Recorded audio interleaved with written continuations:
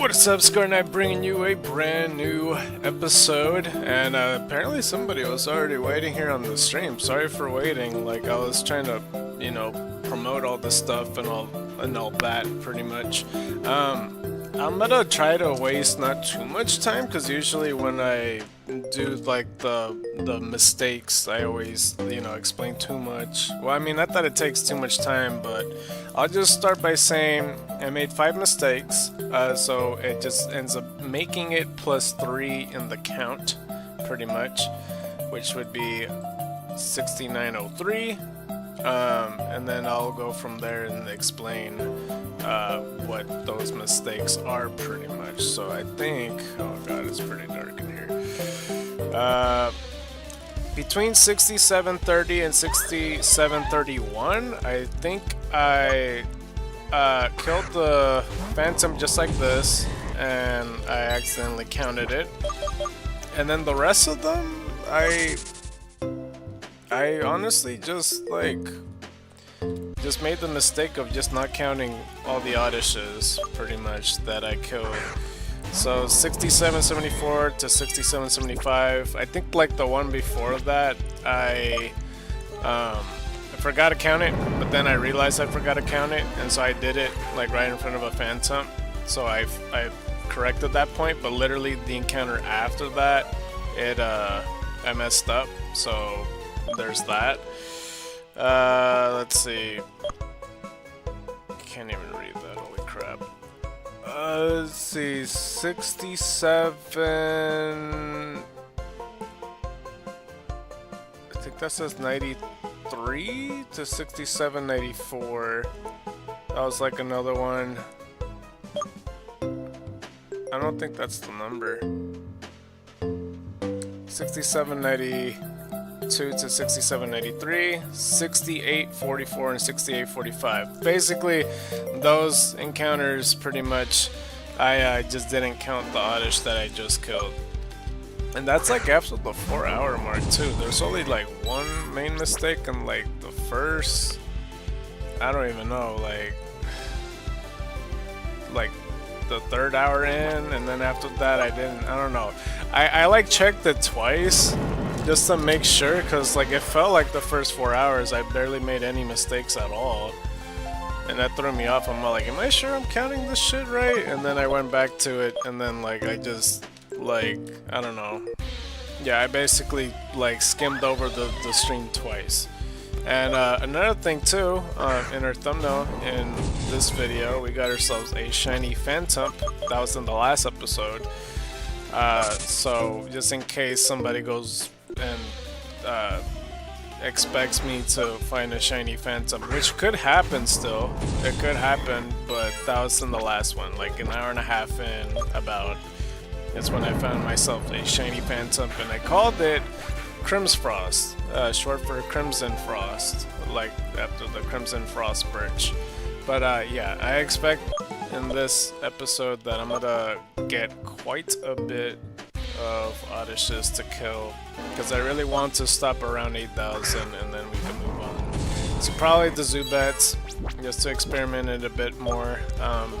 As I say many times already, I don't think I'm the right person to do this job by experimenting things, because I mean, I am pretty much superstitious, I guess, and bad luck plays a huge factor with me, and I truly believe that, because my luck is extremely stupid.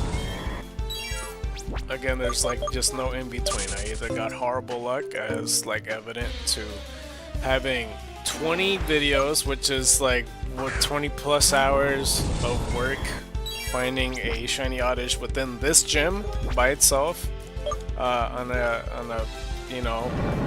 oddishes that I've seen about 800 times by then or whatever. Like as you can see, these are the amount of oddishes I killed. 6,900 of them, and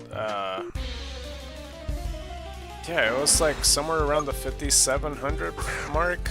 I got a shiny oddish, and it should be sooner than that. I don't recall. It was something that I I just was completely over odds. And like, I guess the good luck part of all this stuff is like pretty early on with this whole adventure thing, when me not even looking for shiny Pokemon, like almost every other, like, not every other day, but like, you know, at least twice a week I've been finding shinies left and right. And you know, the stream that I came back from last week, or however long ago it was, I ended up finding the shiny Phantom, and it's about time. Alright, well, we still are missing like a shiny Eevee and then like a couple other Pokemon on that other route, but we will cross that bridge once we get there. I also want to get myself the egg, so there is that. But yeah, I'll keep my eye on the count. The last two streams, I always been mentioning that I've been trying to review the previous streams I have, just to see like the 2025 best moments and stuff. I haven't seen the third stream quite yet. I've been preoccupied in a stupid type of way. And I also been looking for jobs still and such. My sleep schedule's still horrible, which is why I haven't been streaming every single day or anything like that. But this is still continuing up until right before 1,000 videos. I almost said subscribers, but that's not true. But it's not gonna exceed past the 1,000 video mark. This is like the 976 video by technicality, up until I get close enough, and then I delete the promo video on the whole, you know, save ScarKnight stuff. 6912. Because usually I delete the promo for like the stream videos anyway. Like, you know, when I'm like, oh, check out this thing, I'm live on Tuesday all the way to this time to this time. I delete those videos, as do a lot of people, at least back then. I haven't seen them in a long time with anybody else, but yeah. I haven't done pretty much any of the, do I call them incentives? I'm not really sure. I haven't done any of the stuff quite yet because I hadn't gotten the equipment that I really wanted to do, because I still wanted to do, you know, a 3-day run of Majora's Mask and like loads of other stuff, because I wanted to do Donut Rush but was not able to. I mean, I still got to play other games that I really would have liked to, but that's not really what I wanted to put. I wonder how many times I'm gonna keep pressing Earthquake by mistake. 6914.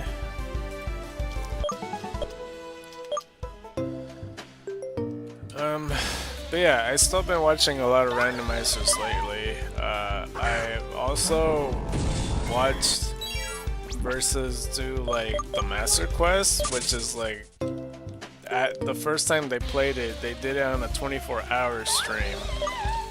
And that's something I would like to do someday. I just don't know if I'm gonna do that anytime soon. I could.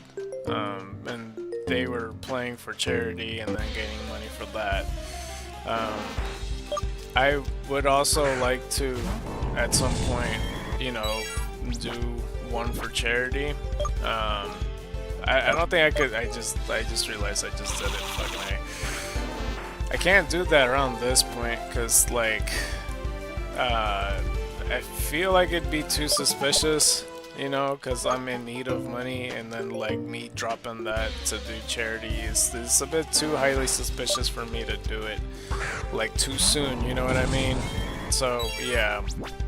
But if you guys are coming from like any of the pages that I promoted, be sure to consider, if you're feeling generous, donating. We got PayPal, Venmo, Zelle, Patreon, you know, GoFundMe, etc.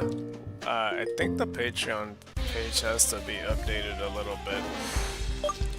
But that's only if you're feeling generous and stuff. And we also have a giveaway for like some shiny Pokemon that I got extra that I wasn't looking for. If you have Pokemon Xenoverse, 6916, because we got ourselves Shiny Hysteric, if you don't know what it is. And like basically to explain what that is, that's a grass Pokemon that is just like a Mandrake. And if you don't know what a Mandrake is, basically those screaming plants that are from Harry Potter is what a Mandrake is. It looks just like that, along with other shiny Pokemon that I have. At the top of my head, I don't quite remember all of them that are available. I think I also have like a shiny Nosepass. And there should be like one more, because it's been a while since I thought about it. Yeah, 2 shiny Hysterics, a shiny Nosepass, because I already got another one, and I put in the thumbnail not too long ago. Unless I got 3 shiny Hysterics, maybe that's what it was. Yeah. And if any of those shiny Pokemon don't really, you know, tickle your fancy, then I have a shit ton of Eevees, all different natures. That's like a first come first serve thing. Whoever wants an Eevee, I'm able to trade. Just upon, like, you know, request. But, you know, just in case you don't have Pokemon Xenoverse but are considering to download Pokemon Xenoverse and don't know too much about those details, they do have a Discord for the Xenoverse, except they've been like promoting Lumentail a lot lately. But like if you just Google Pokemon Xenoverse, you'll find their Discord pretty easily, or the Reddit page or whatever. It would eventually lead you to the Discord page to download the game, and you would have to go 3 gyms deep and then you'll be able to trade. I know that's a lot to ask for, because I thought you're just able to trade as soon as you get to the first city, but apparently it's within the first 3 gyms. And regardless, you still have plenty of time, even if you're like going like, oh shit, I got no time, I gotta rush this. Like, you know, eventually I will stream again, and like you could take your time playing the game if you're, you know, new to it and barely know of the game. You could take your time and enjoy and play. You know, I made a Nuzlocke of it. It's pretty much a pretty decent guide if you want to use like my Nuzlocke to guide what you should do with that game. I'm almost finished with it. I'm like right before the 7th gym currently, because the Nuzlocke's still ongoing. I've been doing this the whole time. Yeah, that's kind of the whole thing. For the shiny Pokemon that are gonna be given away though, that's like you could claim it anytime, but if, you know, by the end of the stream, if somebody had donated $1 and they would like to claim a Pokemon, they can. Okay, well I ran out of those, okay. And the highest bidder gets that Pokemon, but that hasn't been really a thing throughout like these 50 streams, so like literally if you just ask for it and not donate anything, that's perfectly acceptable and fine too, because, you know, nobody had donated to claim the Pokemon. I do, however, like through GoFundMe, and preferably GoFundMe if you do end up choosing to donate, is to, you know, because you could see like how far it is in the goal line, because we got $50 in for our progress, because it was first $25 and then another $25. That person didn't really request of that, and thank you for subscribing, the Mushroom One, the Omega symbols right back and forth. I appreciate you subscribing. But yeah, it's that person that donated didn't exactly mention if they wanted any of the shiny Pokemon or any Eevee or whatever, but they were trying to help me out regardless on just basically, you know, with this whole retro Eevee journey. Also, you might be wondering, why am I hitting Audishes and not Eevees if I'm retro Eevee hunting? And to that I say is because I'm trying to experiment something, because I've had like about 2,000 encounters on Eevees, maybe 3,000. I'm still not exactly sure. I'm kind of forgetful on that. It might be 3,000 because it's been a while since I did that. But I've started to have like doubts because some people were murmuring when it comes to that, pretty much, whether I'm even able to find a retro Eevee. Well, first off, if you're completely new and you don't know what the hell retro Eevee was, just imagine, like, because all these Pokemon that are moving and stuff, these are, you know, closer to 5th gen graphics. And if you were to imagine how it used to look like in red, blue, green, and yellow, it would be like pixelated in 8-bit, right? Not necessarily for Phantom, but for Oddish and like other 1st gen Pokemon would have a sprite that doesn't move or whatnot. Those would be a Retromon. I actually have one in my party. If I were to show that in my thing, I just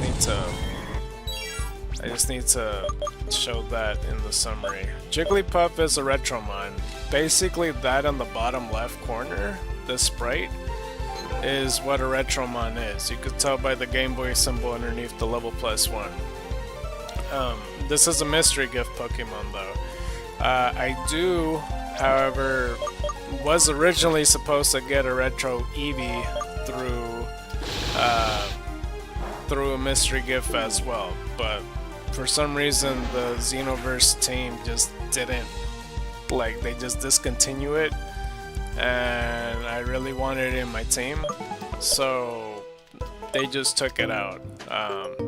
So I just had to find it from scratch. So yeah, they're pretty rare to find in the wild, and the way it's supposed to work, at least from my understanding, is that you have to defeat 500 of that Pokemon, and then you'll get a chance to find it out in the wild, to find it as a Retromon. But it came across to my attention that I need to get the vintage Pokédex, and to get that you have to, like, only that's available through post game, and you have to like catch a whole bunch of other Pokemon or however it is that you get the vintage sticks. So it's a bit of a pain in the ass, to be honest with you. So it's a bit unclear, and the reason it's so unclear is because, like, this game, you know, its home base is in Italia, and like the language is in Italian, so like all this information is a bit harder to get through, because it's not native to English for people to know everything that's going on. There was at some point, besides all the mystery gifts, that, you know, they decided to discontinue because there are a few that are no longer a thing.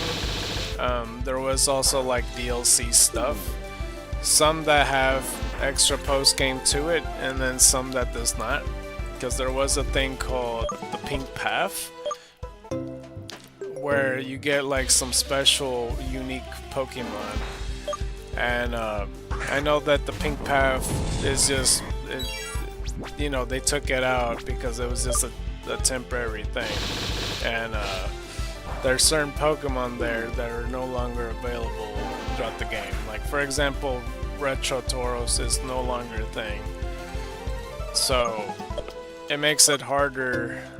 Like, I don't know, it's just like a lot.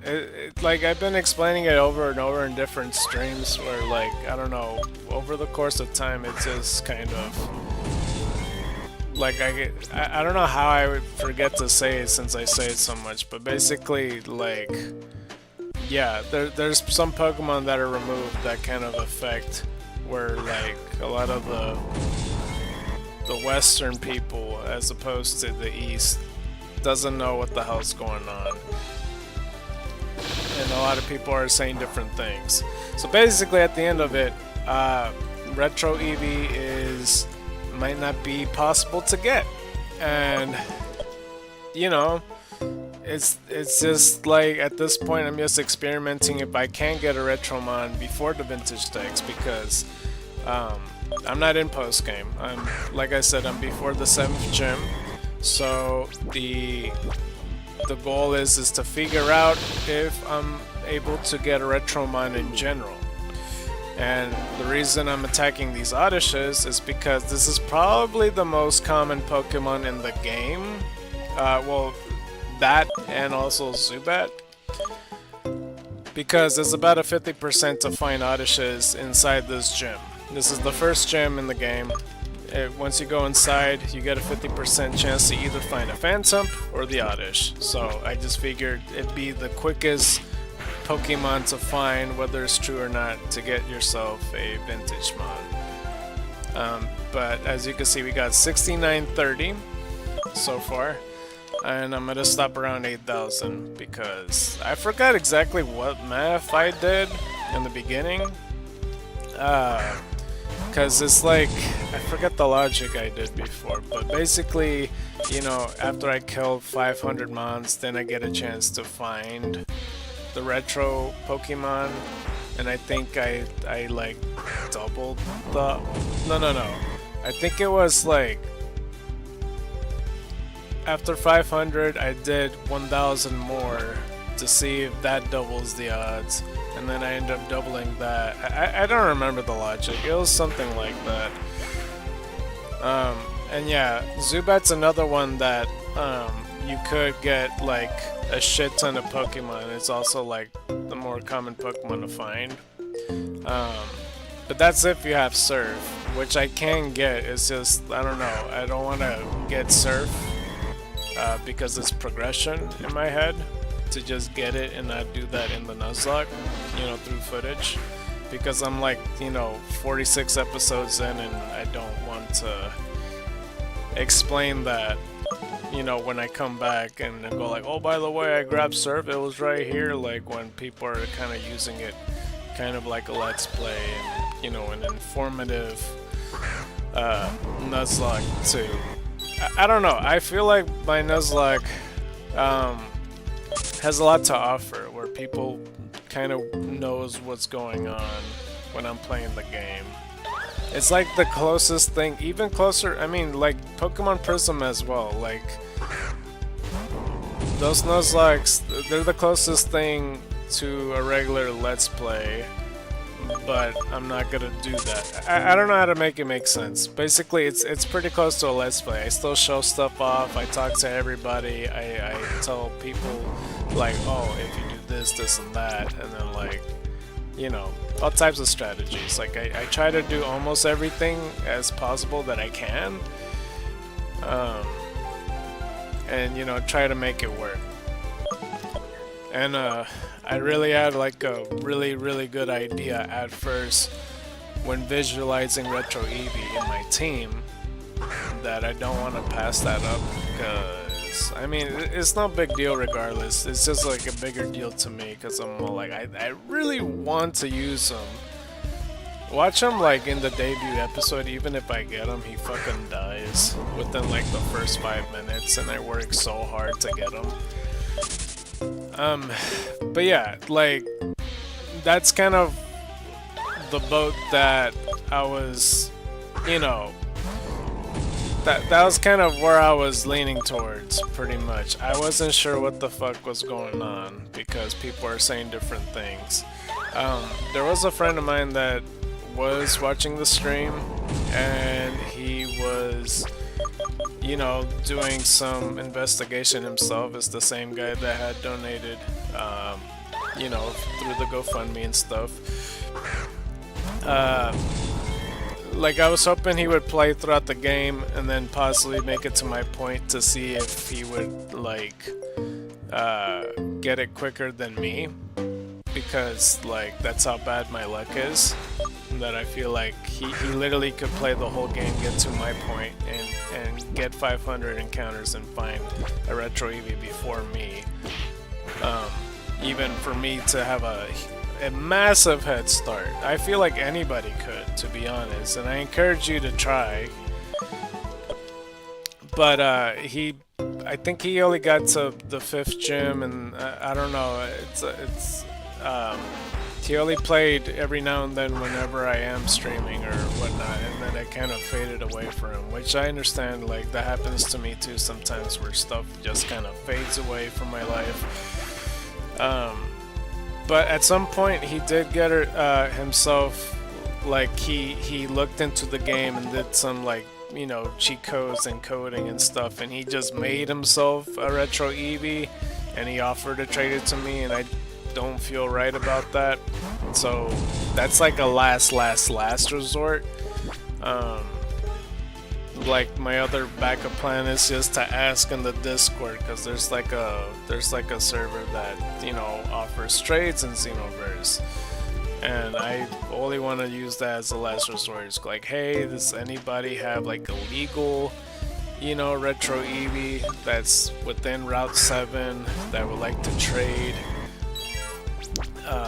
You know, I would like to trade if anybody can. And it has to be from Route 7. It can't be the Pink Path. I don't know if you can even find retro Eevees in the Pink Path, but it can't be there, because I think the Pink Path Pokemon you just aren't able to trade, period. So yeah, that's another backup plan and stuff. But yeah, like about 2 streams ago, because I always put the same, like, I'm not gonna lie, I put copy and paste on my Reddit post, and it's for a good reason. It's because I really doubt that everybody sees it that might have the actual information and confirmation that they know for a fact, whether it's true or not true, that retro Eevee is possible or not. Because there was this one guy that did, like, he just completely denied it, and then he, I don't know, I felt like he kind of shitted all over my plan. He didn't, like, literally or anything like that. But I just didn't like what the vibe and tonality from this text, I guess. And you know, if you wanted to know, then you could like look throughout the streams and stuff. I know that's a lot to ask for, but it's a lot to explain right now. But he kind of was the real person that gave me a lot of doubt that this is even possible. But he doesn't know for a fact, which is why I'm experimenting, but it's around that aspect. Like, I think it's easier just by context clues finding which stream to find it on, because like on the titles it says like, oh, experimenting test, retro test, or whatever it is. Something around those ranges. I'll explain it better than I am here. But yeah, 2 streams ago though, there was one person that says that it is possible before the vintage decks, and I was like, what the hell? And I didn't see that for like 12 days, because I don't know, I've been streaming less and less lately, because like my sleep schedule just keeps getting fucked and stuff. So I just like, I don't know, I've been streaming like, you know, once every 2 weeks or sometimes once a week. I don't even remember the last time I streamed, but it should be like a week or 2 ago, I imagine. I don't know. But I messaged him and he hasn't messaged back, and I'm like, fuck, man. Because I didn't notice it till like, you know, 12 days after the fact when he sent the message at first. But that's the whole reason I put copy and paste, is because like, if somebody knows the answer and I put copy and paste, and like in the Reddit message I'm all like, also like, does anybody know for sure, as confirmation, whether it's true or not? And I knew at some point somebody's gotta read the details and they go like, yeah, no, I caught, you know, a retro Drowsy, for example, in the wild. Unless he's just thinking like the retro Pichu, because you do get a retro Pichu, you know, for free in the route to the right of like the 3rd gym or whatever it was. No, the 4th gym. Yeah. Or was it the 3rd gym? I don't know. It's between those gyms somewhere. It's in like the hidden spot. It might be actually before the 4th gym. Yeah, after the 3rd gym then, yeah. Between the 3rd and 4th gym. But yeah, that's for the most part. I'm just really hopeful that at some point he'll reply and he'll give me some type of confirmation. And I don't know. I also hope that somebody else at some point plays as well and then will give me some type of light. That's why the other episode was called A New Hope, the last one. I'm not really sure why I call this episode the alternative, to be honest with you. But it's something. I think after this encounter, I'm gonna go to the Pokemon Center, and I can show off the shiny Pokemon if people are here and is curious about the giveaway. Because I don't know, it feels like a little bit more of a surge of people that are coming through here. So I'll go ahead and do that right now. Alright, so I'll show off the shiny Pokemon that are available, and if we find any more through the gym, because I already got myself a personal shiny Phantom and 2 shiny Odysseus that I plan on keeping, that the rest would be available. Okay, so just to show the ones that are available, not those. Crap.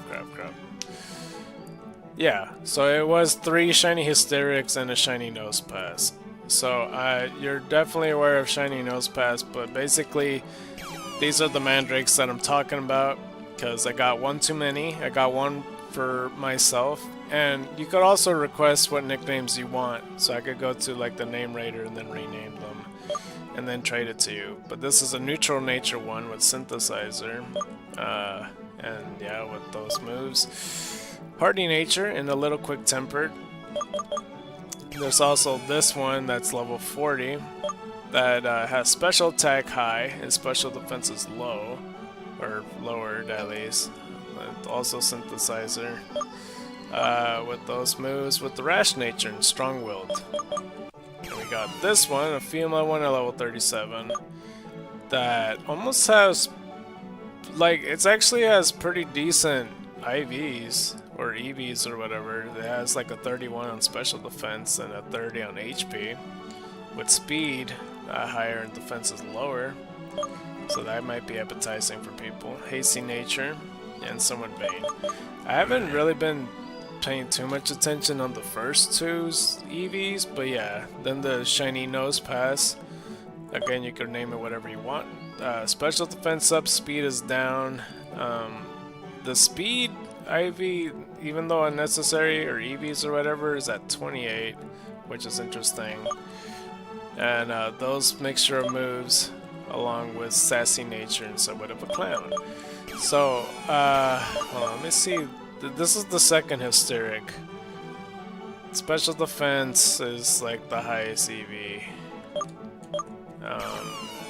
And then for this, it's kind of not too bad throughout the board. Just defense and special attack's lower. I feel like this grass type is a special attacker though. Also, this is basically up for grabs because I'm not exactly allowed to keep this. I just did this for shits and giggles because somebody was looking for a modest nature Ditto. I don't know why in my head when I read that I was like, oh, Eevee, and then I just up and trade. Like, I found a Ditto, and lucky enough it was modest, and I caught it, and I traded for this.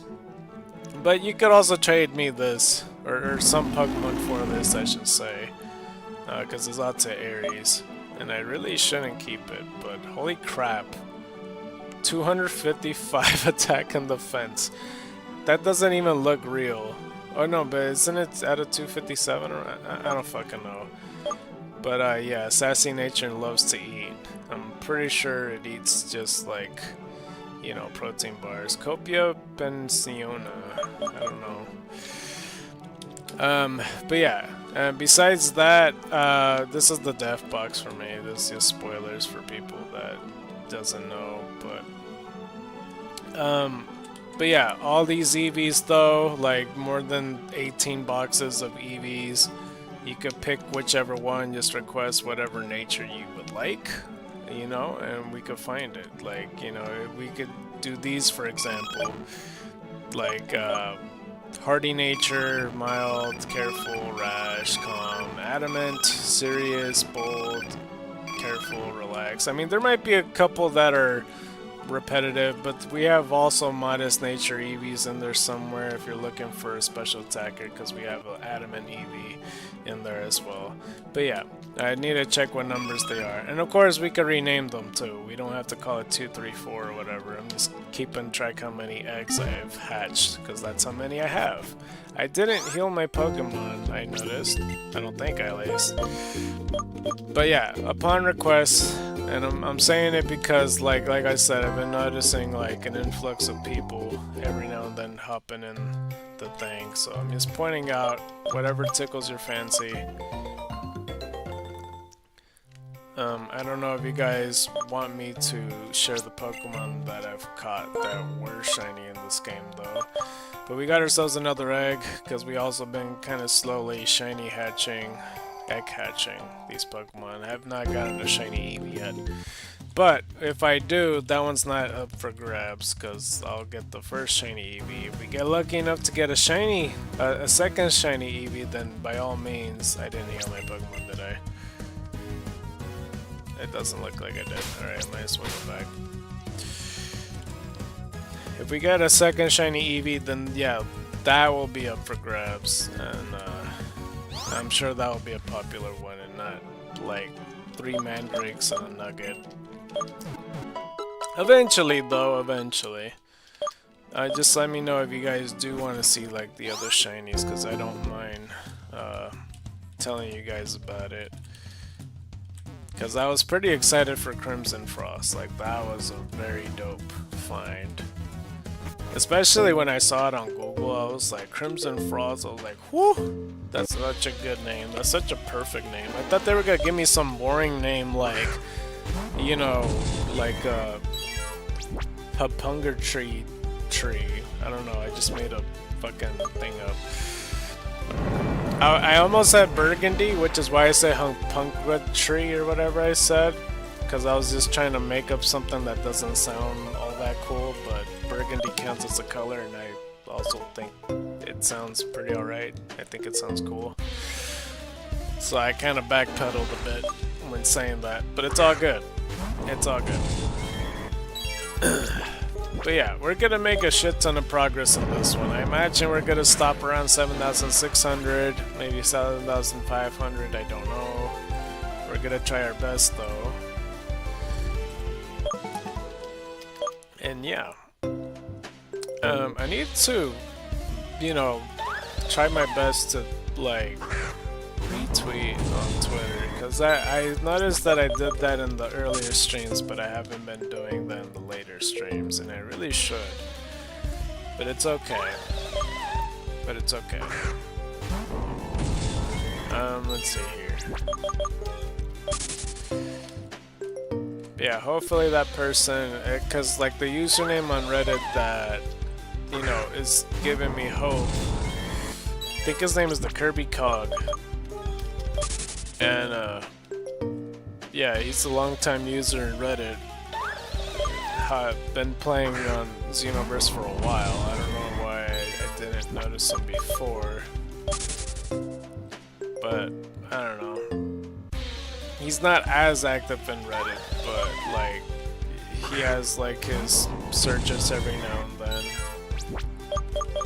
Because I was trying to, I replied back and everything, and then I had to go in his DMs to, like, you know, message him, just go like, oh yeah, so, did you? I was just making sure. And through that I saw the profile and see how active he was, if he was active that day, and it turns out no. So yeah, that's how I know about that information. I was just making sure that my message wasn't ignored or if he was offline. It turned out he was, which made me feel better. That's all it was, because you could see that with my profile on Reddit too. You can see how active I am, and I don't fucking know.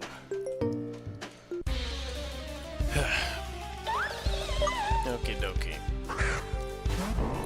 Yeah, I imagine later today. I haven't really figured out at what point, but I'll read through the Bulbapedia on the 21st movie of Pokemon and just read the whole article on that with like trivia and all that stuff. That's if nobody chats on YouTube, because that happens every now and then I just end up reading the Bulbapedia to myself. Just to make up the time and then like do side commentary, talking about the movie and stuff. And then at some point before the next stream I'll watch the movie and then I'll let you guys know what I think of it. Because I haven't seen the newer movies, because we're at movie 21. There should be 25 movies out there. And we're pretty close to finishing. I've been considering whether I want to, you know, I've been considering whether I want to look at like the side special movie stuff, which I might do, but it won't be too long of a read, I don't think. But we'll see. It just depends. It also depends on how close I get to 1,000 as well. There was like another backup plan that I mentioned in the last one, in the last stream, that I was considering whether or not to play in my own time Xenoverse through my other file, because like I have like another file that, you know, is a different person. It's like the female character. I named her Bonnie, and I picked different starters. Like there's two other files, and I only showed that off when I'm like showing off footage within my Nuzlocke. You know, like alternatives and stuff, because there is quite a few. Like the only one that pops out in my head is like the Wisteract one, and you know, that's the one that sticks out in my head. I guess like when I was battling my rival, you could see like the other version of Pikachu and stuff.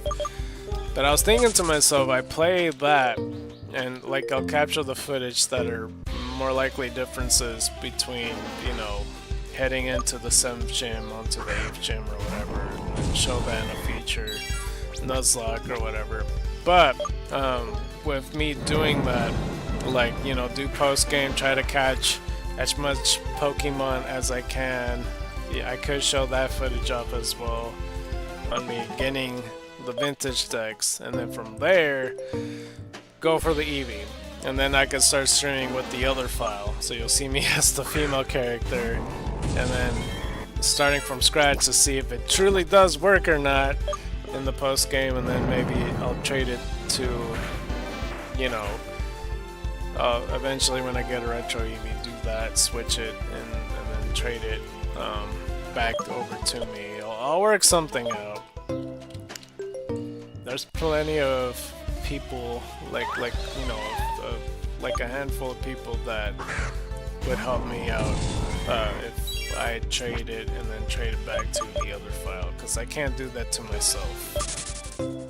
But I prefer to do that because then I technically find it. It'd be kind of weird that I had to proceed further into the game than my own file. But whatever.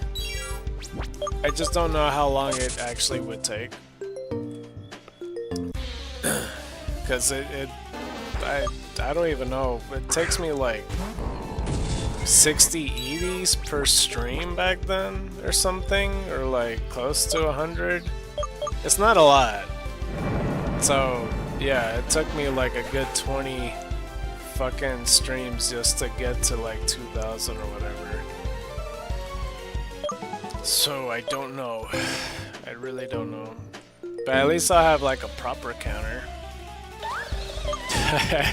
And the funny thing is too, like as I'm doing the actual counter, by the end of that day, I would, you know, I would see how off I am. I'm like, oh shit, I'm off by 20. Alright, well let me raise it up here.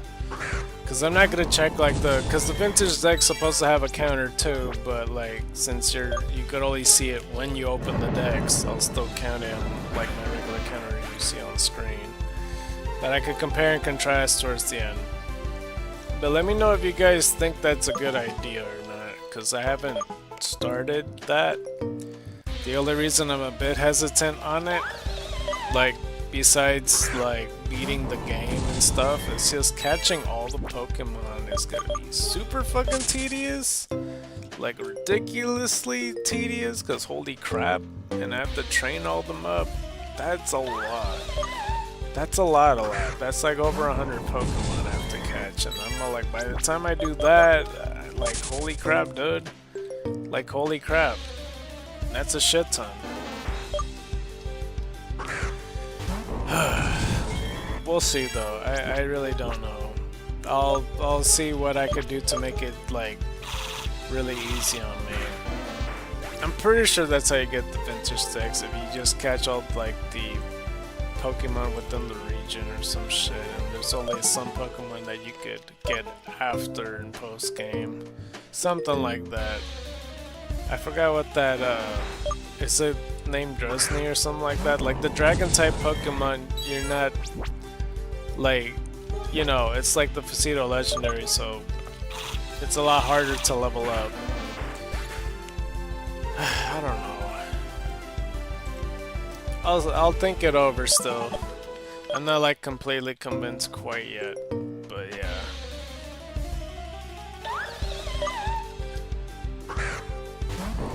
Yeah, it's a thought though. It just depends on a lot of things. I was streaming last week. Yeah, because I remember I said I was busy on Friday. Yeah, I did stuff on Friday, and I feel weird about it, I'm not gonna lie. It's just like a place I never really been to before, and I kind of knew they weren't gonna pay me, so yeah. It didn't really feel like a waste of time, but at the same time I'm all like, I also don't want to be taken advantage of, because, like, I'm actually, like, I know they're not aware and I don't want to address it to them, but I don't want to tell them, like, yeah, I actually need the money, and I don't, like, I don't know, I could do better stuff with my time, like, you know, even when I'm being lazy, I feel like I would rather do that. But at the same time, it's whatever. Like, I'm not gonna, like, work with them often or anything like that, because I don't know. They had offered me work sometime before for the past couple of months, but I keep shutting them down because I'm like, yeah, I can't get there because I got no ride. And I just left that as that, so yeah. It'd be weird too, because, like, they easily could pick me up, but they never offered it. And this time somebody else had asked and they offered a ride. I'm like, okay, well, I guess I'm going then, I guess. I never truly wanted to work with them. I just have, like, a weird feeling and vibe with them. I don't know, I'm not really sure. It's not like it's not like it's not exactly what it sounds like, because you might hear it and you might think to yourself, oh, well, I mean, if it's like hard labor, then sure, or whatever. But this is like an event, you know. It's just kind of something on the side as a hobby, I guess, that I do. I'm not gonna specify what that is, but you know, unlike the event I went on Friday, there's a similar event that's coming this Saturday that I will get paid for, and they pay, like, if anything, the highest out of all the other events that I had, and that's a good thing. And unlike the one on Friday, I usually enjoy my time going to this one, so it's just, I don't know, it's just all around better, in my opinion. And, like, every third Sunday in the month too, I always go to an event, and I don't get paid for that either. And I'm, like, in this weird in between that I'm tempted to ask, but at the same time I'm not in the right to ask and request for money from them. But like, I don't know, it's my home base and everything, and it's kind of like a self-volunteer thing, and they do end up paying some people, but it's kind of depends on certain stuff. I don't know, it's quite a lot. It's just all complicated without context, pretty much. But I enjoy going there pretty much. I didn't end up going there on January though, and I felt very weird about it. And it wasn't anybody's fault. Like, a friend of mine was coming from like a different city that was extremely far away, and he had to just make a whole long shot to get to that event that he would have been pretty close to late. For sure late if he had picked me up and go, so that's the reason why I couldn't go. I couldn't find a ride. And I did ask somebody else if they could give me a ride to the event. And, you know, I didn't end up going, so like, I felt like I really wanted to, and I didn't want to miss out on it. But it happens. That's like the first time I really missed that event, but it's okay.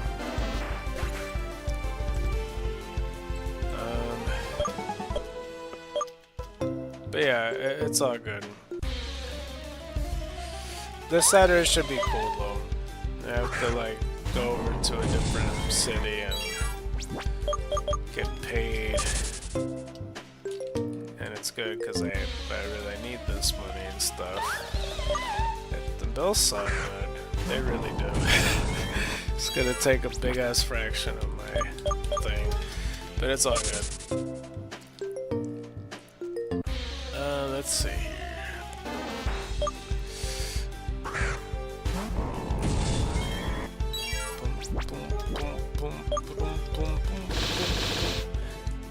It just reminded me because like the whole fire red thing on the Versus episode I did, like I was just singing a lot of the time, which I was surprised that I did that at all, because I'm like, I heard that song all the fucking time in Fire Red and Leaf Green, and I didn't sing it much then. I think it's because I was like in full-on Rush Versus mode that I just didn't. Like, you know, in a normal gameplay on Fire Red, I would be commentating every single thing. But since I'm like in a different mindset where I have to stay focused and go as fast as I could, I just had to. I don't know. It just kind of turns off a primal function in my brain where I'm all like, I need to focus, and like humming and singing a song would make me focus a little bit more.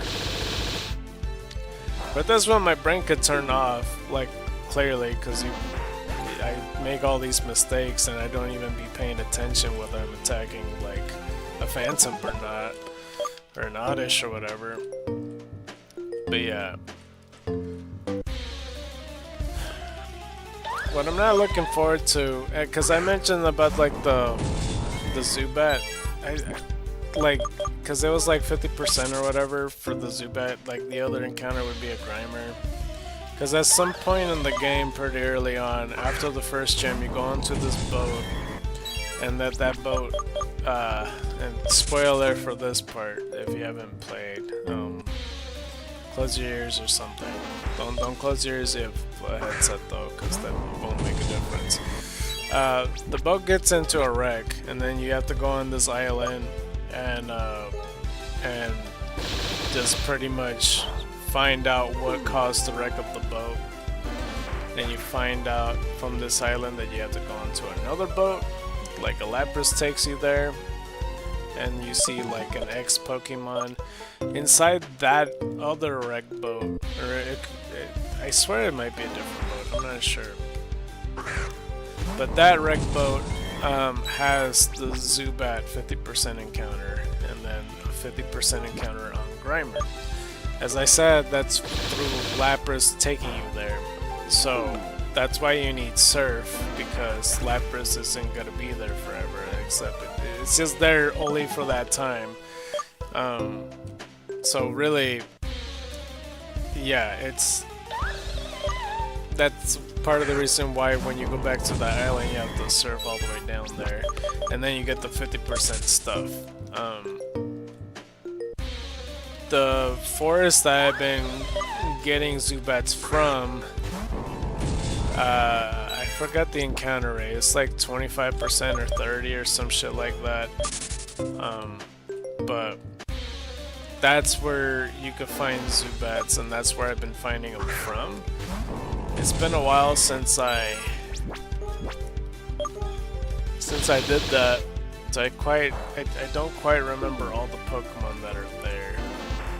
I think that's the only time I found a shiny Oddish through there. A shiny Pokemon in that forest was just that specifically, unless I'm forgetting, I don't know. Because I found another shiny Oddish throughout inside this gym, but not that other one. Because that was like in episode 22 or 29 or something like that, I don't know. I'm getting them all mixed up.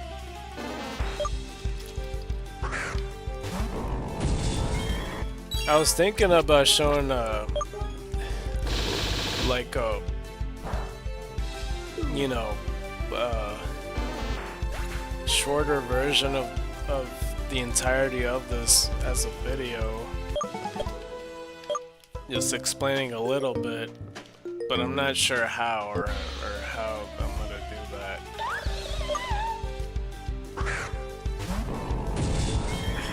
I don't know why I'm blanking on my own series name, but like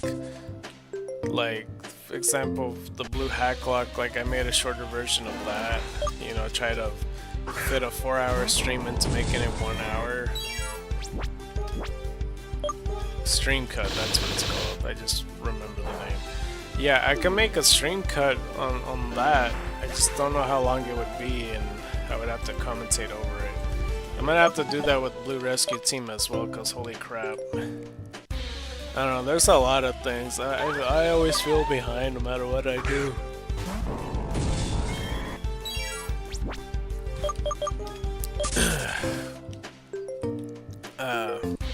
Yeah, because the reason I need to do that for Blue Rescue Team is because the time that I streamed that game, the gameplay was louder than my actual voice, so yeah, you barely can hear me at all in that game, and that fucking sucks, and I don't know how to fix it. So eventually when I come back with my channel and then record Blue Rescue Team and do all that stuff, I'm gonna have to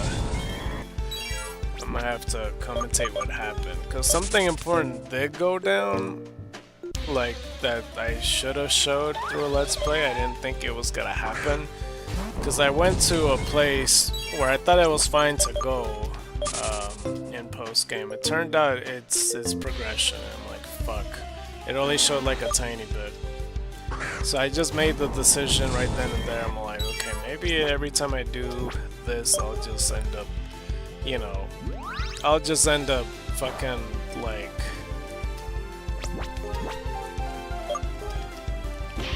showing just a piece of piece. That's why I keep pausing. Holy crap, I keep yawning.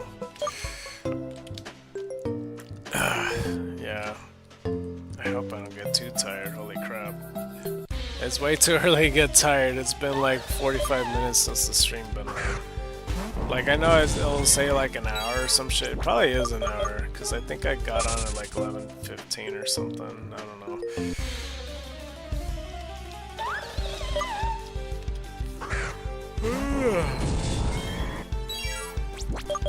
I hope I don't get too tired, because last night I went to sleep at like 12:30, which is fine and all, but I felt like I was awake the whole fucking time. Like, I had my eyes closed, but I was just so aware that I was awake that it just kind of fucked up my sleep. And I had woken up at 6:30, and I immediately woke up with like a fucking headache, but it's like a tension headache. It was like, it felt like it was in the back of my head. So I took ibuprofen and stuff to get rid of it, because I'm like, man, fuck this noise. I don't want to have this headache or whatever. And yeah, I've been up ever since 6:30, which is kind of different, Like, I knew the moment I went to sleep, I'm like, well, I know for a fact I'm streaming tomorrow if I'm wake up early enough. But, yeah, I don't know. It's just way too soon for that. I didn't want to wake up this early. I wanted to wake up like at 9 or some shit. Like 6:30 is gonna make me tired by 2 o'clock or something.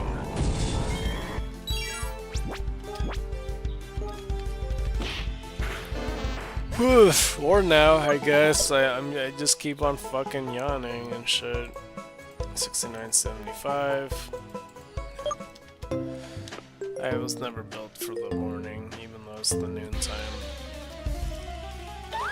I'm not even sure what time I'm gonna sleep tonight.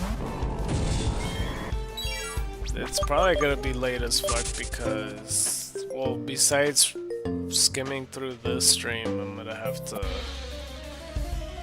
I don't know, I've been making a weird routine out of mine. Like, I mentioned the whole Master Quest thing. I've been, like, slowly watching the 24-hour stream, like, with bits and pieces and stuff. Because I've been watching them do one dungeon at a time. Sometimes, like, they would take a bit too long on some dungeons than other. Like, it took them what felt like... I don't know if this is correct or not. One of the dungeons I did, they took like 2 hours long or some shit. I don't remember. Because sometimes I do take breaks in between and then play other games or like go eat or use the bathroom or whatever. And that picks up time. Because the last dungeon that they done that I've had watched, they went to, and I didn't need to count this, but I did. 69.77.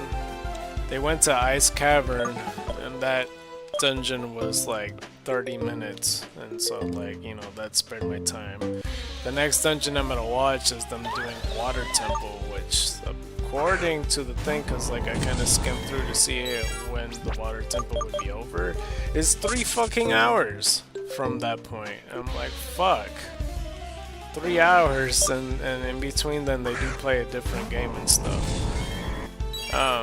But yeah, if you guys aren't familiar with Master Quest, because I was considering doing something with Master Quest, so this is part of the reason why I was watching it. More than half the time I forget about that fucking game though, like a lot of the time actually. Is that basically it's just like a Legend of Zelda Ocarina of Time Plus, where it's like through the GameCube. The 3DS version also has it as like an alternate to it. It's like the game's pretty much the same. The only real difference is just the dungeons themselves. The dungeons themselves, in theory, is supposed to be a little bit harder, or a lot harder. It just depends how a person looks at it. Sometimes certain rooms, though, are much easier than the original one, and I don't understand why they made the decision. For example, like in the Forest Temple, you step in, and like there's usually like, what, like 2 Wolfos that shows up, right? And then you would climb up the vines and like watch out for the spiders, go to the other side of the tree and get a key. In this one, there's no Wolfos whatsoever. There's like a few spiders, but they easily get taken out because you already have the hook shot. And then there's like a Skulltula that's kind of like in the way of the tree, but you easily could see them because you're at an angle where the tree is where you could see them, and so all you have to do is just shoot them down, making it easier. I think personally for me, I would have put like 6 Wolfos, and I know that's like, you know, that doesn't take too much imagination, it's just adding more enemies just to make something harder, but that shit, 6 Wolfos is better than putting no Wolfos and just fucking spiders, dude. Like, it feels like it reduces the problem if you just have 3 spiders blocking your treasure chest. Like, I don't know, call me crazy, but it's just that. And they took out Like the room that you go straight north past, where like the witches, the Poe sisters.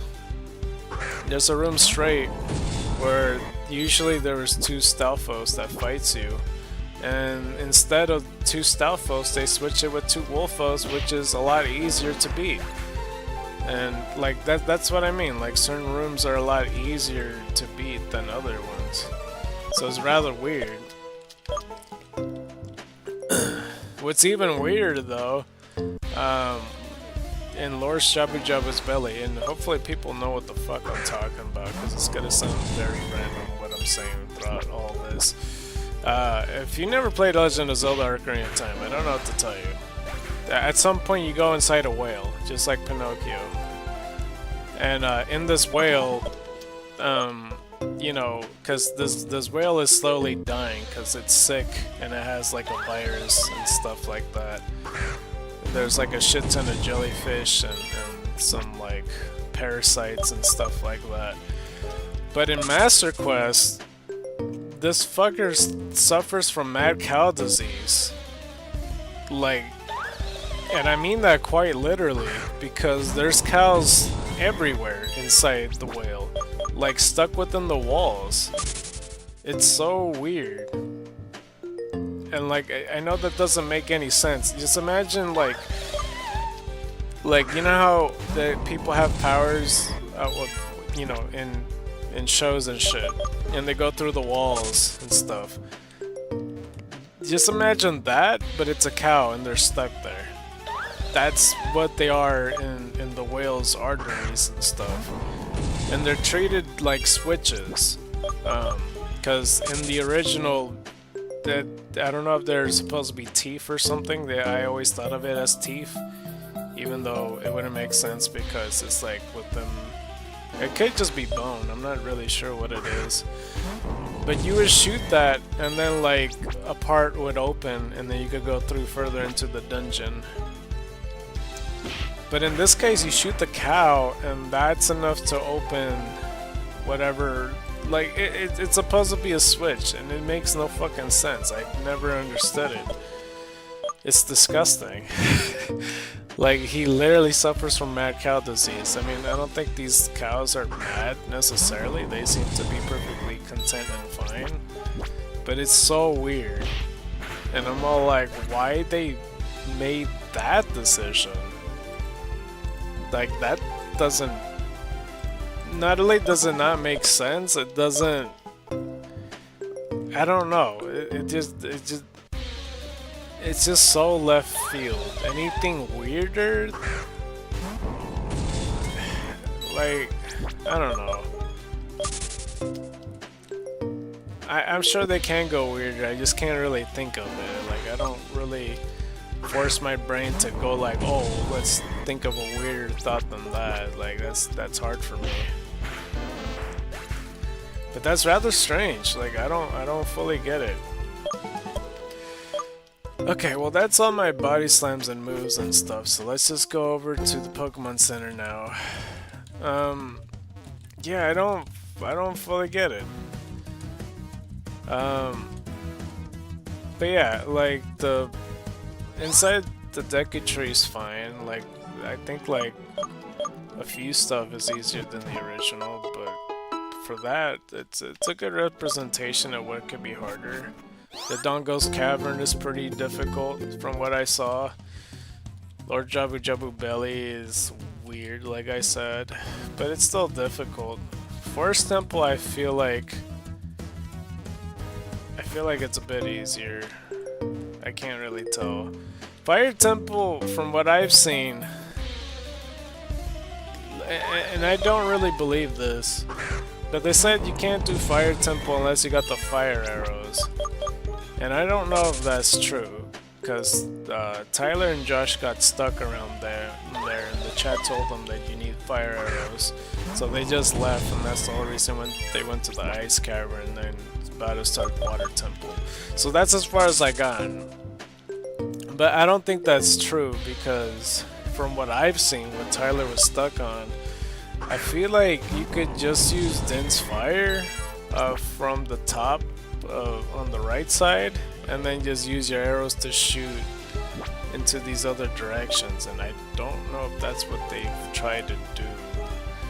Like, he tried to shoot them, but not shoot them where I thought he would. I don't know if that makes sense. Like, at some point, I really want to test it out myself and see if it truly is possible without fire arrows, unless that's just not what the guy in chat was addressing. Because maybe at some point later in the dungeon, then yeah, you would need fire arrows, I guess. But I don't think you do.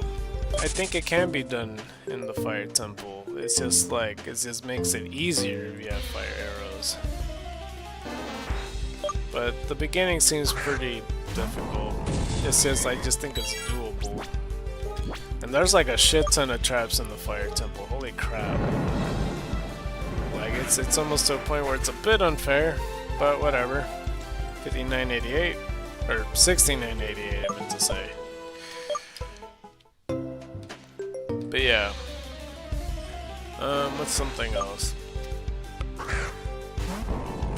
I don't know how different in the 3DS it is. Like, I really hope in the 3DS version they don't got that, like, I imagine they do, that the mad cow disease, Lord Jabu Jabu, is still there.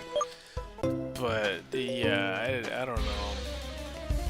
Because I mentioned in the last stream, I would want to make an extension on Legend of Zelda Ocarina of Time, making it a little bit longer, because it kind of makes me feel weird that it's tied with Majora's Mask. But like, throughout the week, I checked through the playlist and it seems paced perfectly fine. Like, a lot of the episodes are 30 minutes. There's like 2 episodes in particular that are an hour and a half. And really, the Zora's Domain episode is the longest one. It's like for an hour. And I remember me not liking how that episode turned out, because there's no real reason why it should be a fucking hour. And I really could have, like, you know, in hindsight, of course, 6990 by the way, I could have just called the Zora River and then saved the other part for Zora's Domain, but I already did what I did. Yeah, hindsight's 2020. I didn't think I was gonna end it at like 41 episodes or whatever. I still got the bonus video, then it would be going over, but yeah, I don't know. Maybe I'll do the Master Quest, because it's almost 10 years for Ocarina of Time for me. Even though I had Yoshi's Story and Majora's Mask that passed their 10 years and I hadn't done anything with it. But we'll see what we could do in the future nonetheless. Nonetheless. Okay.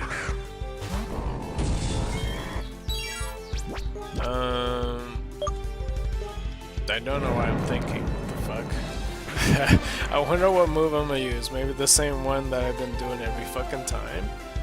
Perhaps? I hate when I do that. I just take the time. But yeah, Master Quest would be pretty interesting for me to do. I still kind of have to figure out a couple things though, because there's a few ideas, because this is like behind the scenes talk, to be honest with you. Because yeah, I'm pretty sure it's 41 episodes. The thoughts that I have pertain to the series currently, and this isn't like me critiquing or anything, this is more so like brainstorming the options that I have pertain to the future. 6993. Because yeah, I would like to do randomizers in the future, but that's gonna be a long ass time from now. But in the case for Master Quest, one of the thoughts I have is like, I would like to do Master Quest. I don't know how different in reality it would be, because there was a thought that I'm all like, should I just do dungeons exclusively? Because really that's the only difference. And at the same time, I don't want to do that. But like the alternative is that like if I just like play the game normally, but the dungeons are really the different part. All the eggs hatching. That, like, I don't know.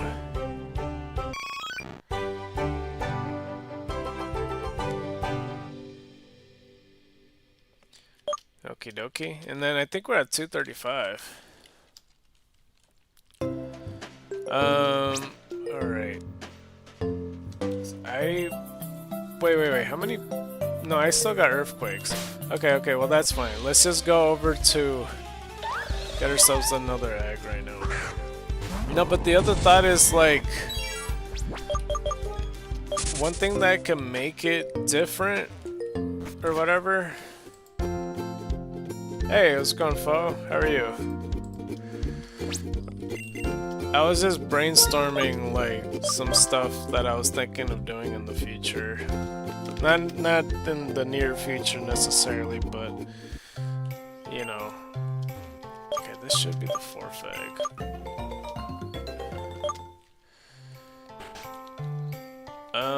Okay, let's go over and get this guy over here.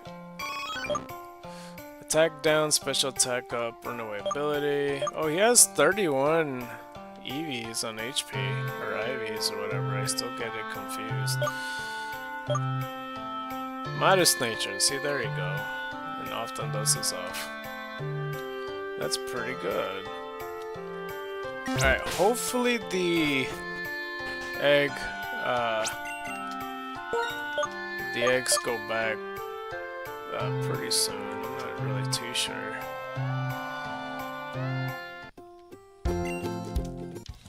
Alright, let's go back to the grass. But yeah, there's some modest Eevee for people that would want, pretty much. I'll continue on my thought on the whole Zelda thing in a second. Alright, finally caught you. You've been starting too late for me to catch you the previous couple streams. Yeah, somewhat. The stream last week I got on pretty much around this time. And I think 2 weeks ago was about 30 minutes sooner than that. I usually always try to start before 1, because right now it's 12:34 for me.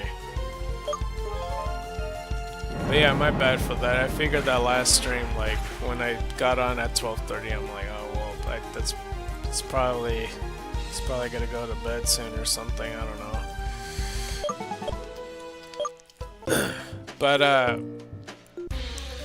I guess there's a bit of small news pertaining to, like,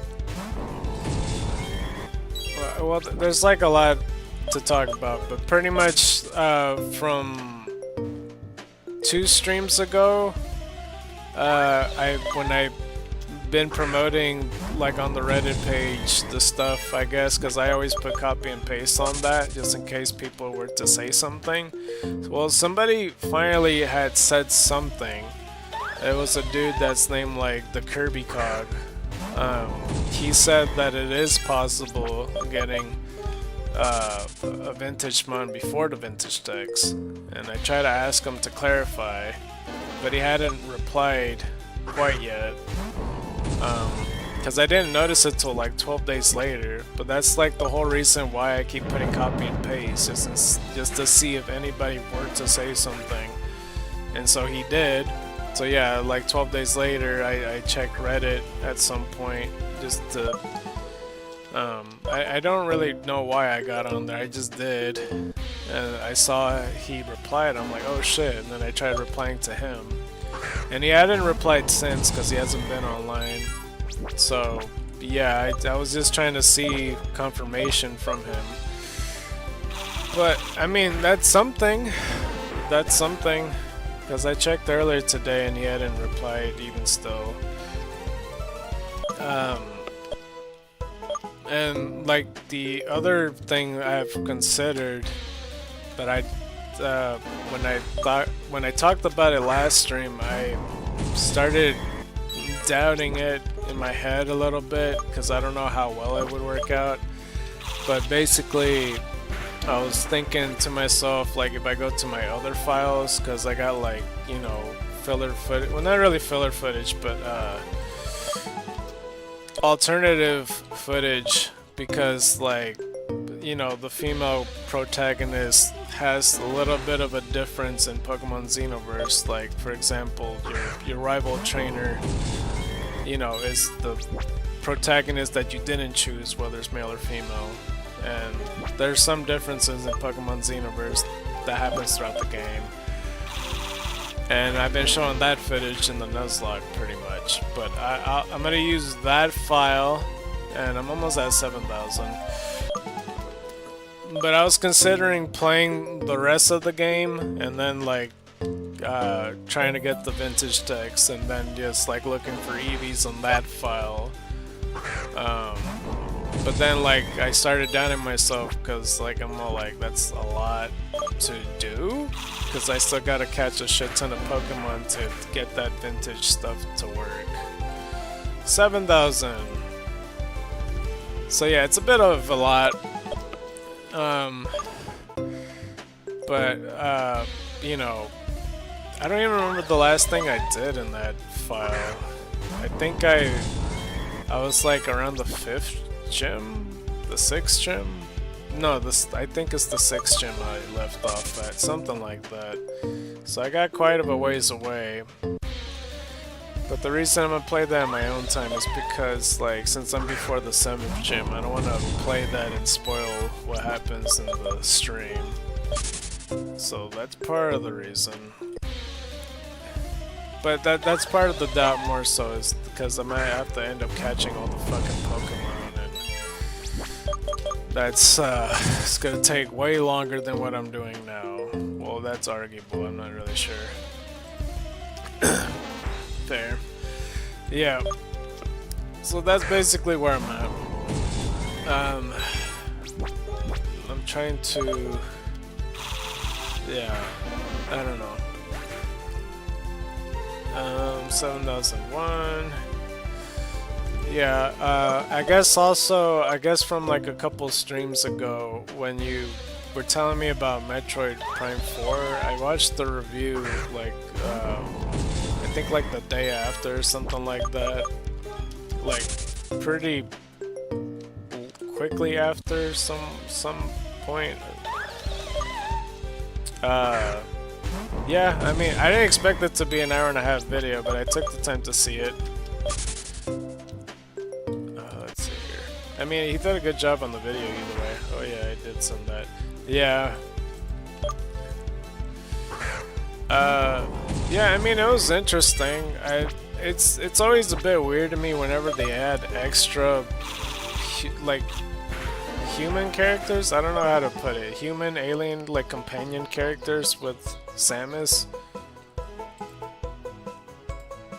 Because I always feel like Samus should always be, like, alone in, like, an empty, voided planet. So it's always kind of...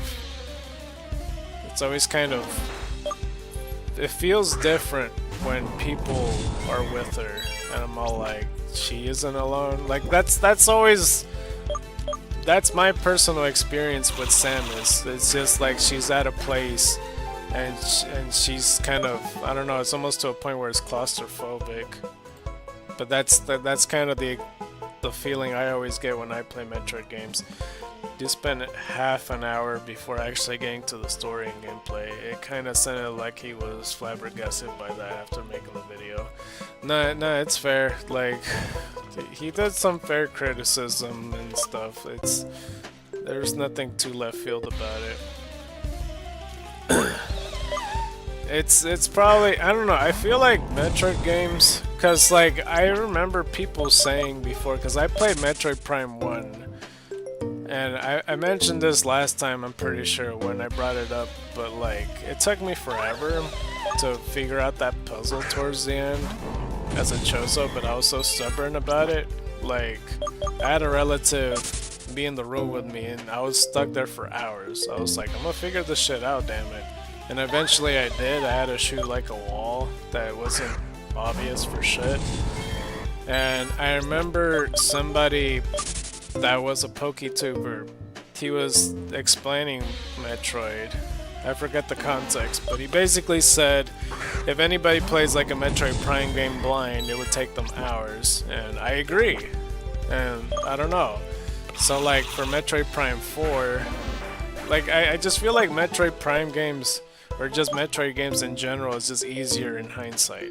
It's just kind of always been that. I think it would have been much more forgiving if they just did not call it Prime 4, instead just call it Beyond.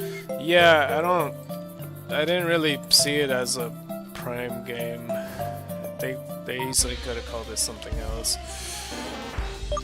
But yeah, in hindsight, like with the whole crystal part getting in the desert or whatever, like had he known that he had to collect that throughout his journey, it probably would have made it easier on him. And I don't know. I don't know if there's like another. I imagine there is, but I don't know if there's like another example, like a game basically lying to you, because like he did choose to go to the ice place or whatever, and ended up not letting him go in there, and it like forced him to go on the path and pretending like, oh, you got 3 options, you have to pick one, and then he picks one. It's like, oh no, you can't go that way or this way, I guess you have to pick this one or whatever. So I never really saw that. It's like the illusion of choice, because usually the illusions of choice, like I guess besides TCG Pocket I suppose, but the illusion of choice that I've always seen is always when somebody is like telling you something through dialogue, and then like no matter what option you get like this certain outcome in dialogue or whatever. So yeah, I don't know if there's any in-game stuff that happens that gives you an illusion of choice. I was specifically going out of my way for a collection of the 100% completion, so the crystals were an issue for me. But it did the exact same thing. Went to ice, then get told to go to the volcano. Yeah, that would have fucking triggered me too, because I know some people that do go to dungeons that they rather go to and stuff. I'm like one of those type of people that always kind of go in the order anyway, because that's kind of like I never played Breath of the Wild, and like when I played Scarlet and Violet, like basically my thought process all the time was like, oh, I kind of just want to go the order that I need to go instead of just going whatever order I want. And I think I only do that because it's kind of more so closer to an OCD thing for me, more than like me just being told what to do type of thing. I don't know how to explain it. It's just, yeah, it's closer to an OCD thing, I guess.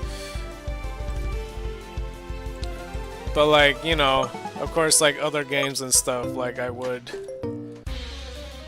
like, yeah, I'm not sure. Ironically, the one time they don't hold your hand on where to go is when you get to the open area. They do not tell you to go to the volcano right away. Yeah. There we go. I was so lost for a second. I was like, where the fuck is my game at? Alright. Okay. Also, you might hear a bird in the background. He sings a lot. It may not be too noticeable, but I hear him through my headphones, and you might hear it vaguely, because roommates got themselves 2 birds. In Breath of the Wild, they suggest you to go to the Zor's domain via the past. Haven't noticed. Okay, well that's fine. I think when I was skimming through the footage and the streams, I only noticed it once, but yeah, it's pretty. It's not like super loud.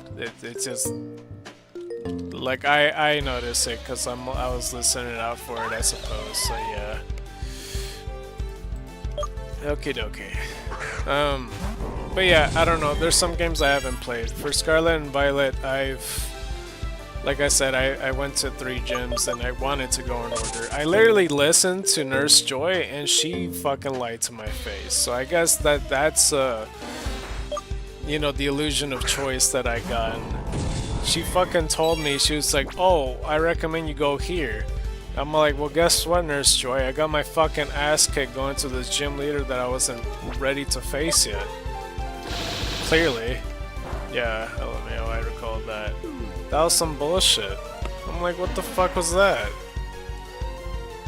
I went on to face the fucking water trainer. I forgot the order I did. I think I went to the grass gym first, and then I went to the bug gym, and then realized she was easier. And then the next gym I took on the water trainer. And I'm pretty sure you're supposed to be the 4th gym, right? Because Iono is the 3rd or whatever. Like, I followed Nurse Joy's direction and she fucking lied to my face. 7011. That was some fucking bullshit. I tried to go counterclockwise, but then realized that the scaling did not actually scale the way the game suggested, so then I noticed that you were supposed to seesaw your way around the map. Yeah, I still have yet to beat that game. It probably has been 3 years now, I don't even know, it's 2 years. Whatever the game came out is pretty much the amount of time I hadn't played it for, like just scrape off like 2 months. And that's how much I played. 7012. But yeah, I remember they had like a page of what order they saw was the actual order or whatever, and I forgot what it was. It was like, okay, the first gym, then it was like, I don't know, it was a good alternative. Like they basically shuffled through all the 3 stories. I think they went to like Team Star, and then they did like the Herba Mystica stuff, and like they just basically alternated with some few exceptions. I don't know if I just counted the last one or not. 4 years apparently. 4 years? Oh. Has it really? Well, I still feel like it's 3 years for me or something like that. Because I remember saying last year it was like 2 years. I just remember around the winter time I stopped playing when it came out. Something like that.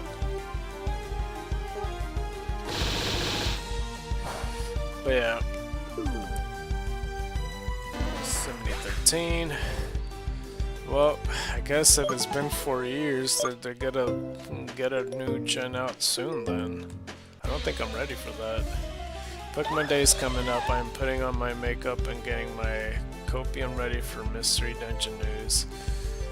Yeah, Mystery Dungeon would be cool.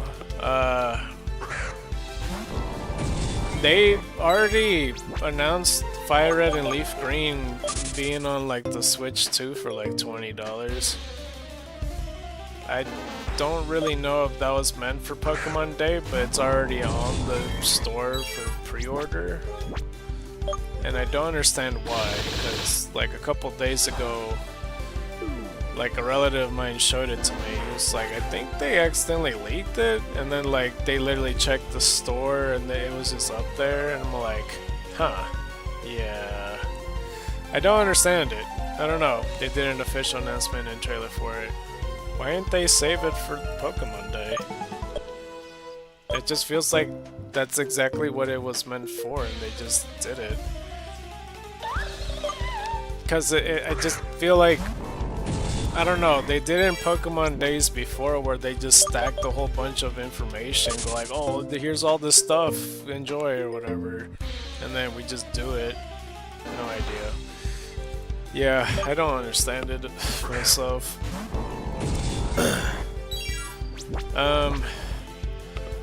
Pokopia, or however you say that game name, it looks pretty alright, I suppose. It's kind of closer to Animal Crossing, people keep saying. But the Pokemon Direct will have to be crazy if they don't have room for a Fire Red and Leaf Green trailer. I hope so. I really don't know exactly what they're gonna show. Like, through some leaks people keep telling me about, they keep saying that, you know, what was it, like the new gen games is gonna be called like Sea and Sky or something like that, and then they were considering bringing back like the Legends Johto game back, even though it was cancelled. I still don't know if they're doing the Let's Go games and continuing that, because I still don't know what the fuck if they were to do a Johto version of that. Like, I don't know if it's gonna be like Let's Go Pichu and Let's Go Meryl or some shit. I have no idea. Man, the YouTubers that are hyping up Pokopia give me vibes to Fallout 96 and No Man's Sky. Yeah. I mean, they're bringing interesting stuff that people are happy about, like, you know, the Ghost Pikachu and the moss-covered Snorlax and stuff. Like, that stuff is interesting to me. 7016. I forgot what else they had, but I know there was more than that, but I always thought it was pretty cool. I don't think I'm gonna play it for a long time, but I think it's pretty cool. Body Slam. 7017.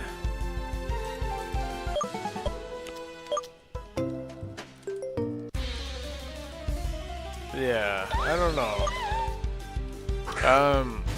Oh, by the way, like on the thumbnail I have like the shiny version of this Phantom, because I got it in the last one, like an hour and a half in, and I call them Crimsfrost. It's short for Crimson Frost, because it's like, I guess, because it's like a white bark tree with red leaves. It's like a Crimson Frost birch is what it's called.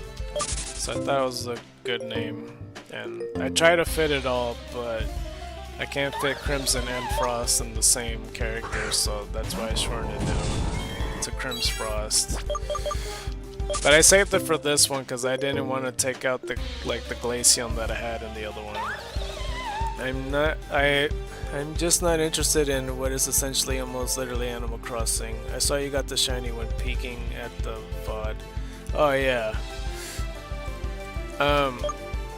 Yeah, I was pretty excited for it. But yeah, I never played Animal Crossing. Like, literally the only thing I've seen is from Chugga Conroy's Let's Play in Animal Crossing. And I liked it for the most part. It's just like not a game that I see myself playing.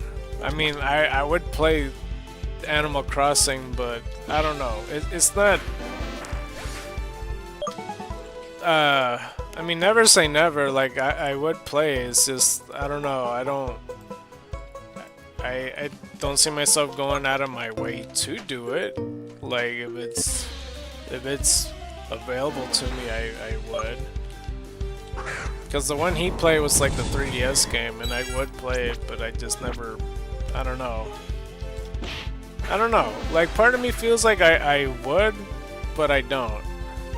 It's just one of those type of things. 7019. For Pokopia, I have no idea. Like, it feels... I'm not sure either. Like... Never say never on that either. Like, I would, but I don't think I'm gonna do that in more likely months to even years from now. It's gonna be a lot of time. Like, the more likely that I would play it if it's just like available on my PC, to be honest. I don't know. But I wouldn't mind, I guess. I don't know. 7021. Okay. Did I just get another text? Hold up. Oh. Well.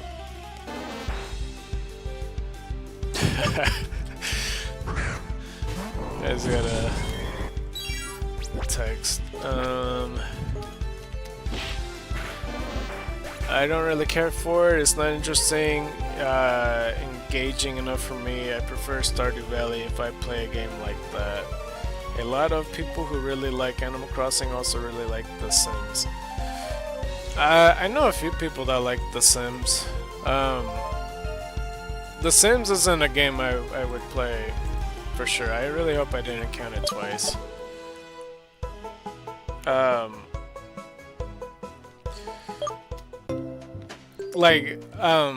I lost my train of thought because I was looking at my phone. The Sims isn't a game I would play for sure. I know people that would, and like sometimes they put themselves in the games and people that they know personally in the game, you know, and just see what they would do. I could tell you with 100% certainty that I would never let's play a Sims game. Like I'll you know, if people offered to be like, hey, you want to guest star in an episode while I play The Sims, then, you know, that's the only way I'll do it. Unless people also vote for The Sims on my channel, which I highly doubt they'll do. Or if there's like some unique thing that I could do for a challenge or something involving The Sims. I'm just saying, it's just very unlikely. I don't know. I don't think Chugga would play The Sims though, but yeah, he plays the Animal Crossing. But yeah, I don't know. I like watching a silly challenge when like one tile starts or no leaving the premise of your house. Honestly, what I'm intrigued most about The Sims is just like, you know, that fucking meme video from before, that they were reading the rule set of what's not allowed in The Sims. Like that video by itself intrigued me most about The Sims, because like looking at that I'm all like, okay, well then what is possible in The Sims if this used to be possible in the past and these people fucking around? But they are pretty burnt out at this point. Yeah. Like that stuff crosses my mind, where I could see that they could make some stuff interesting happen for sure. It's like, okay, we'll put these people in this house and let's see who gets hit by a meteor once they go there and see if anybody lived. I don't know, some shit like that. But yeah, I mean, for Animal Crossing, yeah, I mean, I could see myself playing the 3DS game, probably because I was introduced to it in a Let's Play.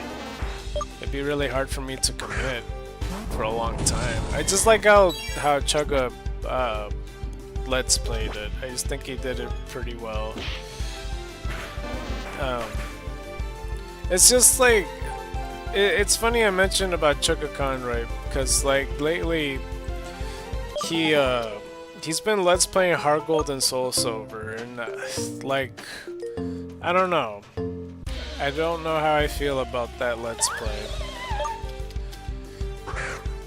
Cause I don't know. I have my opinions on it. And yeah, I'm not totally sure on it. Also, Game Grumps is doing like a platinum Nuzlocke. So there's that. 7026. What's he doing? Well, he's doing Heart Gold and Soul Silver, and he's Let's Playing the game. And from like, I've always like, if anything, Chugga Conroy's like the top Let's Player in my eyes. Like, there's a lot that he does that inspires me as a Let's Player, and a lot that is a blueprint of what he does, you know, that I also do too because of him. Like for example, for Pokemon games, he's kind of the whole reason why I have my blueprint on, like, you know, in a non-Nuzlocke, that's very awkward for me to say. Choosing your 6 Pokemon and stuff like that. For me, I always choose 7 for some reason. But like, you know, deciding on what Pokemon to use, that's always the more exciting part for me. Is like, how do you make up a team, and like that's the replayability of Pokemon and stuff. For Fire Red and Crystal and stuff like that, and he's not like the only person that does it. Like a lot of people kind of, whenever they're let's playing a Pokemon game, they pretty much do the same thing too. You know, it's like, oh, guess what my Pokemon's gonna be, and then like, you know, them let's playing it and then talking about the game, some trivia, stuff like that. And I know that the thing is, I don't know if I'm just bothered by the let's play because this isn't how I personally would let's play it or something. And I know other people play Pokemon games differently, you know, like they have like their own ways of going about it, especially if people are like, you know, like for right now, I'm finding a retro Eevee. There's people that shiny hunt, you know, there's people that are only interested in competitive battling.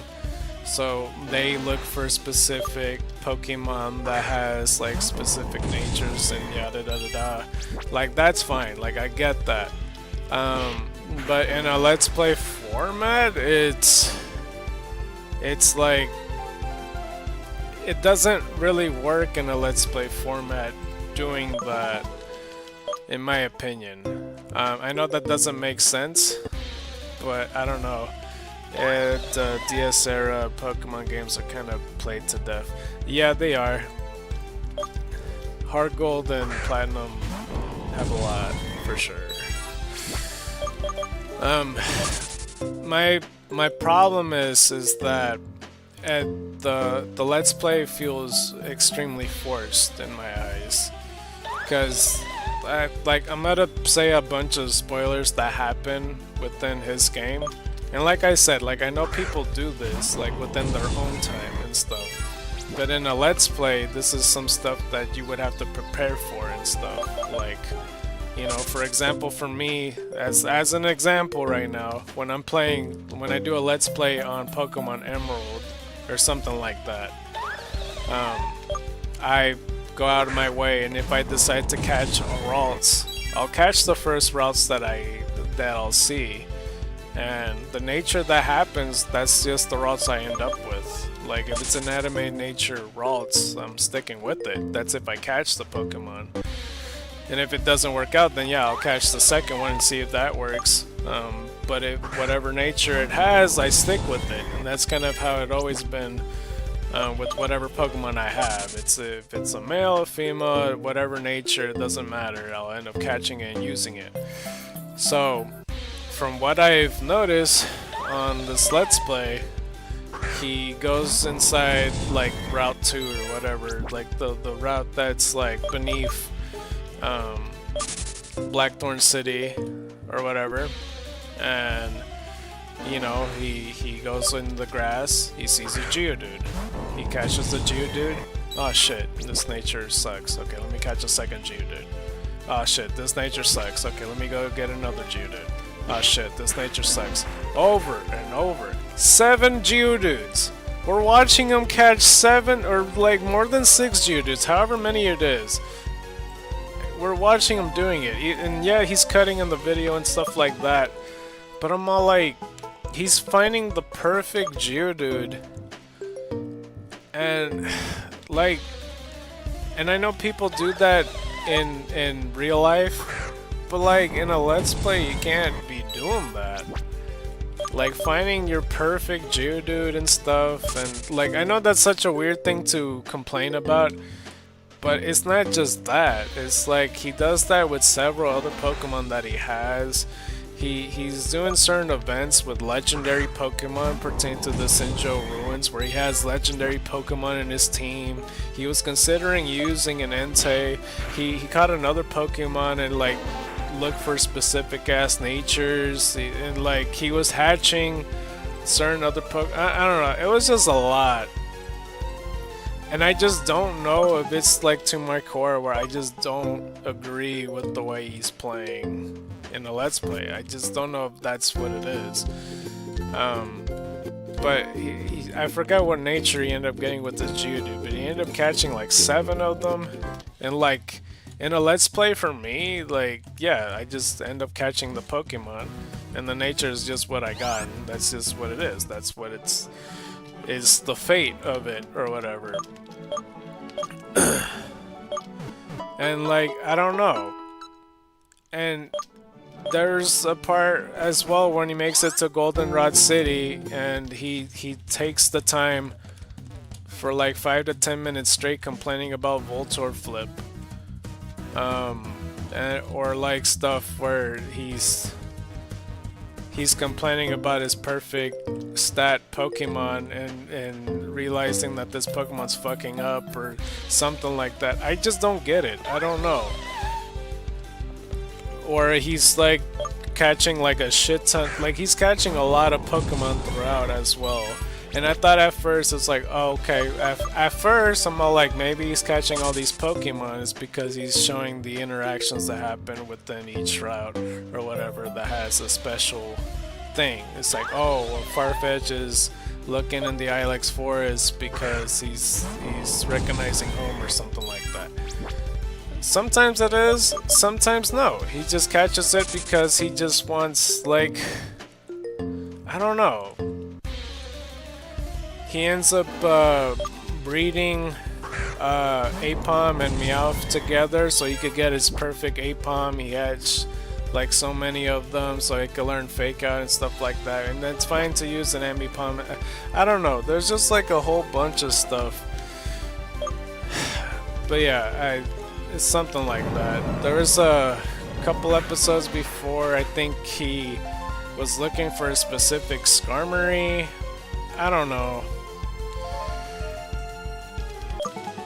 It's a bit more to it than that. It's just like a lot. And again, I don't know if it's just because that's just not something I would do. But that's just like a me thing, I guess. And yeah, I don't know. I've always respected him and stuff like that, but this Let's Play feels a bit different, and I don't know what it is. Like even in his bios, that there's like a lot of Pokemon that he just kind of shat on as well. I don't know what it is. Yeah, it's I mean, I've been watching it and seeing if he would were to change my mind. I mean, he's been. I think earlier today I watched the his Claire episode and stuff. And I'm trying to remember what exactly happens. He ends up. He talked about the Dratini that he used on his Crystal Let's Play, and he shat on his own Pokemon for it. He was like, "Oh yeah, I used Dragonair, and he wasn't even that good in his run." I'm like, bro, come on. I don't know. I mean, Heart Gold Soul Silver is pretty mapped out and on what is good and what you build with. Yeah, I mean, it's always kind of been like that. It's I feel like it's whatever team. That's just something that I always liked about Heart Gold and Soul Silver, and part of the reason why when I play Crystal version, that I've always, I don't know, I feel like Crystal version was really the game that I had a lot of fun trying different teams all of the time. It's because a lot of teams are extremely usable and stuff. I don't think it's even necessary to get a perfect nature team. to go through your whole journey. Maybe I guess in Heart Gold and Soul Silver it's okay because like there's extra battles in the end game, I guess, because you get to go against Steven and shit. And he's more likely doing that, but I don't know. There's some stuff that like I imagine it would be necessary to show just to point out to the audience that like, yeah, you could do this and manipulate this thing to get the nature that you want. He's doing it every single time though and stuff, and he's grinding a shit ton like off screen and getting a shit ton of stuff off screen as well, like doing his dailies with like the Pokewalker and other stuff like that and the Apricorns. Way more than like he had like 60 Apricorn balls. Like, I don't know. It's just like, I'm not sure.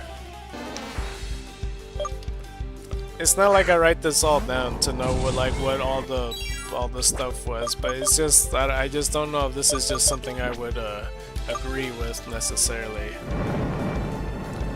I think I decided this like around when he was going past the 3rd gym. Once he started like complaining about Voltor Flip is when I realized I didn't really like this Heart Gold, and I wasn't sure exactly why that was. But yeah, surprising that he keeps up with the Pokewalker enough to make it useful. No, it's a lot. He does, like, he gets a shit ton of items, and he spends it on repels, and like, repels sometimes is necessary for me. Like, the only time I really needed repels the most, because usually I'm that guy that battles every single Pokemon I see. With the exception of like certain small stuff. Like, I know that when I played Black and White, ever since I went to Charstone Cave, for some reason in that cave there's a lot more Pokemon, and I don't know why. Because when I battled every single Pokemon from Charstone Cave onward is when I noticed my Pokemon were all over leveled.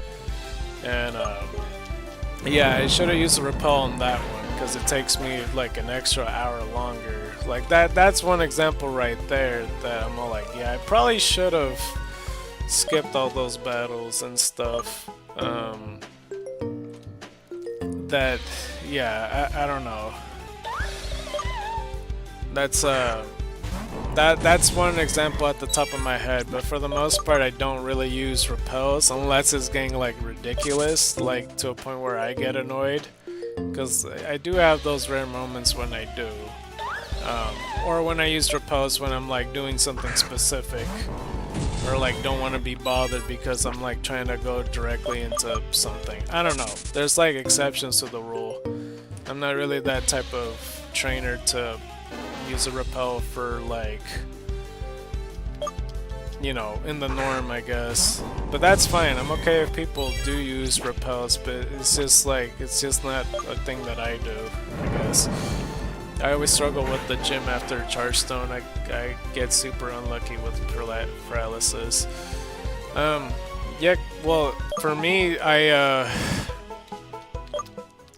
well, okay, one thing is, like, I'm like an all-rounder trainer. Every time I level up my Pokemon, I try to get all my Pokemon evenly leveled out. That's just how I always done it.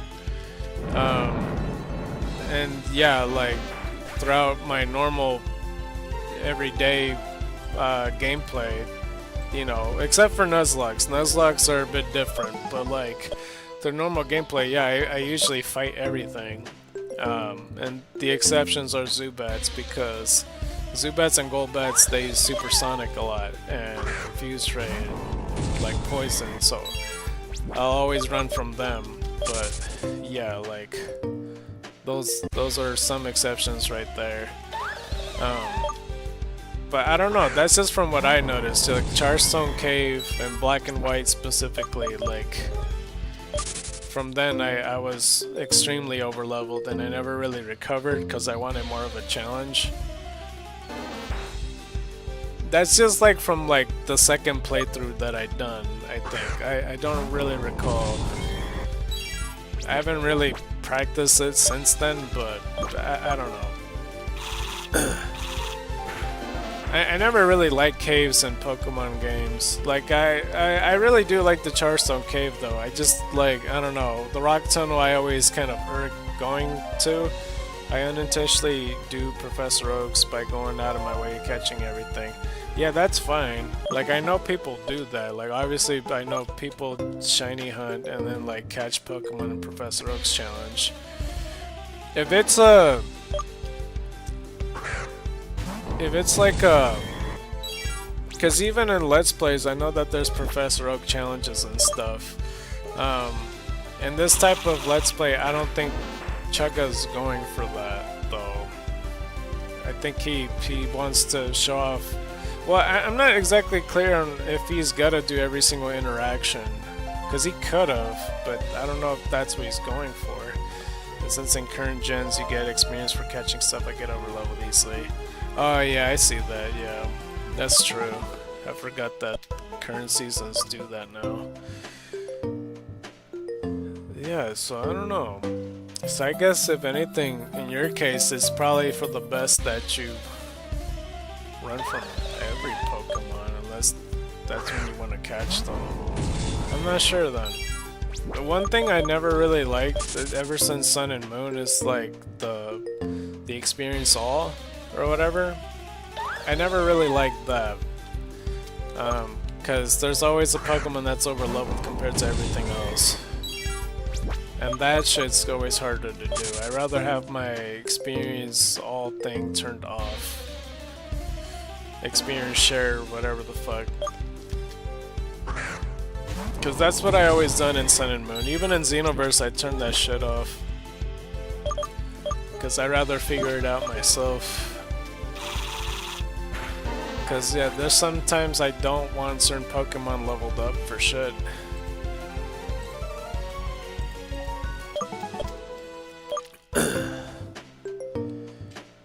I'm sure it doesn't... Well, I don't know. It's whatever, IMO. But then they always made it in Scarlet Violet so that you got more XP with the more badges you have. Oh. More than half the time I forget what badges, what they specifically do. That's something I need to get better at. I had a feeling I remember earthquakes. What was the moves in for my Pokemon moves that you guys wanted me to learn again? I don't remember. There was some people, it was you and Oppressor, I think, said that I could switch out my Hammer Arm for Brick Break or some shit like that. I don't remember what you guys said. I had like a Pokemon move that I could switch out for something else, but I never really switched it. What am I doing? Fuck, I didn't need to kill Phantom. Oh, let me run from this guy.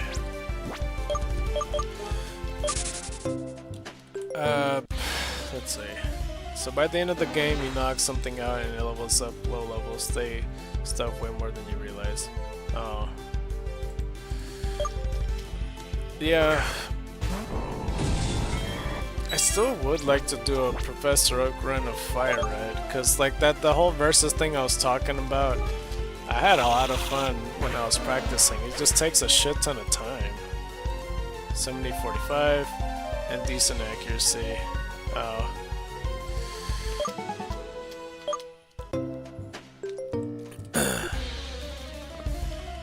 Yeah, open this water. Holy crap.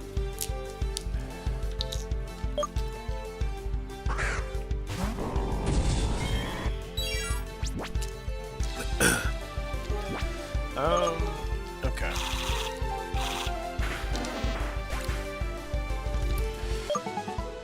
I'm sure I already miscounted a few already. I'm doing pretty okay, actually. I'm almost at like 200 of them because I started at 6,900. It's basically been 2 hours.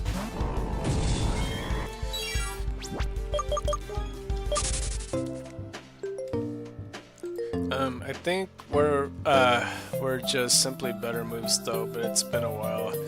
Yeah, I don't recall. I just cause I think it's just cause the moves I have, I didn't really pick them just for convenience. For like, you know, killing these Pokemon quickly and then moving on. I kind of picked this moveset because it's more so the strongest. Because I never really anticipated that I was gonna be doing a retro hunt at all. And like Brick Break would be more reliable, but Hammer Arm is stronger. That's kind of like, I don't know, it's just caveman thoughts really. Or whatever move it was, I don't recall what it was, but I just remember you guys saying like, I don't know, you should have changed it to this certain move instead. I'm like, well, I don't know, man. I know it makes sense in theory that I should just switch it to something that hits 100% of the time instead of just me missing wildly, but it doesn't make a difference to me. It's like level 4 or whatever. But I can change it to Brick Break. I don't know. I don't know what moves the key fights in the game use, but the Brick Break is pretty goated. No, Brick Break's good, yeah. I like Brick Break.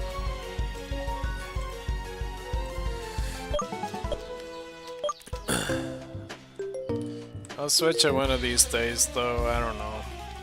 There's a good chance I'm not gonna be using Lancelot. But like, if I wasn't training Lancelot, I'd be training Jigglypuff over here. Because I'm trying to get them at level 52 at least. But these Pokemon I'm training, like Jigglypuff especially, I don't even remember her fucking moveset currently. I barely use her to fight at all. Like, I only used her like once against like Gengar or some shit. When was the last time you played Xenoverse, by the way? I feel like you hadn't played since the time I was active. That was like 6 months ago or something. Okay, here's another Oddish. 7049.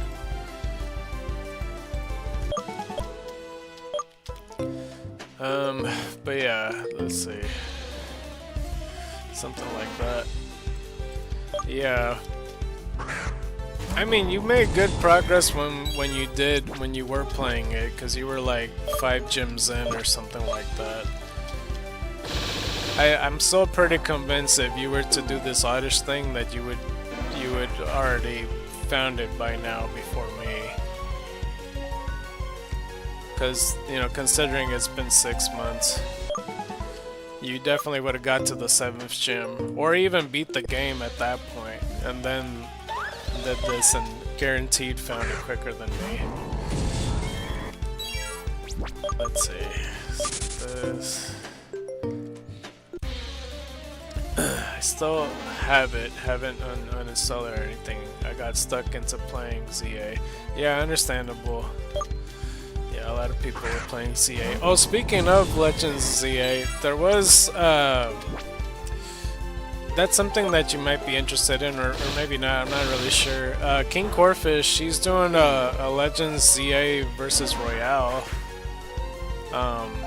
If you wanted to do something like that, that's something that you might be interested in. Cause like the versus Royale thing is like you have to meet a certain round. If you're like the last person that qualifies, the person after that gets eliminated pretty much. I don't have the game, so I'm not gonna participate, but he's doing it on Pokemon Day.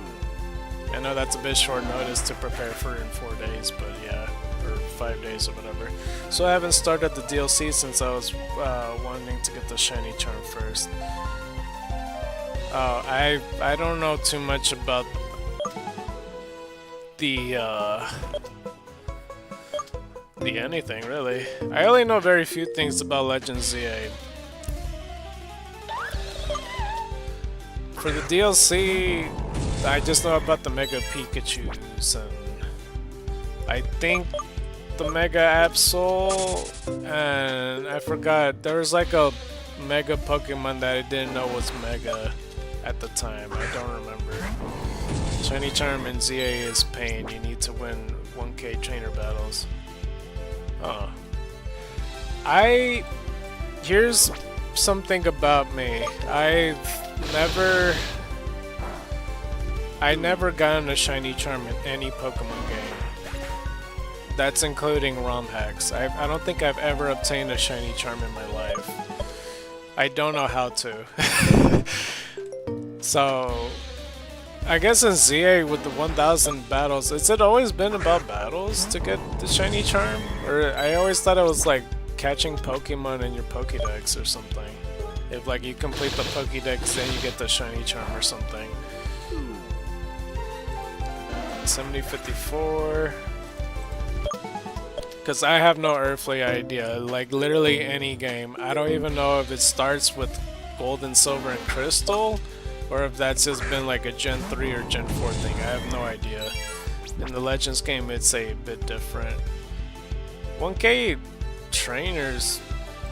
I feel there. I'm sure there's like repeated battles, right? I don't know. Mainline games, you complete the decks and international checks. Yeah, no, I never did that. Like, I technically done that once, but that could be considered cheating that I did. Because the Pokemon Crystal Vedlock, like, since it's a party randomizer, like when I finish a battle, it changes to a different team, and it kept randomizing, so I completed the Pokédex that way. And even then, I don't know if there is a Shiny Charm in Gen 2, but I don't know where to get that Shiny Charm anyway. I got a certificate diploma, but I cheated.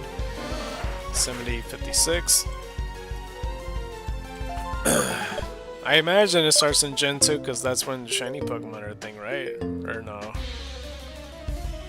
I could imagine either or.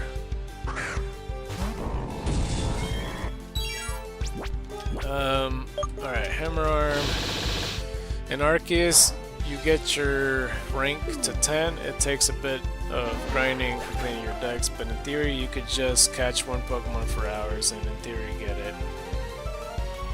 So if you keep catching a Pokemon over and over again, it increases your rank to get to 10, I guess. Is it supposed to be to get to rank 10? Is it enough to catch all the Pokemon and like... Okay, so theoretically, instead of like catching the one Pokemon, if you were to catch all the Pokemon, is that exact enough to make it to rank 10, or do you need to catch a little bit more than that? Like if somebody speedrun it to catch all the Pokemon. 7058. You get points by doing certain actions, more points by completing Dex tasks. Okay.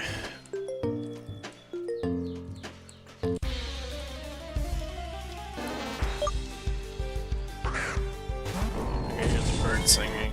I think the birds like me. Every time they like I whistle back at them and shit every now and then, and I think like the canary hops around the cage and shit. That's how I could tell he's happy, but he sings back. They're used to me now. I hear him singing in the background.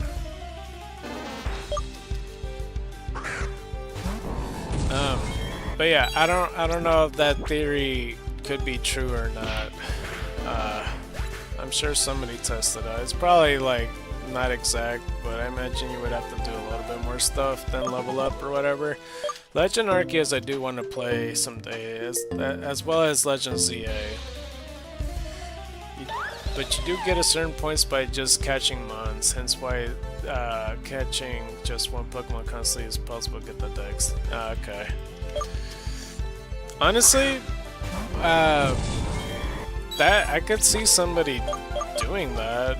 Like if they want to catch that, get the shiny charm, then start their like shiny whatever from there, like whether shiny hunt or a shiny lock or something, but making it more likely they find a shiny. I just don't know how many of that same Pokemon you would need to catch, and like, you know, I imagine that you need money to get more Pokeballs or something like that. So you have to progress in the game. I don't know.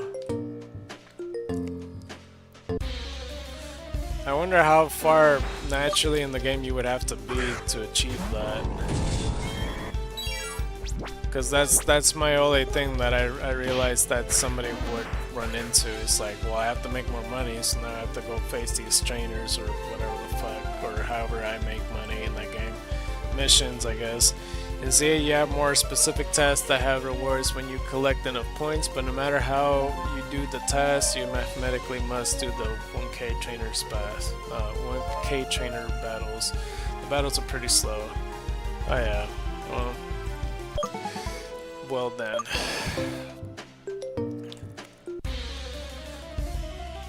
I mean, is there a new Pokemon? This is including with like new forms that you like so far? Because like I say that because like, you know, Mega Lucario Z for example, like anyone that stand out that you really end up liking. 7063. I have millions of money that I have burning by purchasing fossils. There are no new mons, just forms. Oh, I guess that's true, yeah.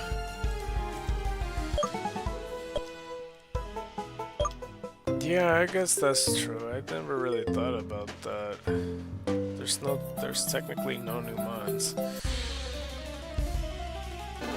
Okay, well, I guess any new forms that you like.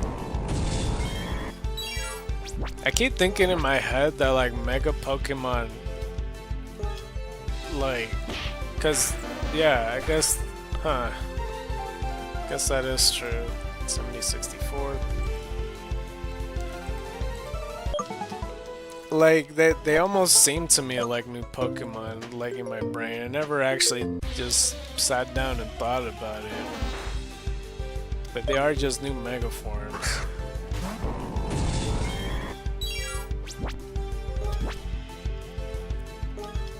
So I'm not sure how Mega Floette even is possible. Like there's a Mega Floette, even if it's Eternal Flowers before Florigus. Phalanx is pretty alright. Okay, well that's good. Yeah, cause he turns into a fucking Megatron or something. Voltron, pretty much. I feel like Starmie's still a weird choice. I don't think they needed to make Mega Starmie look like that. Like, I understand it's a fucking alien, but like why?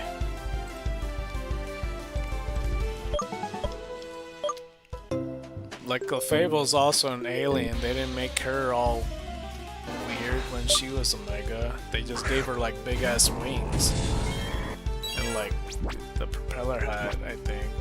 I don't remember. I think a lot of the new Megas are bad, but if they had the smallest tweaks, could be amazing. I always wanted, how I always envisioned Starmie. Okay, well, I always made up like it's a bad Staryu pun, I guess, because there's Staryu, Starmie.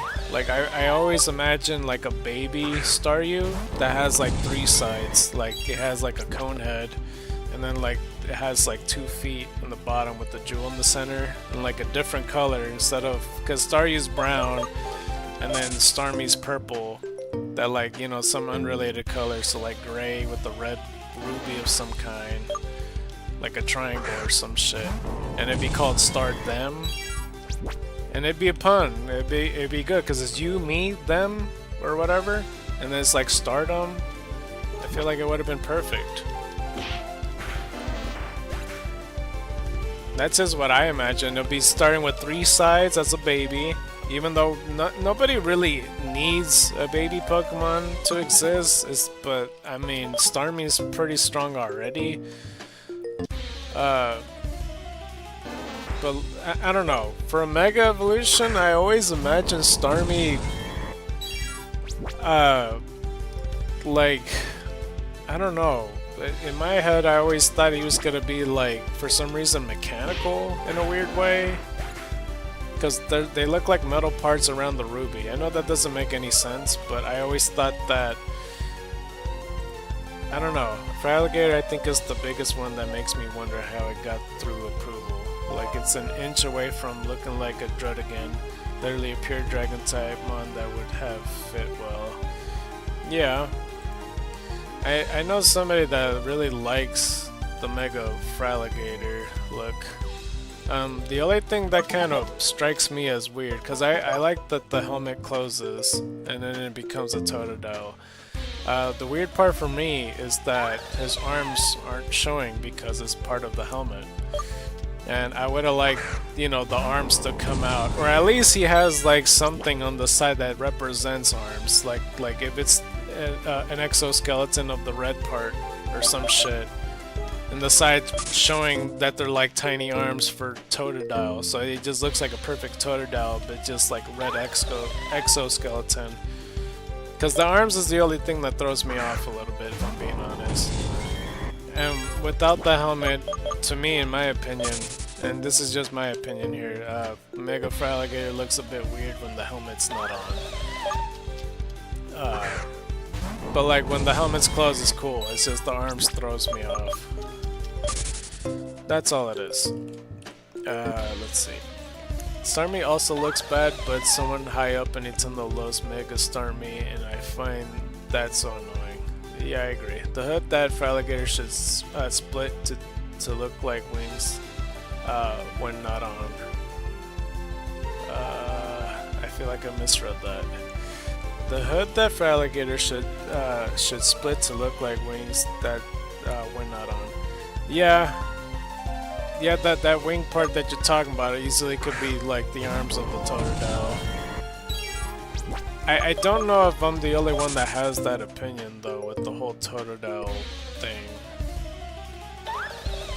Cause like with the helmet closed, it's literally it's just a head with two legs with a tail. I don't know. But it is pretty cool. I mean, that it's kind of like a, like, you know, you would think something like Scrafty would do, because you know it has like his hoodie and stuff.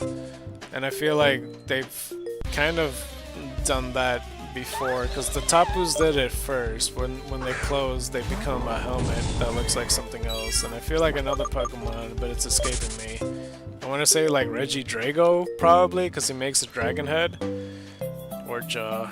Wait, I think it should have just gotten a bigger chin. Or jaw. Yeah.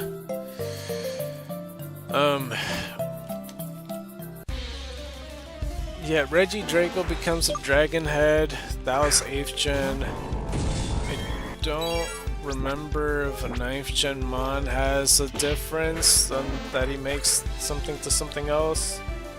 I feel like there is another Mega that he closes and becomes something, right? I don't remember. I think I thought of it like a couple months ago, but I swear there's like a new Mega that also does that. It'll come back to me, I'm sure. At a random ass time, I imagine, too. 7072. I think a good summary of the new Mega designs is that they forget that the Mon should look like they are in pain or overwhelmed in power, but they just look like evolutions. Yeah. Yeah, I did notice that. That's something I've basically slowly learned, I feel like in the last 2 years, because I never really thought about it. Because I know they did summary that before, that the Mega Pokemon are in pain and stuff. Because they just can't handle the power or whatever. Because they weren't supposed to be in that form to begin with. But yeah, I feel like in the last 2 years is when it was, you know, it came across through my attention. Because I didn't know that at the time in X and Y. Like, I would have guessed that. Because like something like Mega Garchomp looks like it would be in pain, because fucking more spikes come out and shit. But something like Mega Ampharos doesn't speak to me to say that it's in pain or whatever. something like that. 7073. It's not like it's retcon either. They specifically mention it as a key point in ZA as to why you are fighting the rogue megas. Yeah. I mean, is there any mega Pokemon currently, like as for the new ones, that would be a candidate of a Pokemon that looks like they're in pain through a Mega Evolution? This is our last Body Slam. Alright, hopefully we got another egg, because I want to check them.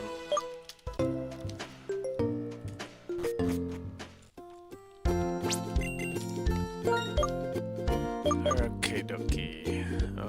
Let's... I don't know why... why did I almost flew to my hometown. What the hell?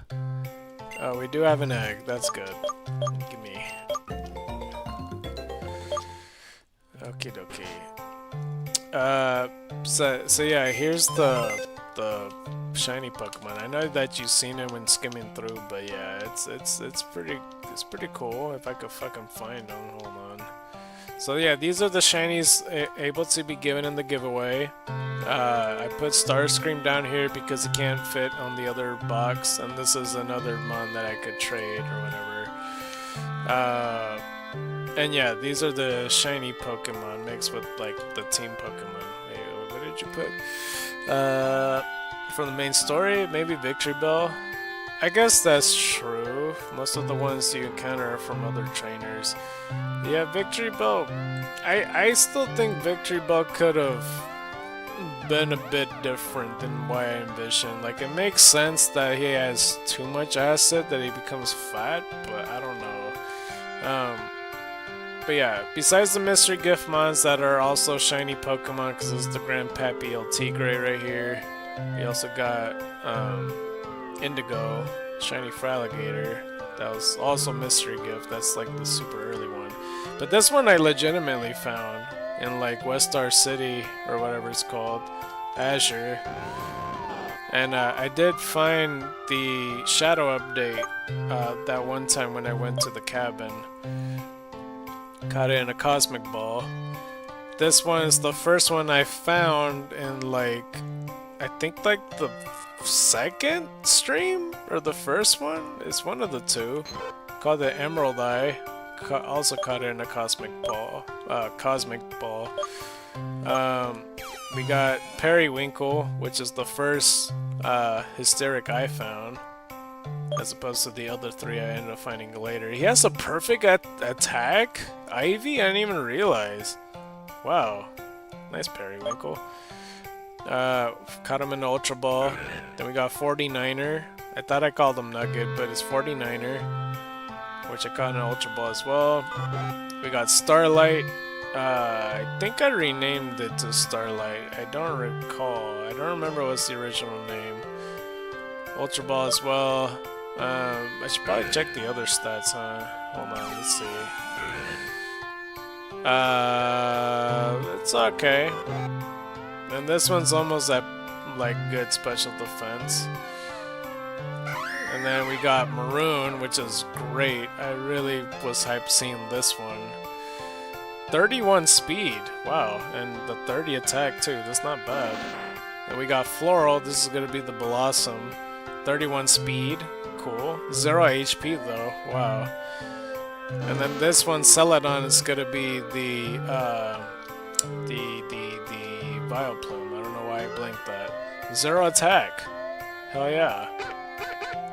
Dole is one that I got through the Donut Heroes Garden or whatever it's called. He doesn't really count, but yeah. Oh, and the Phantom too. Crim's Frost. Yeah, pretty much. He has Natural Cure. Alright, let's see what you put.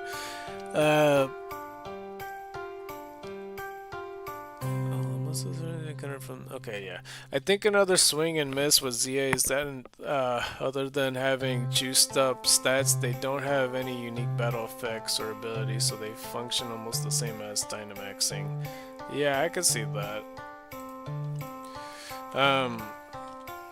Yeah, See, the thing with Dynamaxing, when it first came out, I don't know. I was on the boat where I'm all like, I think I'd rather still have Megas. And I know that obviously I wasn't the only one that felt that way, because everybody's all like, just bring Megas back, because they were so hyped for it. Because Dynamax, I didn't want a bigger Pikachu. And I didn't give a fuck if he had a Gigantamax form. I didn't care for that. There was very few Pokemon. I don't even know if I actually ended up Gigantamaxing any Pokemon that I had. I think the team I had, I didn't have that available except for my Cinderace. Because I think I had Cinderace. I did catch Corviknight. I don't know if I ended up Gigantamaxing to that. I don't remember. I don't think I did. Yeah, I had that. Corviknight. I forgot what other Pokemon I got. I got Galarian, Rapidash.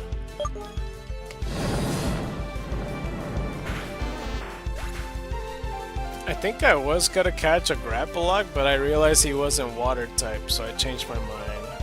So he would have been on the team.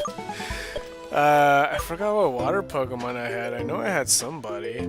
I think I had Toxtricity. He could have been Gigantamax, but I didn't know that at the time. So that's 4. Oh, I think I had Dracovish. Yeah, that's what it was. I named him Boss or some shit. And then I got Hydrapple. Like the one that flies. I'm pretty sure. I think that was my team. Am I missing one? Hold on. So I had that, Corviknight, Galarian Rapidash, Grass Dragon, I had Water Dragon, I realized I had another one. Toxtricity, you know, that's 6. Unless I did the same thing this before. I think the Dynamax stands were really good, but you can almost all of Sword Shield without Dynamaxing, since you only can actually use it about 8 to 10 times in the story. Yeah, that's something that I don't know. When I did battle, I did Dynamax because I didn't want to get shitted on. So that's the only reason I Dynamax back, so I could hit them hard too and increase my defense. But I don't think I Gigantamax as much as I needed to. The Corviknight and Toxtricity that I had, and for that matter, Flapple, I didn't know how to Gigantamax. I don't know if I had to find an item to do that. I'm pretty sure in the story they just give you the starter Gigantamax.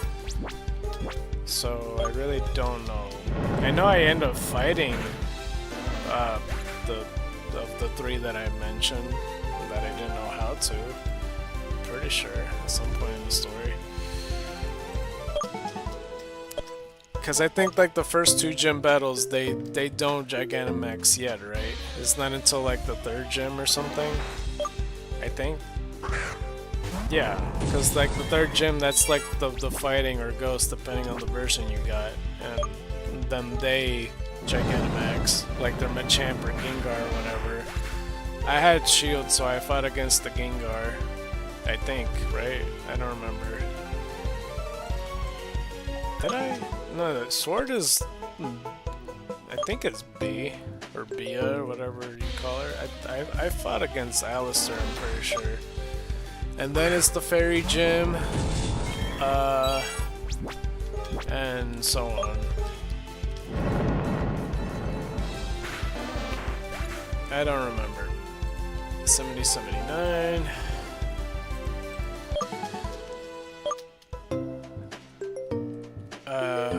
Fifth gym was, wait, 4th gym is Fairy. 5th gym was Rock or Ice, right? Or no? I'm blanking. It's been a while. No. Wait. Wait, what? No, 3rd gym is fire. 4th gym is the fighting or ghost. Then 5th gym is fairy. Then 6th gym is either rock or ice, I think. 7th gym is dark, and then 8th gym is dragon. I think that's the order. Yeah, because the first 3 is always, it's grass, water, fire. That's what it was. I almost fucking forgot about Kabu, or whatever his name is. Yeah, he starts with the Gigantamax. He has like the Centiswarch, right?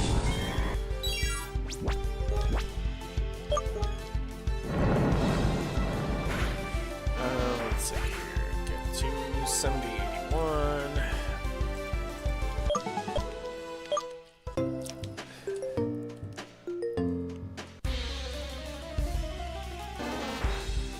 Okie dokie.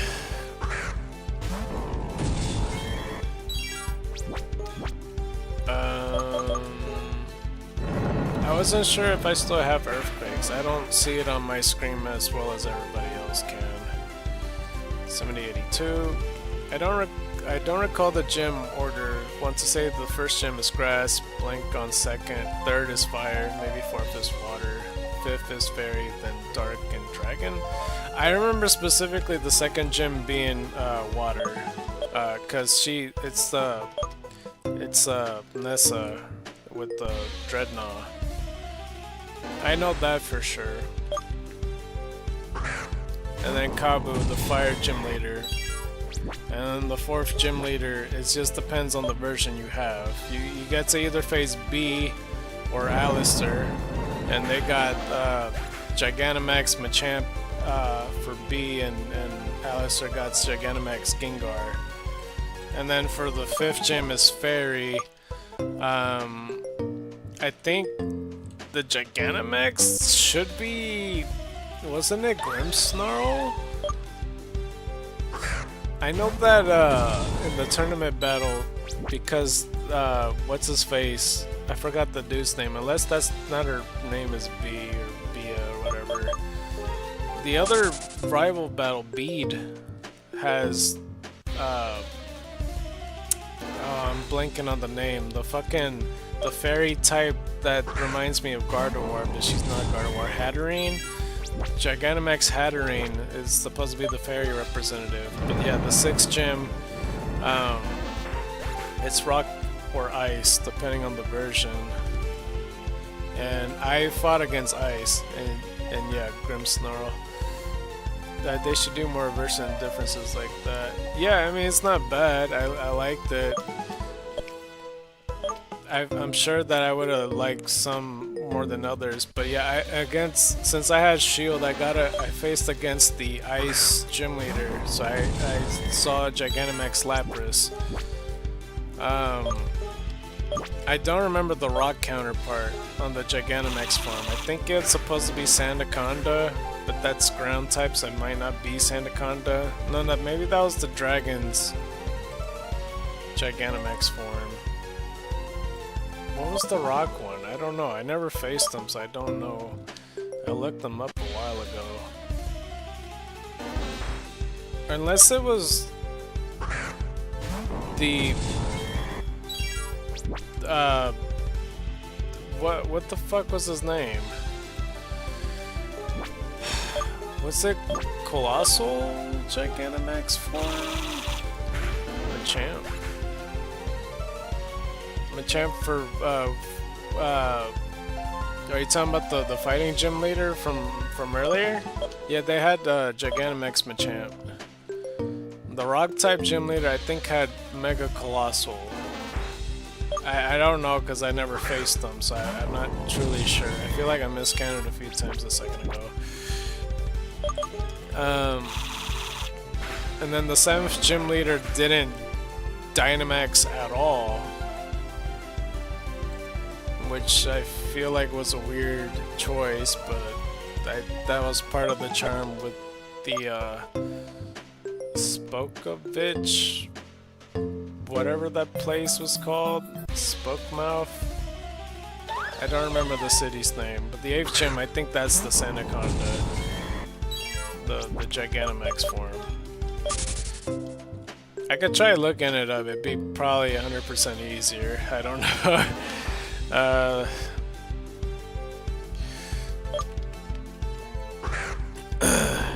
Okay. Let's see here. I got like so many notifications. Holy crap. I'll take care of that once I'm finished with this.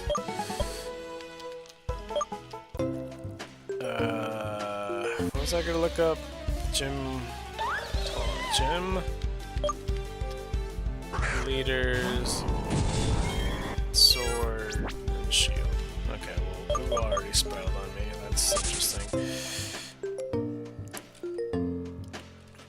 Okay, let's figure this out once and for all. So we got the first gym leader, Milo, who has all the goss. No special thing with them. But when he's in the tournament, though, he's the one with the Flapple,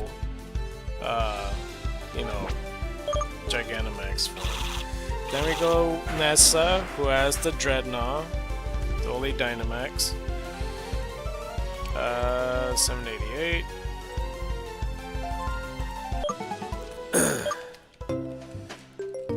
Let's see here. Then we got Kabu with the Centiskorch, Gigantamax. The Dark Gem should just have been the evil group or something that was just trying to mess with the chairman's group and being the accidental good guys. They basically were that. They weren't necessarily the good guys by the end or anything. They tried to ruin everybody so Marnie could get ahead. That was their whole thing. They were supposed to be super fans. They didn't do anything to mess with Chairman Rose. It was just only for the sake of making Marnie champion, I guess. Let's see. So B has the Mega Machamp, or not Mega Machamp, the Gigantamax Machamp, and then Alistair with the Gigantamax Gengar. Okay, this is the one I got wrong right here. Opal, she has Gigantamax Alcremia. That's what it was. I didn't remember that. I thought it was, what did I say, Grimmsnarl? I thought it was Grimmsnarl. Maybe that was Marnie. Maybe Marnie is the one that had the Grimmsnarl. Because it's like dark and fairy, right? Sword version, Gordy has a Colossal Gigantamax. So I figured it out towards the end. I almost forgot about that. And then yeah, I fought against the Lapras. That's Gigantamax. 789.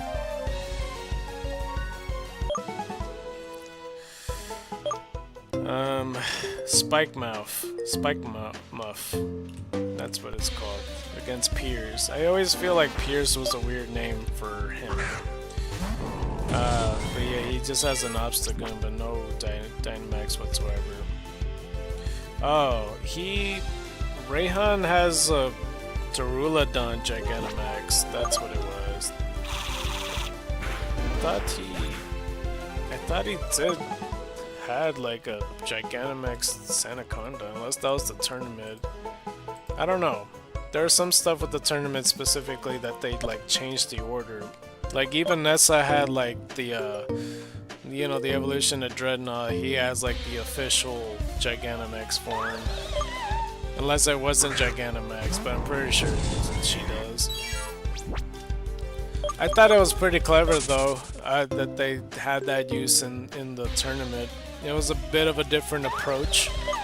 I always kind of saw it as like their way of showing, having an Elite Four, because you get to face against like, your rival trainer, Hop, Marnie, and Bede or whatever. And then Chairman Rose, and then face Leon, so, that's how I always kind of saw it. So I always thought it was a bit interesting. 7091.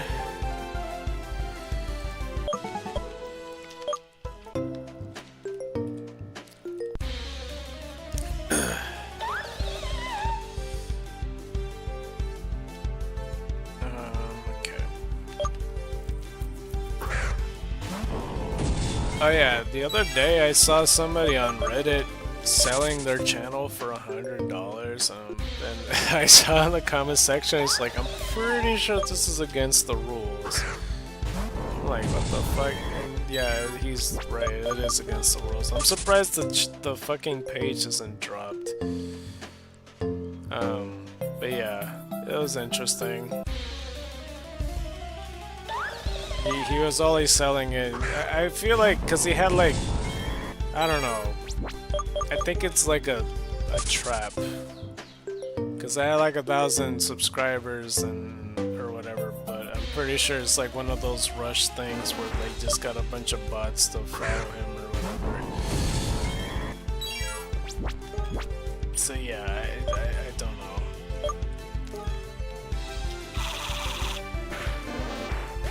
7092.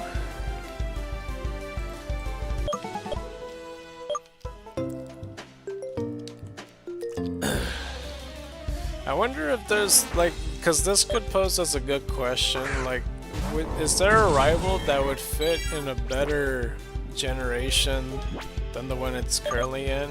Like, you know, for example, Silver, would he be better off if he was a rival in like 8th gen or something? Like, you know, that as an example. I gotta go, it's late. Alright, I'll see you around, foe. Like, I kinda wonder that, cause that would pose an interesting question if they were to interchange their rivals to some other point. But yeah, it'd be cool. I'll catch you around though, foe. Appreciate you stopping by.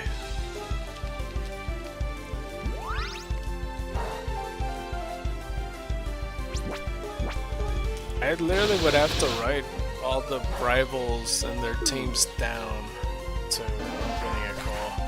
Ignoring that, it says scam likely, fuck that shit. 7094. But yeah, it would pose an interesting question, but yeah, I would legit have to write all the teams down. I got most of them memorized, kind of. Some teams are more of a clusterfuck than others, because like May and Brendan just kind of swap a lot, so I don't really know. 7095. Because there's some people that I always remember. 5th gen's gonna be kind of hard to remember how their teams are formatted, kind of. But that would be fun to like try to figure out, and like what generation we could swap them out for. Okay, so for Gary, 1786, because I'm not like looking at my phone or anything when I'm explaining this, but this is just from top of memory, because everybody pretty much remembers Gary's team. Red, blue, and green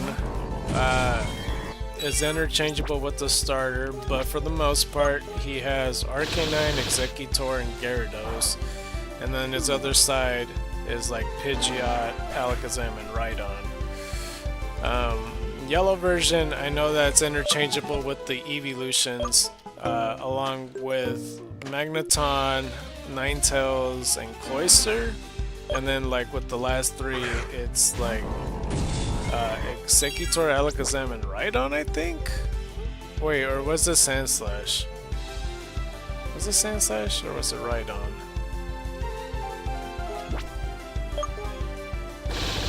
I'm pretty sure it's Rhydon, no? Alakazam, or Sandslash? Something like that. 7098. Regardless, Silver, and Gold, Silver, and Crystal, he ends up with the Magneton,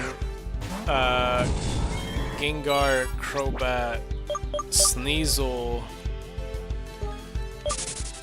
Alakazam, and then the starter Pokemon. That's interchangeable, but a lot of people depict them with the Fraligator. And I know in 4th gen he does level up his Pokemon a bit more, so it's a Magnezone and, you know, Gengar, Crobat, Alakazam, Weavile, and then like his starter Pokemon. Third gen, oh god, this is gonna be harder to think of. Besides the starter Pokemon, I still think May and Brendan are a bit different, because May sometimes has Tropius, and then like, I don't know. I'm gonna try to remember off the top of my head. I think it's like Tropius, Torkoal, Pelipper, Ludicolo. Oh god, I don't know. You see what I mean? Like, there's a lot of grass and waters. It just gets confusing. I don't know if it's Swalo. I don't remember.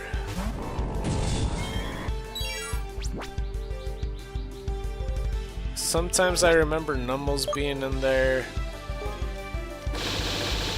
Oh god. Like, there's some stuff that it's like a fucking Venn diagram, but we got 7100. It's a Venn diagram with Brendan and May, because they kind of they interchange with the Pokemon they got. So I'm trying to remember. I think Breloom, right? I don't know. It's a bit weird. I'm gonna skip them for now, because for God's sake, like it's a huge clusterfuck. It's pretty gigantic how much of a clusterfuck their fucking thing is. It's so dumb. Okay, let's think 4th gen. Barry's probably very easy to remember, because his starter Pokemon, it's like interchangeable, and the team is like Rapidash,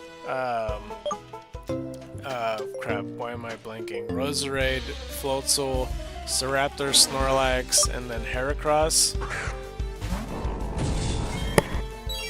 My bad for bumping the mic, I was trying to scratch my nose, but then I just hit the crap out of it. 5th gen's a bit tough, because there's the starter Pokemon, but it's interchangeable to like the evolutionary monkeys. So like Simipour, Simisage, Simisear. And I think, because it's Charon, he has Unpheasant, Stoutland, Lightbird? I don't remember if he has Zebstrika, and then Seismitoad or some shit like that. Well, maybe with the evolutionary monkeys, they have like a third one of not that type. So it might be like Seismitoad and I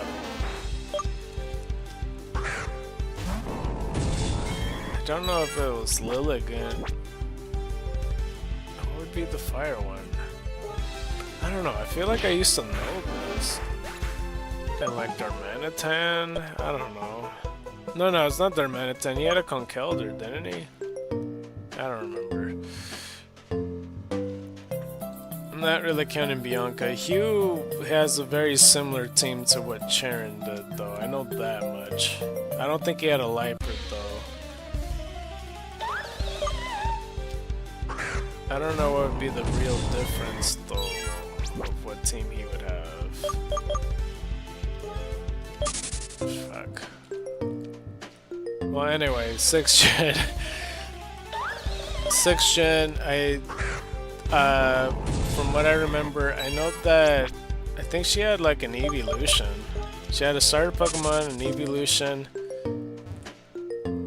Absol, I think.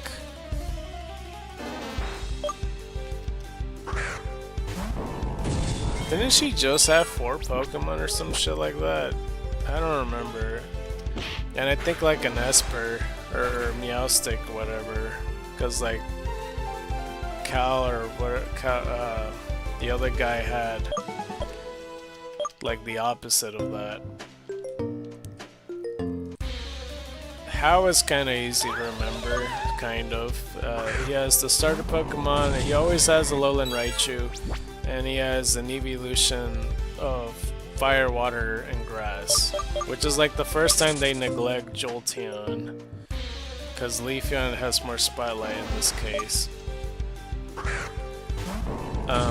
But those are the only three I really remember.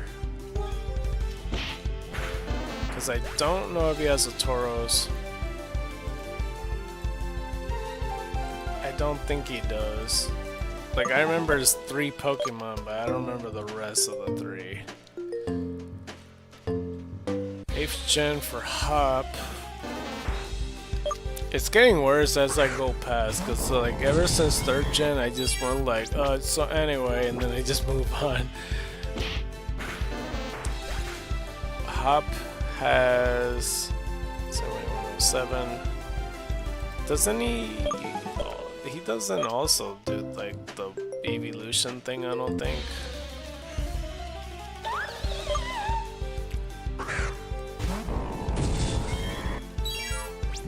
I don't remember Hop's Pokemon actually. Doesn't he have like more normal types or something? He has the Dubwool. Starter Pokemon, Dubwool.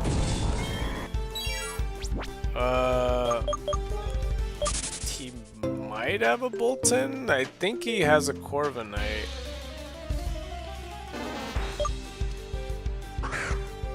I don't remember anything else, and don't even ask me about 9th gen, bro. I'm not even fully aware who's the rival in that game.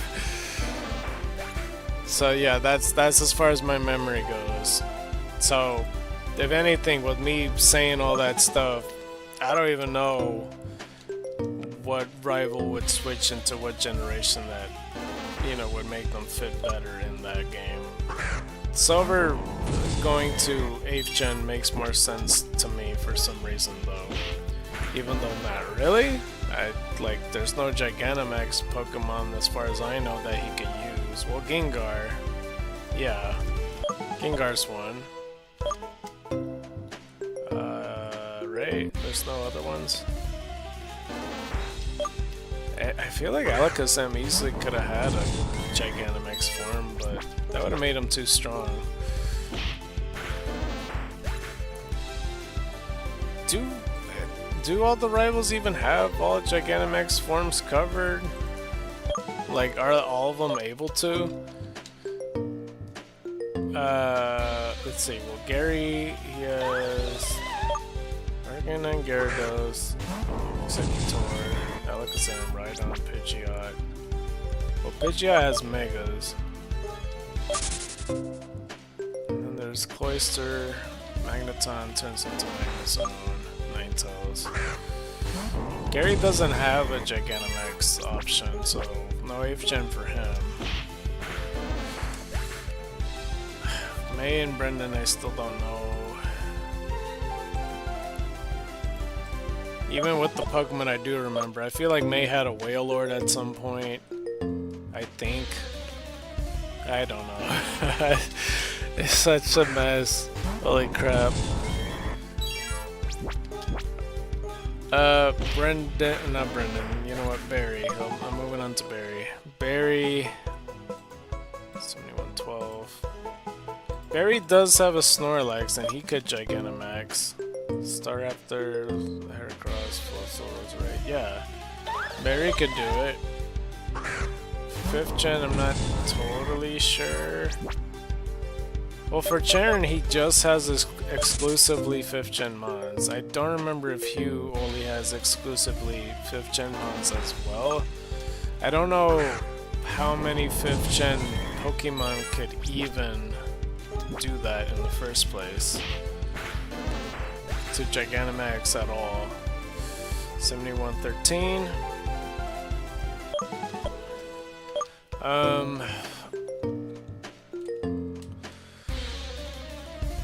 Okay, trying to think of anything else.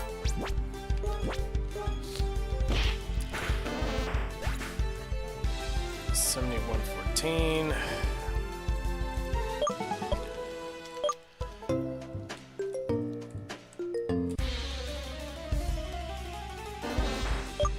6th gen.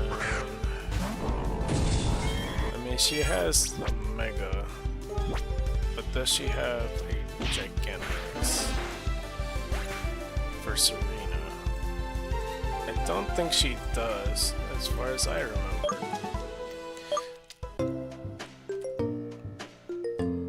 Wait, doesn't she always have the same evolution all the time or something? Serena, like Serena and Cal? Don't they always get the same Mega specifically? I don't remember, it's just Espeon and Umbreon or some shit. It might be just... No, wait, wasn't it Sylveon? No, it's not. Oh, no, isn't it depending on... It's the evolution that's weak against your starter, isn't it? That's what it was. No, wait, that's how. Oh, I'm getting it all mixed up. I don't fucking remember. Also, I don't think she has a Gigantamax form. Neither does Kyle, for that matter.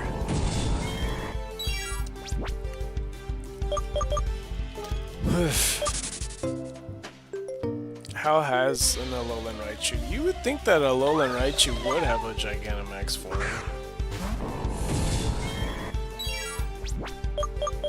But I barely remember any of House Pokemon, so I don't know. So really,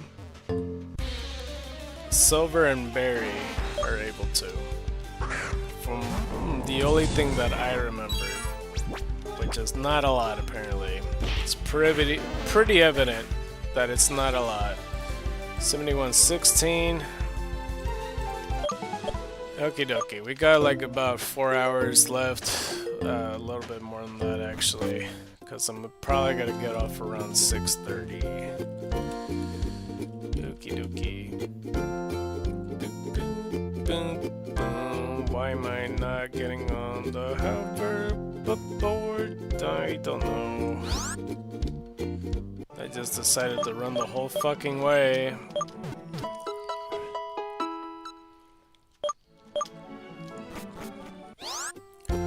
Okay. I think I should...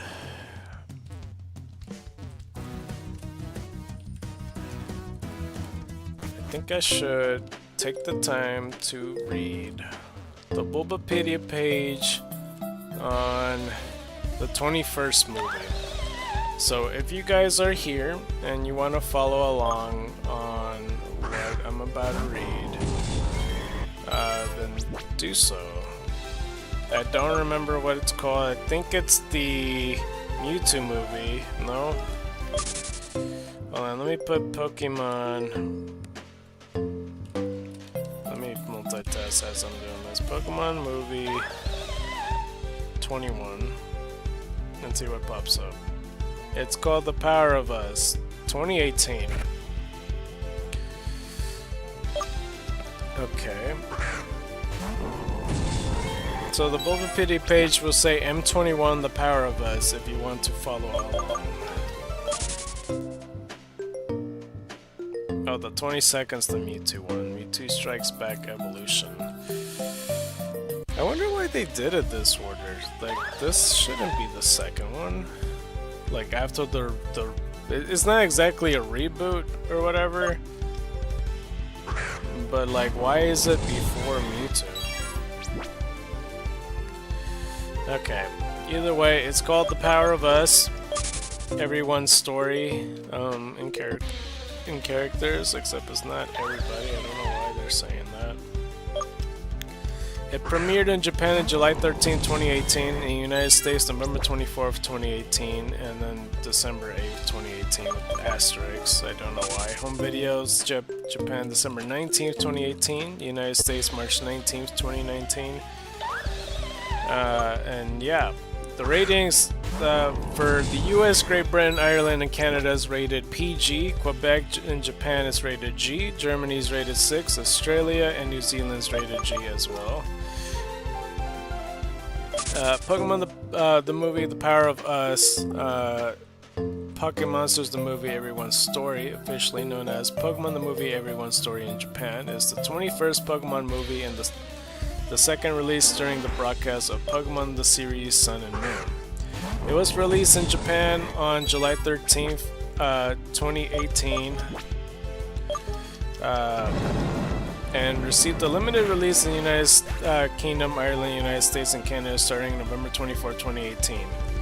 Let's go like this right quick.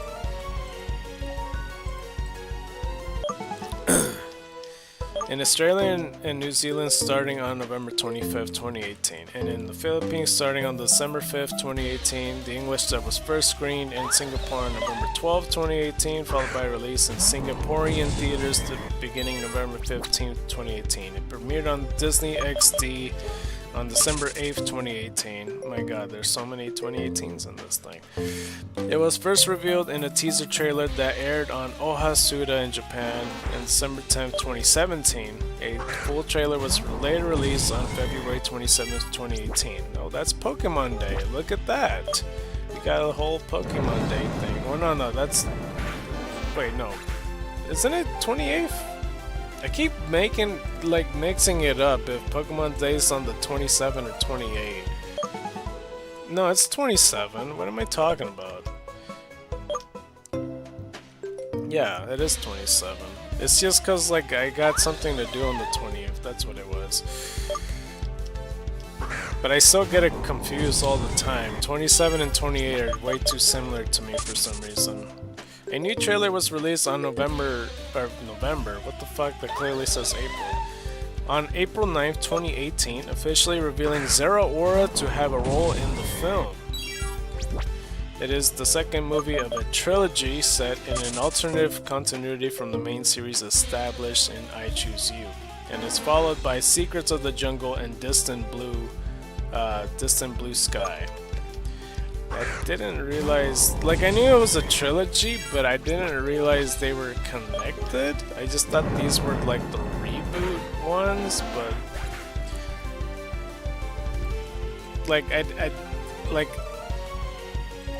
I just thought they were remakes of that movie. When I saw that the last movie was about the first episode, in my head I didn't think to myself, oh, they were gonna take out Misty and Brock and then just make a whole new story. Because I knew it was about Ho-Oh and I knew Pikachu talked and everything. I didn't realize, I kinda knew it was about Marshadow, but I didn't realize he was involved. And I didn't realize he had different companions. And I also didn't realize that the legendary beast was also gonna be in this movie. But here we are. Okay, clicking on other posters and logos as soon as this advertisement pisses off, because it's blocking my thing to press down. It's very annoying. I'll just wait a bit because I'm not able to click on it. It's all fun and games till it makes me reset the fucking page, huh? Let me press the thing, you assholes. Guys are... There we go. Shit me. Okay. From what I see so far, as I'm clicking on this thing, it is pictures, Japanese teaser poster. I see Ash with Pikachu with a lady that it looked like rainbow hair, but I'm second guessing myself because it kind of also looks like a backpack. I'm not sure what I'm looking at here. No, it's her hair, I think. It's way too weird to be a backpack. But it's a white background with Ash looking at Pikachu with their shadows, but it's weird lighting and this person with rainbow hair, but mostly pink, but also orange and teal. Has a dress and it's kind of in a weird angle, so you could only see the bottom right part, so the Pokeball and part of her leg and arm is sticking out on the left side. It's really hard to explain. It's just easier if you just see the Bulbapedia, to be honest. But it has characters and it says 2018. That's for the most part. It's always a pain in the ass to describe these pictures because it's always hella random. You know how it is. The Japanese poster, it's a lot of a blue background with the city overhand with a bunch of Pokemon. Oh, she's not wearing a dress. I guess it's shorts and overalls. But there's some people there with multiple Pokemon looking at a city with like it going to a bridge onto an island, and past that island there's like some really puffy white clouds that kind of look like snowlands. They might be, I'm not sure, but yeah, it looks a bit weird. Okay. The Japanese logo, self-explanatory, it's just the characters. I feel like I slowed down a lot since I started looking at this, but I'm not exactly reading at the same time as this. English logo, power of us with ribbons in the background, and I don't know. Kind of a weird logo if I'm being honest. Key visual by Shinomiya Yoshitoshi. This one's a bit harder to describe. What the fuck? There's like a castle look-alike, almost like a festival with a bunch of the characters in the movie kind of going down on the... It's like a steep slope ramp. It's really weird.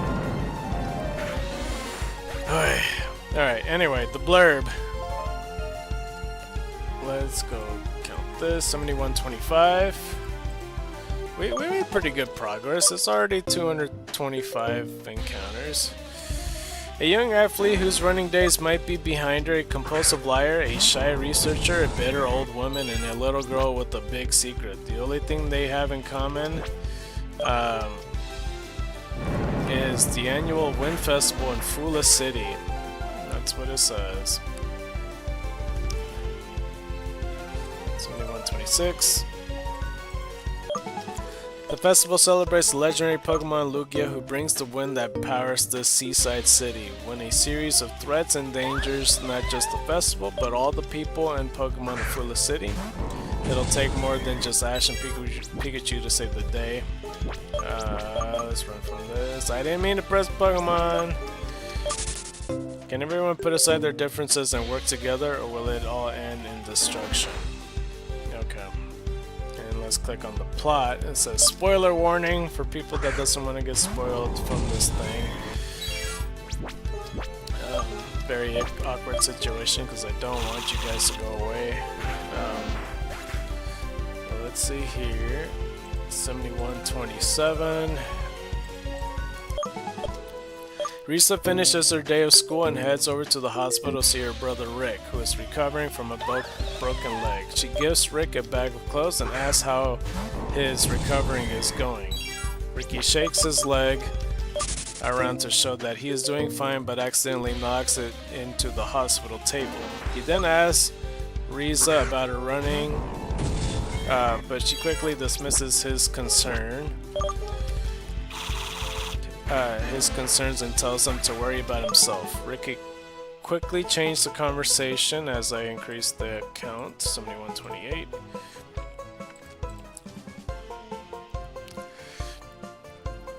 Rick quickly changes the conversations to the upcoming Wind Festival in Fula City and asks Risa for a favor. However, Risa is unimpressed. Risa returns home late at night and is exhausted before laying down on her bed. She holds up a Pokeball and examines it for a moment. I almost lost my place. That's what that was a second ago. Then reminisces about Ricky's request. Then she goes to the Wind Festival to catch him a Pokemon. Rick gives Risa a set of red glasses, and she instantly agrees despite her lack of experience. The following day, Margot wakes up and opens her French doors to a picturesque view overlooking Fula City as fireworks usher in the beginning of the Wind Festival. 7130.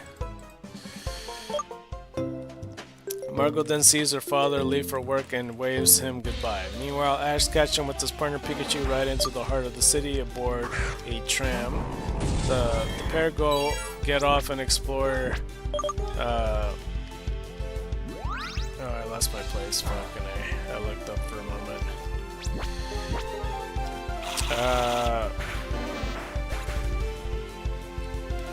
Okay, I think I found it, but I need to count this. 7131. The pair get off and explore some of the city's local eateries. While Risa walks nearby, Harriet walks off in a huff after being scared by some flora, and Torn drops his paper and receives... Damn it, I lost my place again. 7132. I used to be better at this. I used to be able to multitask just fine. Torn drops his papers and receives an important phone call. Kelly is excited and manages to trip. Luckily, her uncle Callahan and her mother are close by. The host of the Pokemon channel hypes up the Wind Festival and details the event's history. The host tells the Fullest City was once barren land, but Lugia brought wind to the area after seeing the strong bonds of friendship between people and Pokemon. The people went on to utilize the wind for electricity generations and construct the modern metropolis of Fula. 7133.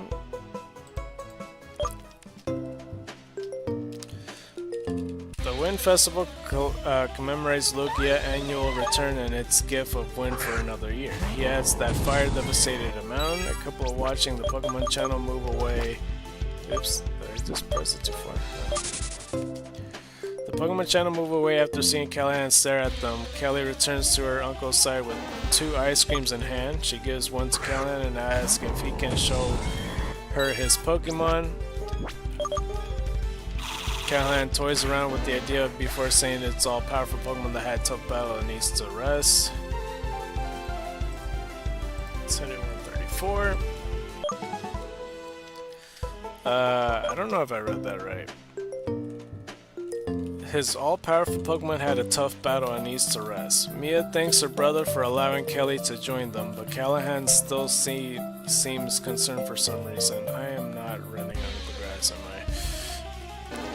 Kelly finishes off her ice cream and then asks her uncle about an overheard Lugia balloon. Callahan continues the story. Okay, yeah.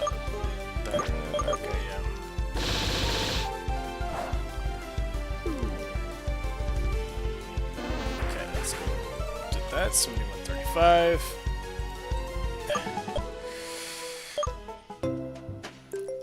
Callahan continues the story of Fullest City's founding. His dramatic retelling captivates other people's attention. Callahan tells of a scene in a burning fire on top of a mountain after work, and then he summoned Lugia to put it out. He receives applause from the crowd, but Mia is none too pleased with Callahan's lies.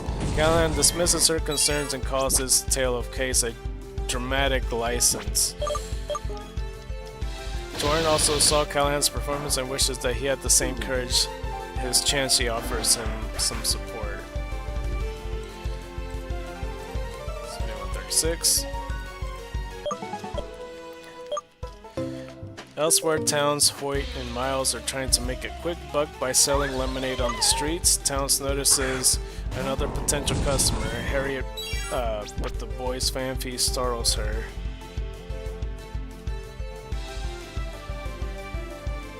Oh, I misread that. This stupid comma's throwing me off. Towns notices another potential customer, Harriet, but the boy's fanfare startles her. Harriet pokes fanfare trunks with her cane before walking off while the boys move their car up a hill. Marco runs into the trio and knocks their cart over. The boys are furious and instantly recognize Marco as the mayor's daughter. Marco apologizes, but Miles goes to throw a lemon at Marco as payback. As we got another 7137.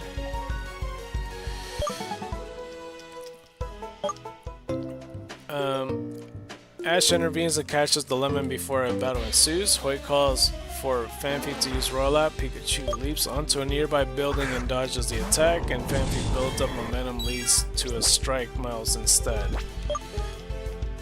Pikachu then defeats Fanpy with Iron Tail. Ash asks if they would be interested in the second round. Let's go ahead, 7138. Instead, Hoy and Towns pick up their knocked out Fanpy and place Smiles into their lemon cart before wheeling away in a hurry. Margot thanks Ash and pats Pikachu as Team Rocket watched on. Meowth and James are keen to capture Pikachu and oh, I lost my place again. Fucking A. 7139.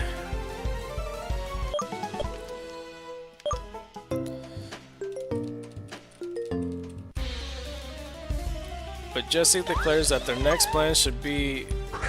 Wait, no. Okay, let me start from this part. Margot thanks Ash and pats Pikachu as Team Rocket watched on. Meowth and James are keen to capture Pikachu, but Jesse declares that their next plan should be a juice business. James is perplexed, but Meowth agrees to the plot after... Okay, hold on. I hate when this happens. I slightly look up and then I just lost my entire train of thought. I'm on the left side. James is perplexed, but Meowth agrees to the plot after doing the maths. Margot tells Ash that he will get to meet Lugia during the Wind Festival before pointing out that the Eternal Flame and an abandoned power plant. She directs Ash towards the Wind Festival before heading into another direction. So there's a Eternal Flame, I guess, pertain to Lugia, I guess. I still don't understand why they didn't make Lugia not a water type, or let alone a water dragon type. It's psychic flying, so I don't know. He couldn't be farther from fire, but I guess he's powering that with wind, I guess. Meanwhile, Callahan receives a doll after scoring during a Target game. He happily gives his prize to Kelly, who jumps for joy and in the process knocks into Riza. Or is it Riza? It could be either, or I can imagine them pronouncing both. Kelly notices Riza empty Pokeball and asks about it.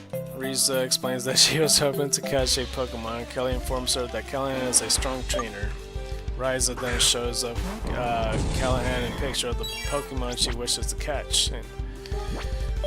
And Callahan then directs her up to a nearby mountain. She is thrilled and leaves Callahan and his family shortly after. 7143. I just figured just bouncing back and forth with Riza and Riza is gonna trigger both. Let's see here. I read the nearby mountain part, right? And Callahan then directs her up to a nearby mountain. She is thrilled and leaves Callahan and his family shortly after. Ash and Pikachu enjoy running through a series of water fountains when an overheard announcement declares that all trainers are invited to the Pokemon Catch Race competition. Callahan decides to also join the event after his niece urges him to. Okay, let's go increase this, 7144.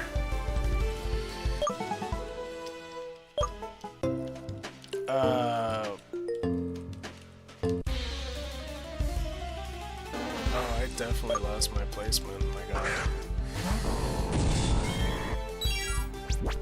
Oh, that's why I scrolled fucking down. I was like, what? Okay. At the Pokemon Research Pavilion, Torn is crumbling under 7145. Under his nerves and immense pressure from his fellow researchers in the lead up to a presentation the following day, Harry enters the lab and is surprised to hear Chansey speak. Torn emerges from behind his Pokemon and Torn emerges from behind his Pokemon and startles the elderly woman. That whole sentence threw me off. Spilling some pink liquid onto herself. 7146. Harriet scolds Torn for startling her before handing him some documents to give to the festival administration. Just as Harriet leaves, Callahan arrives at the lab and scares Torn in the process. Meanwhile, Margot makes her way through the forest and over to the abandoned building to visit some of her Pokemon friends. She gives some food to a wild Ditto and Teddy Ursa. She apologizes to someone for getting it hurt and leaves orange berries, bread, and milk behind. Margot says that she'll return sometime soon before leaving. Hold on, I gotta scroll a little bit more down. There's a big ass advertisement out the way. A large crowd has gathered for the start of the Pokemon catch race. A Team Rocket has set up a Lumberry juice stall.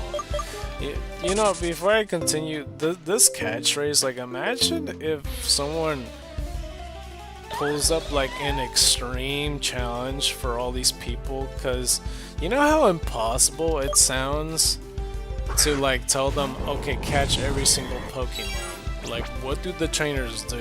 I feel like that's a feat within this universe that they never achieve, or like any of the anime universes. They never had a person catch all the Pokemon before. Because like, it's one thing to tell a person like, oh, race to do a Pokemon, like, gotta catch them all challenge. Like, obviously it'll take hours, but it's more feasible. So yeah, it's a bit crazy. 7147. Ash, Callahan, and many other trainers wait on stage as the announcer explains the rules of the event. In the lab, Torn communicates to Callahan via an earpiece. The pair made a deal that Torn would help Callahan win the catching race in exchange for Callahan. Hold on. 7148. In exchange for Callahan giving Torrance presentation speech. The event begins and Ash is off to a crackling pace, making quick work of an Ekans and catching it.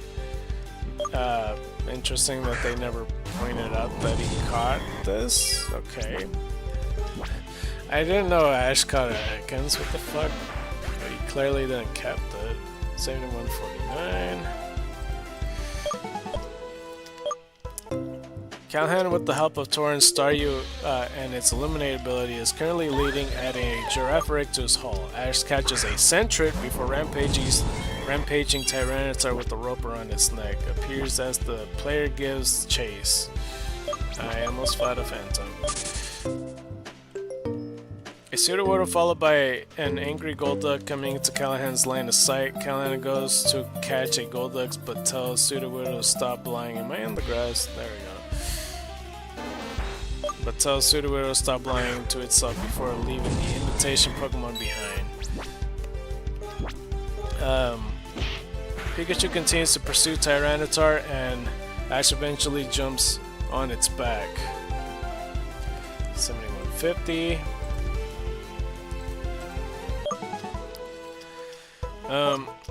Pikachu lands a direct hit and removes the rope from its neck with an iron tail before Tyranitar can reach a crowd of people. The crowd cheers as Ash appears to have struck up a friendship and helps a thankful Tyranitar to its feet.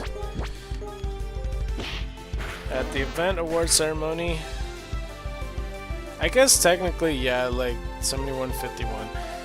Technically, this is a different multiverse Ash, so this Ash didn't obtain these Pokemon. Like the current Ash that we know today, like he got, you know, Greninja and stuff. This Ash right here more likely doesn't have a Greninja. Like that's the difference here. 7152. Let's see here. Where was I? Shit. The announcer then presents Callahan with the first place, thrilling young Kelly, though Torn is unimpressed by Callahan's boasting. The announcer asks about Callahan's next catch, and Callahan thinks back to when he met Ryza and declares that he intends on catching a rare Pokemon somewhere in Fula City. Callahan's comments are soon broadcast on the Pokemon channel and catches the attention of a Pokemon hunter. 7153.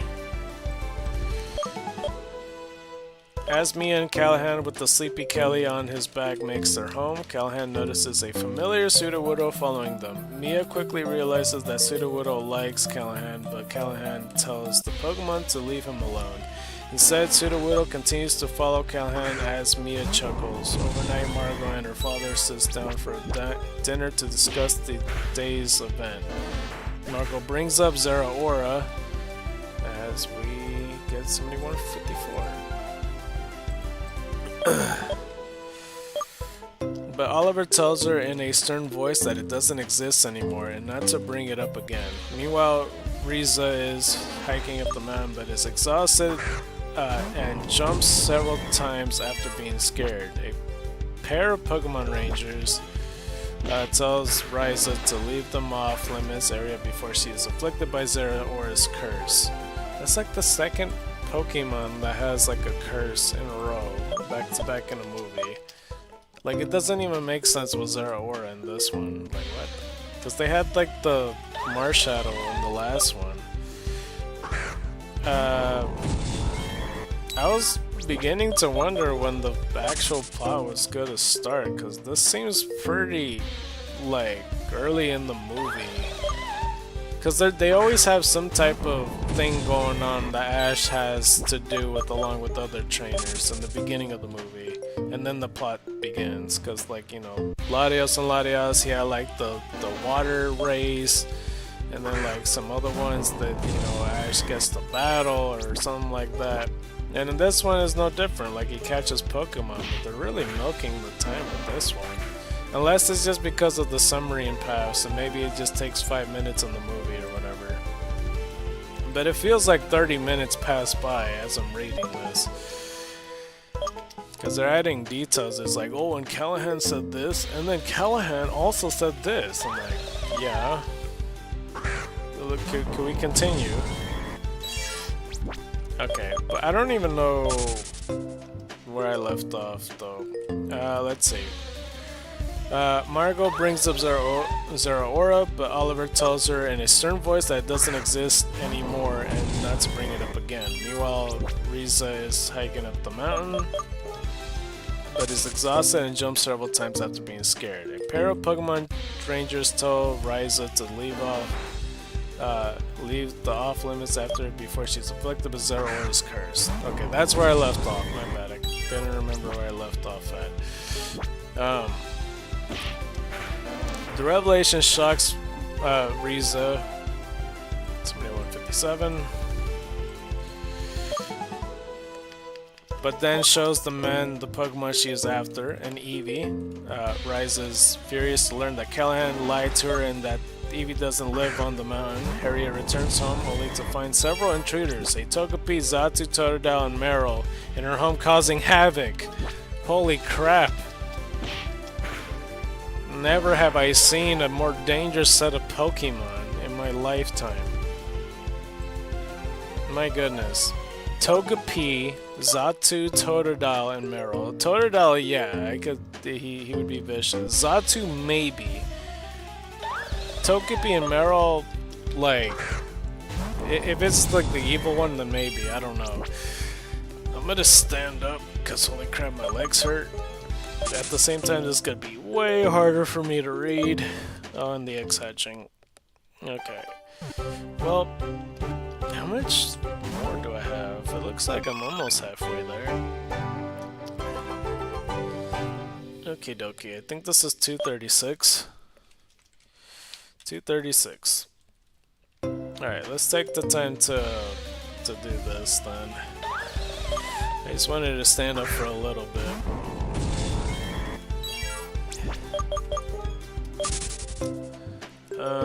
Okie dokie. Oh boy. Why am I not going on the hoverboard? I almost did that a second time. So like, I'm not gonna run the whole way. That takes effort. That takes sweat. I'm just kidding. I'm just complaining about nothing. I didn't even need to go to the Pokemon. Well, actually, yeah, I had like a Did I have like a few? No, what? I don't know. I might have already went to the Pokemon Center a bit ago. I don't quite remember. I either had a few body slams or I had went to the Pokemon Center earlier, and that's as far as I don't remember. Let's go turn in the Eevee first. I'll look back at it. It's not too important. Let's jump to... Oh god, I don't even remember what page it was. Was it 18? Yes, it was. Cool. And yeah, that's 235, and then this is 236. Speed is up, special defense is down with adaptability ability. If you're interested in getting this, just, you know, claim it anytime or any other nature. I'll try to get one for you. And this one's somewhat of a clown. So yeah, let this Eevee claim a home today. Okay, let's get ourselves another egg. Okay. So far, like, the catching contest is a bit interesting to me, but at the same time, like, I kind of want the thing to progress in story, because there hasn't really been too much plot so far. They just talked about Lugia and talked about Zeraora. But maybe I'm asking for too much. Maybe only 15 minutes passed by in this movie, I'm not sure. Okie dokie. So those 4 Pokemon was causing havoc. Totodile jumps onto a shelf, but Harriet quickly rescues her precious box and rushes outside. At the research pavilion, Jason leaves as Torn thanks his Staryu for helping Callahan win the Pokemon catching race. As we got 7159. Oh, fuck's sake, the page just shit itself. That's so annoying. Alright. I'll try to multitask and do this. It's gonna be hard to find it. Or is it? Or is it? How much that I actually read? Oh, that said Rolla. I thought that said Riolu. I'm like, I don't remember no Riolu being talked about. What the fuck? 7160.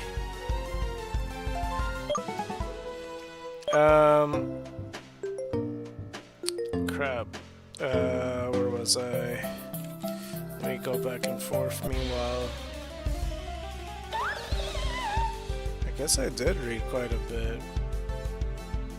Wait, I didn't read that part though. Did I? No, I didn't. Let's see. So, he thanked them for...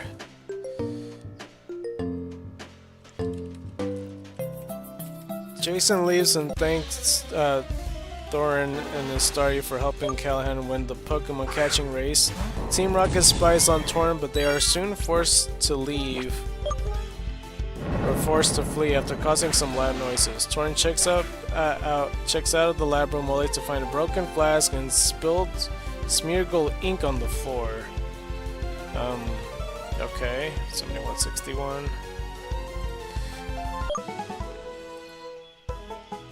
The next day, Harriet wakes up on her porch, but is startled as she is surrounded by Heracross and Tyro. At the Pokemon Center, Ash and Pikachu wait for the elevator. It soon arrives at their level. And Riza is shocked to see Ash and goes to hug him. As she approaches, Pikachu is startled and shocks Ash and Riza as a result. Riza, who recognizes Ash from the second place win, enlists him to help her catch an Eevee. That would be cool if he had an Eevee, but I don't know. Ash tells Riza that she'll need to battle it first, and after realizing that she has no Pokemon, Ash offers Pikachu assistance. Ash pushes Riza into the confrontation as Eevee unleashes a sand attack. Let's go attack this. And let's go count this. 7162.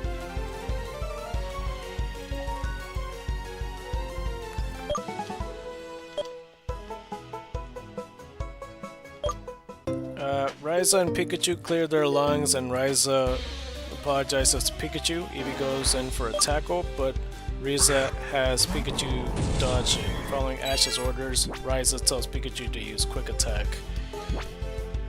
Sorry, I'm playing with one hand, that's why. 7163.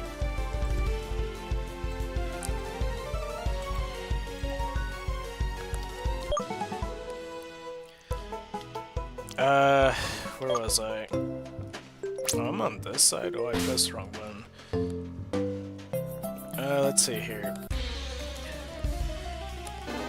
Ryza and Pikachu cleared their lungs, and Ryza apologizes to Pikachu. Eevee goes in for a tackle, but Ryza has Pikachu dodge it, following Ash's orders. I already read that part, didn't I?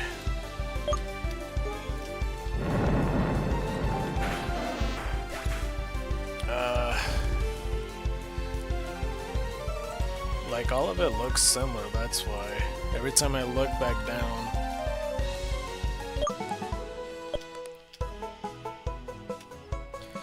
Let me see if I could lower it so I could find it. Ryza tells Pikachu to use Quick Attack, the move lands, and Ryza nervously throws out her Pokeball. Eevee enters the ball, but a few swaggers, I don't know why it says swaggers, and Eevee pops out again. Eevee launches a swift attack, but Pikachu smacks it away with its Iron Tail.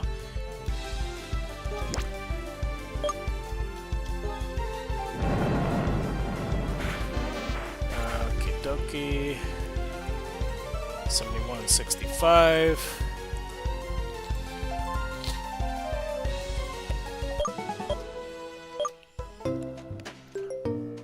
Okay, let's go continue this.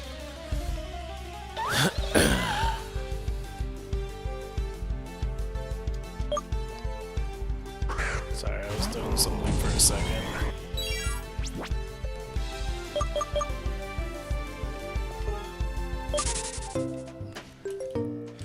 Okay, I really should sit down, but I wanted to stand up for a while.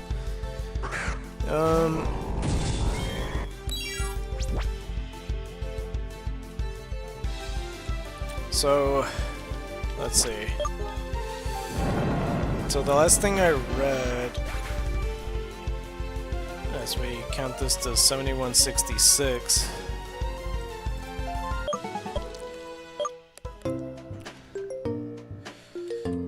is that Pikachu smacked it away with Iron Tail, the swift attack. Pikachu follows up with Thunderbolt, leaving Eevee paralyzed.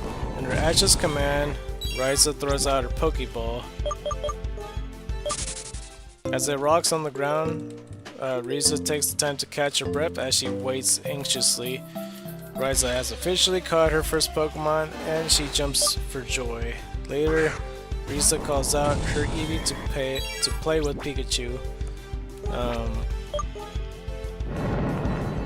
Ryza tells Ash that she's glad to be feeling passionate once again. Well, that's good. I mean, she got herself a Eevee and stuff. 71, 67. I almost had like a dyslexic moment. She explains that she was once a regional track and field champion before giving it all up because of injury. The pair that then notices Officer Jenny speed by on her motorcycle and wonder what has happened. At the research pavilion, Harry pays Torn another visit after finding herself surrounded by several Pokemon. Torn explains that yesterday spill was Sweet Scent.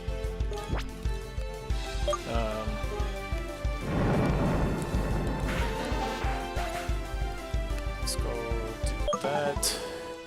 I still haven't seen much plot so far in this movie. It's just been regular experiences from what I've read.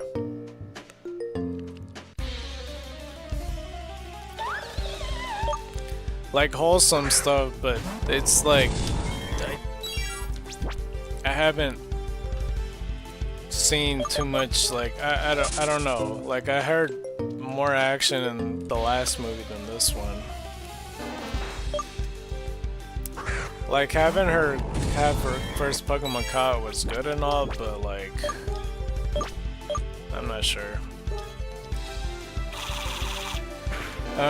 Let's see. So, I sat back down, so this should be easy for me to read this. Okay, let's see. Torn explains that yesterday's spill was Sweet Scent, a move that attracts Pokemon. Harry is left furious, but Torn admits he has nothing prepared that would reverse Sweet Scent's effect. Over at the piers, Officer Jenny and her team has found signs of minor vandalism.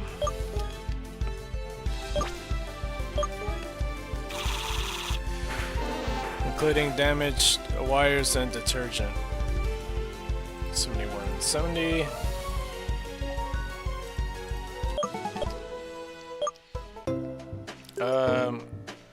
Ash and Ryza rush to the crime scene and she soon notices Callahan. Ryza confronts him, but he quickly covers her mouth and apologizes for lying. Ryza is unimpressed by Callahan's excuses but plays along with this ploy when Kelly notices that Ryza was since caught herself in Eevee. The mayor tells everyone to return home while the festival rides are undergoing. As we go get 7171.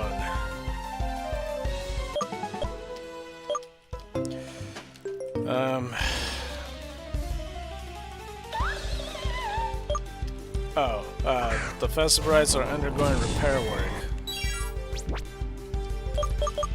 Ash offers assistance and then notices Margot. The mayor is surprised his daughter already knows Ash, to which she explains that they met yesterday. Rice is not thrilled that Ash volunteered her assistance as well. Kelly hopes her uncle will help, and Mayor Oliver thinks the idea is a brilliant one. Callahan admits that he has a speaking engagement, but Mia and Rice dismiss this claim as simply one of Callahan's compulsive lies. With the pressure on, Callahan agrees to help out as well. Back at the lab, Harriet is unimpressed after a Smoochum also joins her growing Pokemon entourage. Okay. The Pokemon Channel host covers the cleanup effort of day 2 of the festival.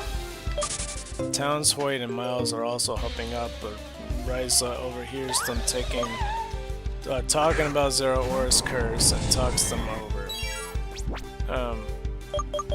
Hoyt explains that the whole mountain was cursed after Zeraora vanished during the fire from 50 years ago. Margot quickly dismisses the boys' claims, and an announcement declares the festival area is now safe and open to the public again.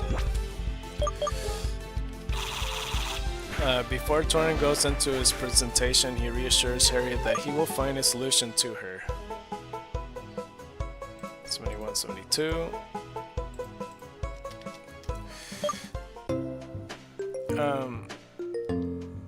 Solution to her problem after just as a Machamp starts following her. Callahan rushes off to give Torrin's presentation, so Ash and the others decide to follow him. Unfortunately, Callahan arrives too late and Torrin is forced to do the presentation. His crippling nerves makes his voice shaky and he continues to stumble his way through. At Jason's insistence, Torrin plays his footage.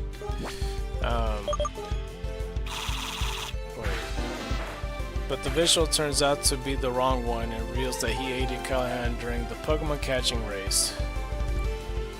7173. How is the plot not actually started? Like, this is a TV episode happening. I'm like, I really don't give a fuck about these random ass characters.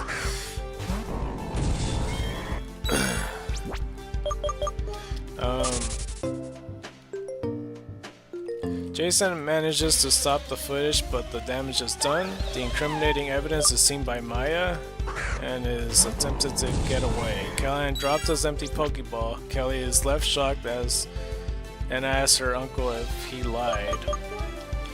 Meanwhile, Harriet turns on a torch and shines its light to reveal Team Rocket is in the area. The evil trio performs their model before throwing a smoke bomb to make their escape. Harry's shouting alerts Ash to Team Rocket presence, so he gives chase. Ryza remains behind to search for her Eevee, and as the smoke clears, she soon finds her Pokemon is injured. Luckily, Torn has his chance to use his heal pulls to help Eevee recover.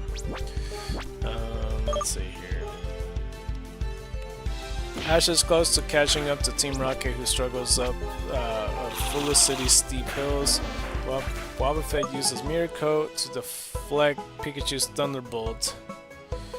71, 74. Okay, so even in this universe, apparently Team Rocket has Wobbuffet still. Because of course they do, right?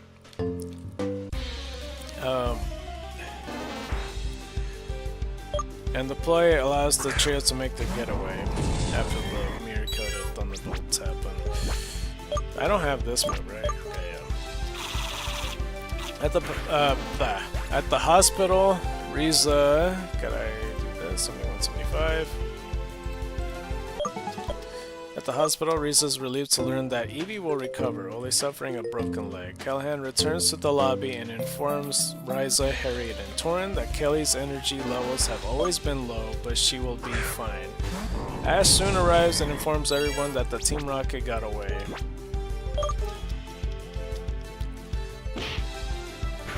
Torrin adds that he has informed Officer Jenny of the stolen effects spore.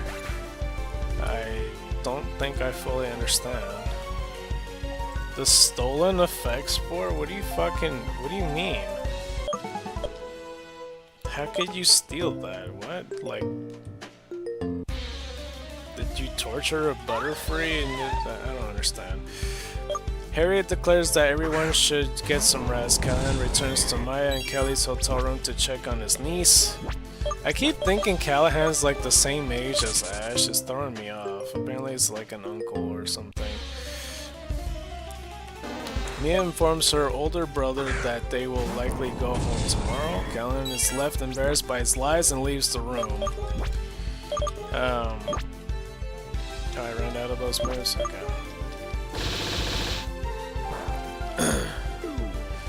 Okie dokie. So from what I'm getting when I'm reading this, Callahan is acting like Hercule and having a fraud moment. That people keep like praising him that he's great, and it turns out he was lying the whole time. At least I hope so. Like if they did it right and made it into a Hercule thing, then that's good. If they didn't, then I don't know. From what I'm reading, it doesn't look like it's that. That's what it's sounding like storyline-wise, but I don't know. Sudowoodo follows Callahan outside, but he tells the Pokemon to stop following him as he trudges home. Harriet tells her unwanted entourage that she wants to be left alone before entering her home and closing the door. Meanwhile, Margot is relieved to find out that the Wind Festival will go ahead tomorrow. Ash and Riza sleep soundly, but Harriet is struggling. Meanwhile, Callahan hops off a tram and throws his Pokeball in a trash can.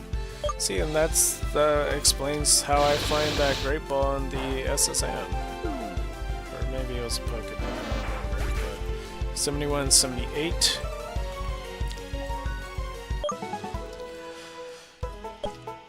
Team Rocket are left empty-handed after Jessie thought she threw the essence to Meowth. The stolen essence is revealed to be discarded on the ground nearby. The following day, everyone wakes up and notices Felicity's windmills are no longer turning. Ash and Riza's learn that the Eternal Flame has also been stolen. At the research pavilion, Torrin overhears some of his fellow researchers criticize him for ruining the presentation. Jason stands up for Torrin and tells the other researchers that Torrin's passion and deep understanding are the factors that qualify him as a scientist. At the cable car station, Mia and Kelly await the next ride. Kelly is deeply concerned for her uncle after what she said, but Mia assures her that Callahan will be fine. Meanwhile, Ash and Riza rush to the Felicity Stadium. Oops, I didn't mean to do that. Home of the Eternal Flame, and meet the mayor and Harriet there.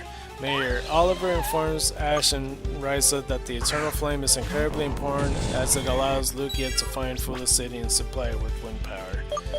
Okay, without the flame, I'm pretty sure Lugia will be fine finding where you are, alright? I don't think it needs a fucking fire within a building to find it.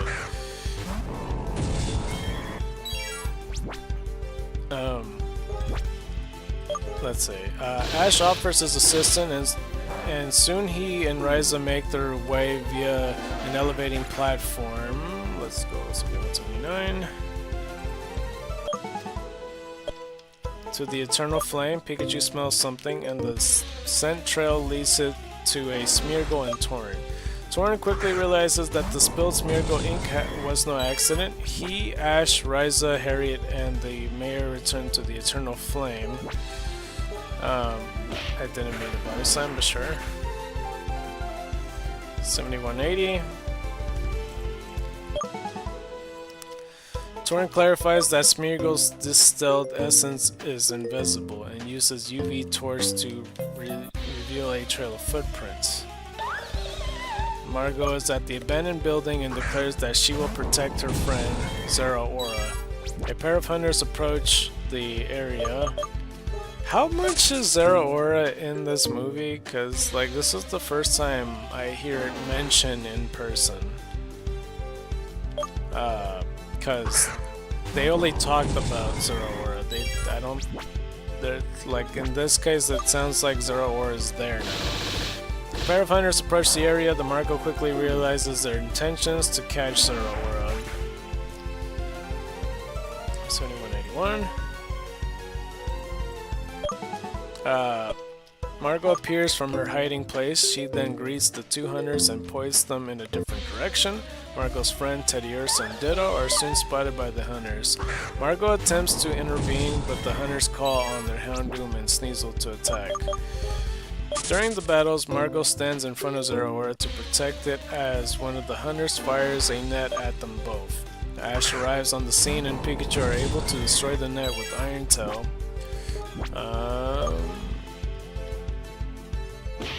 Did I miss? Fucking A. Oliver defends his daughter and threatens the hunters with legal action. The pair consider their actions before returning their Pokemon to the Pokeballs and fleeing. Harriet blocks Ryza from intervening with her cane. Threatening them to sue them won't work, clearly. I don't know who's the person that tried to do that, but that's stupid. Torn shines his torch on Margot's foot, which reveals that she was the one that stole the Smeargle ink from the lab. Dum dum dum. Margot, the daughter of the mayor, I think? Oh my god.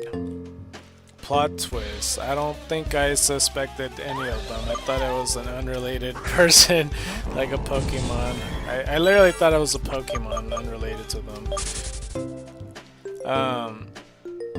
And as soon as he finds the Eternal Flame lying close by, Oliver scolds his daughter for causing so much trouble. But Margot goes on to tell how she first met Zeraora. She was playing with Teddiursa and Ditto when a rock slipped from a nearby mountain.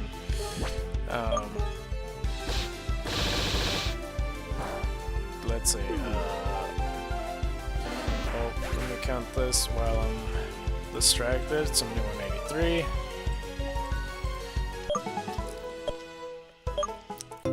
Margot opened her eyes and realized that she hadn't been crushed because Zeraora had intervened. In the process, Zeraora was injured, and so Margot felt responsible and decided to help it recover. Margot admits that she wanted to stop the Wind Festival from going ahead to avoid anyone finding Zeraora. As his daughter cries, Oliver's mood changes as he too has something to confess. Now, for fuck's sake, don't tell me it's a fucking Jerry Springer moment. Oliver details that Zeraora was once revered as the master of the land. That's the quotes. Master of the land. That's one of the most generic titles you could give anything. It's like, you don't understand. I am the master of the land. It's like, I feel like that should be in text-to-speech. On saying that alone, that's rather weird. Oliver details that Zeraora was once revered as master of the land and lived peacefully. He clarifies that it was people that caused the fire 50 years centuries ago, whereas Zeraora saved many of the wild Pokemon from the flames. Zeraora went on to become incredibly hostile towards humans because of their greed and disregard for nature. Okay. 7185. The previous mayor of Fulla City decided to leave. Oh wait, no. Decided to lie to the people to protect Zeraora, declaring the mountain as a no-go zone, and the Zeraora had vanished. So the mayor knew about this. He didn't do the best job hiding him, though. And he told them that he just magically vanished. I mean, I guess it works with this Pokemon, I guess. I don't know. Suddenly, a giant explosion occurs, the result of Torrent's Effect Spore essence that was stolen by Team Rocket. A giant purple plume. I still don't understand how you could steal Effect Spore. Like, the what? But yeah, a giant purple plume of smoke reaches high into the sky, and effect Spore's devastating effects are already impacting the wild Pokemon. Torn has Chansey use aromatherapy to heal a trio of Pidgey, and he admits that he created the solution to deal with human diseases. You have that power? What the fuck? The mayor receives an urgent phone call to inform him that the Effect Spore's essence is spreading throughout Fulla City. Ash springs into action and declares that everyone should do something about the situation. Yeah, no shit, Sherlock. 7186.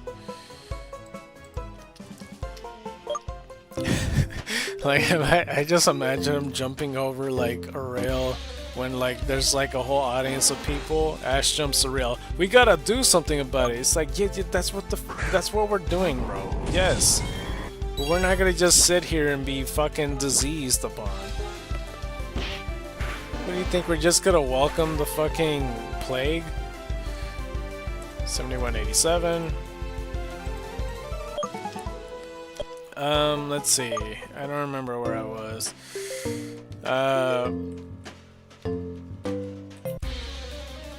Let's see. Risa asks how exactly, and Ash replies that with their Pokemon pointers by their side, anything is possible. Wow. Ash novel, Pokemon Power entertains the group, but also inspires them to want to help. Let's go count this. 7188.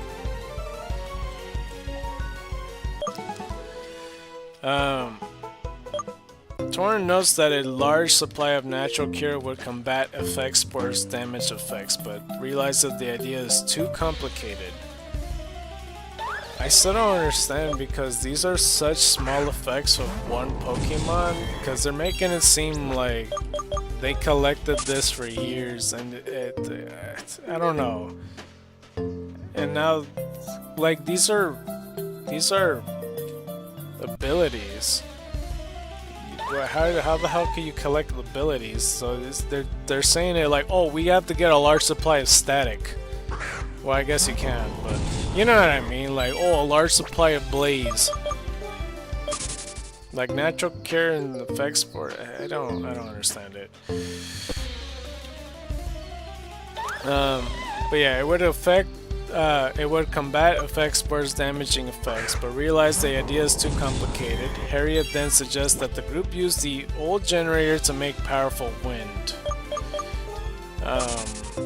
Margot asks how they will fix it, and Harriet retorts that she builds the facility with that. Harriet and Torn head over to the power plant, while Ash, Margot, and Riza remains behind to treat Zeraora and any other injured Pokemon.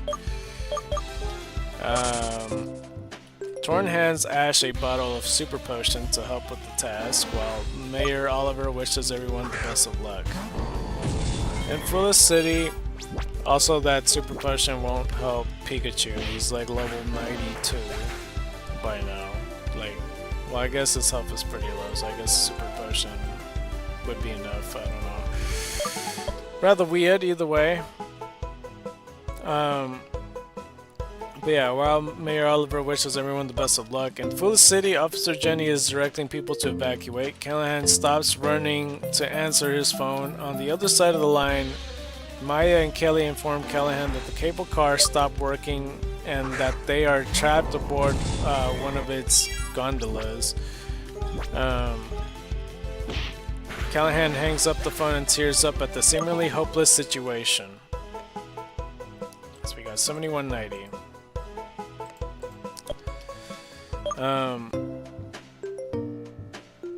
Sudowoodo appears and wants to help Callahan despite his hesitance. Sudowoodo's eyes tears up as it holds Callahan's hand and pleads with them.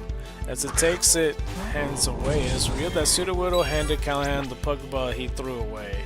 Callahan is touched by the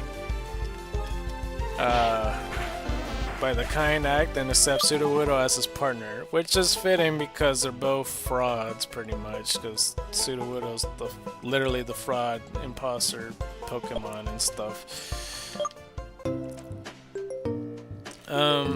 Let's see here. What was I at on this?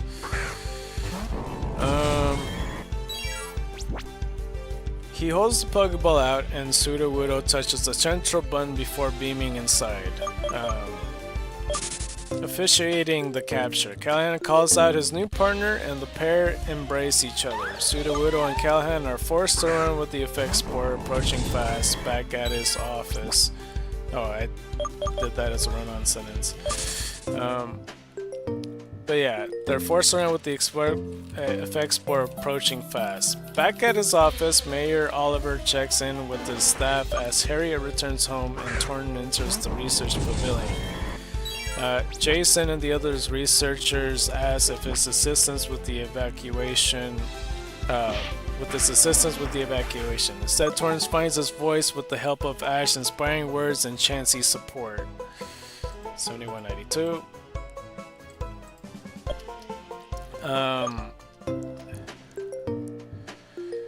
And the researchers pledged their support to make a large quantity of natural cure. How? How? I don't understand how. Large explosions erupt in the forest around Fulla City. Harriet and Callahan make their way to Officer Oliver's office. The trio rushes outside and notices flames near the power plant, followed by a mass power outage across the city. So we got 7193.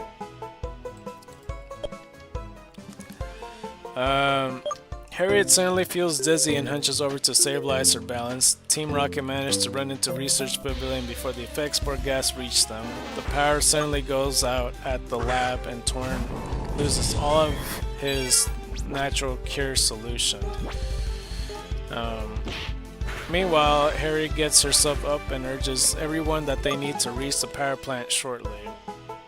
7194.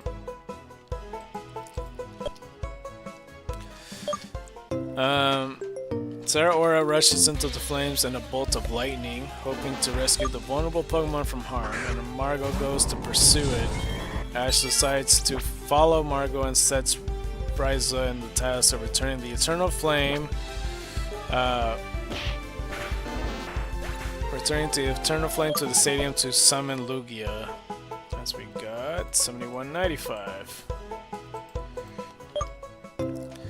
The magnitude of the task scares Ryza and she declares that she cannot run anymore. Eevee perks up and drags the Eternal Flame over to Ryza. After seeing Eevee's determination, Ryza overcomes her limits and decides to return the Eternal Flame. Ryza promptly throws... Hold on, maybe 7196.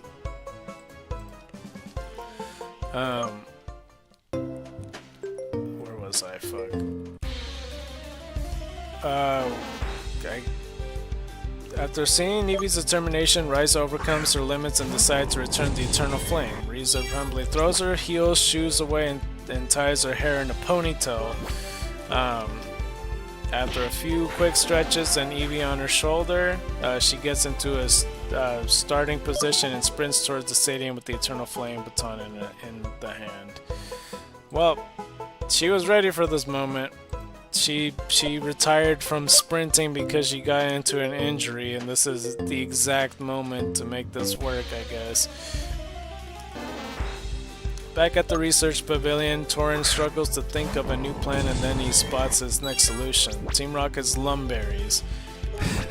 You know, I was just thinking to myself, if they were just in the smoke, just use paralyzed heals or something, full heals. Lumberries work just as well. So it's like they got nothing to worry about.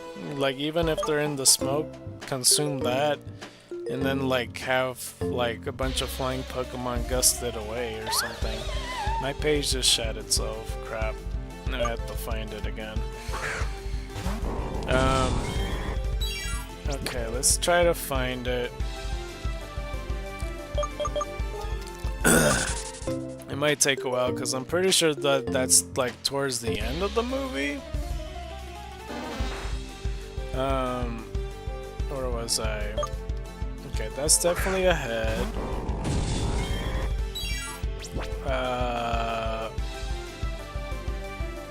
Okay, that's definitely still ahead. I got 2 more of those. Still ahead, doesn't look familiar. Oh, okay, I think I'm pretty close to finish. There's like a couple paragraphs left. 71.99 by the way. Not too terrible. I don't remember where I left off at though. Back at the research pavilion, Torin struggles to think of a new plan, and then he spots his next solution, Team Rocket's Slumberries. Meanwhile, Callahan with Harriet on shoulder find themselves at a standstill because of the flames blocking their path. Callahan suggests that they just spray the fire with water, but Harriet abruptly says no. In a flashback, Harriet recalls that she lost her beloved Snubbull in the fire 50 years ago. It just keeps adding, holy crap. It's just like untold backstory upon untold backstory. But we got 7,200. Nice. 7,200. Let's go ahead and go to the Pokemon Center right quick. And yeah, if you guys are new, be sure to, you know, if you're feeling generous, consider donating. I got PayPal, Venmo, Cash App, Zelle, Patreon, and GoFundMe, but preferably GoFundMe and stuff. And if you're interested in the giveaway, we got ourselves 3 Shiny Hysteric, which is like a fake Emon within this game in Pokemon Xenoverse, and then also a Shiny Nose Pass up for grabs. Higher priority if anybody's bidding for it, but you don't have to bid for it if nobody's bidding for it, because it's been like 50 streams so far, and if you're interested, you could just ask for it. But if somebody bids for it, if they have donated, then they get priority. There's also Eevees up for grabs. First come, first serve for that. So you don't have to bid for that whatsoever. You can ask for any Eevees for whatever nature it is, and then I'll give you that. The only exception to the rule is if I get a shiny Eevee that belongs to me. If I get a second shiny Eevee, then that may belong to somebody else, because there'll be a giveaway thing for sure. 7201. But yeah, just letting you guys know, because I still don't really know if there's I don't know how many people are currently here. I can't really tell because my YouTube studio's been fluctuating. But yeah, that's for the most part. Anyway, let's go back to reading this thing. I just need to find my spot where I was. Let's see. Callahan and Harriet's Pokemon declares their allegiances, and Harriet is certainly reminded of the key that Snubbull saved before it perished. Of the key that Snubbull saved before it perished, okay. I imagine she wore like a necklace or something, I don't know.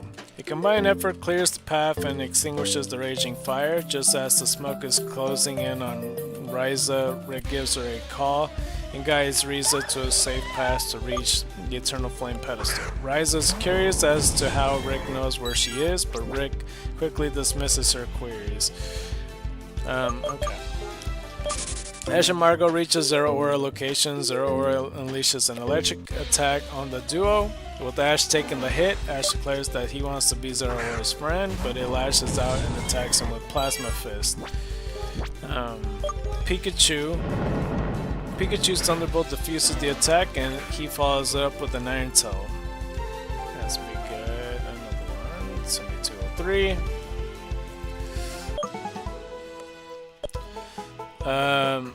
Zero Aura uses close combat to protect itself. Later, Pikachu's quick attack collides with Zero Aura's Thunder Punch.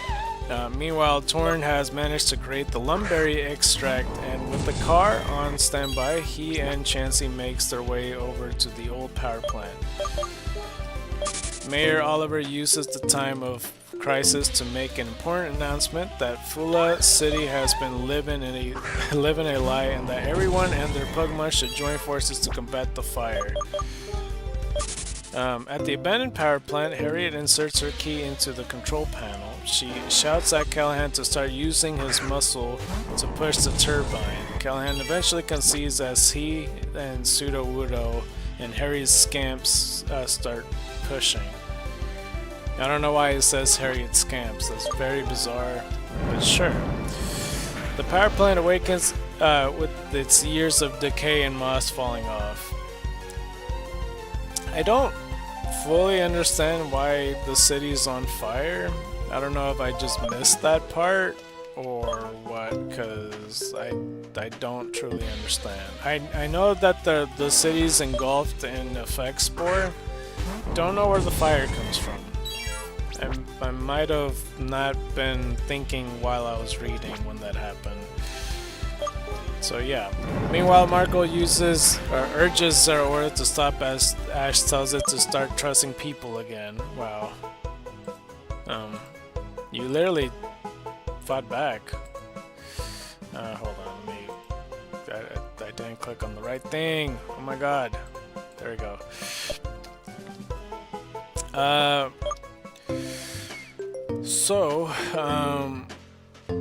Where was I? Shit. In Defiance, Zero Aura lashes out again, but a Plasma Fist attacks rushes towards the rescued Pokemon. Ash jumps in to defend the Pokemon. Margo and Pikachu are relieved to see that Ash is okay, and Zero Aura helps the young trainers to his feet.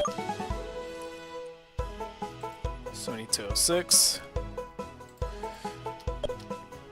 Torn has now arrived at the power plant, and Callahan then offers to throw the Lumberry concentrate onto the propellers. How is he getting these things? I swear, they talk about effect spore, they talk about fucking natural cure, they have these super potions, they've been talking about Lumberries, and now they got Lumberry concentrate? What?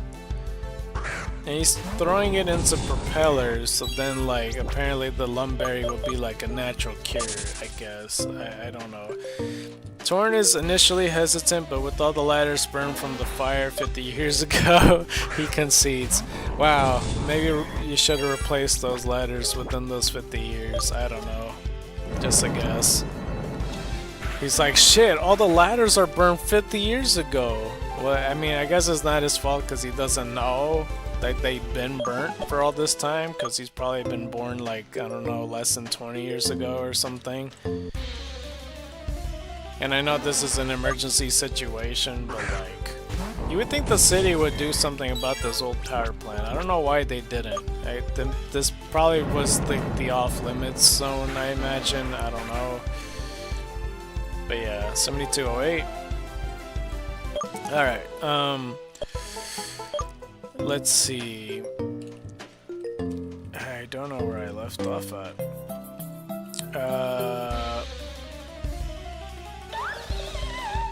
Torrent then joins Pokemon in pushing the turbine to move the propellers. Callahan weighs up how he is going to reset propellers before the debris breaks the containers of essence.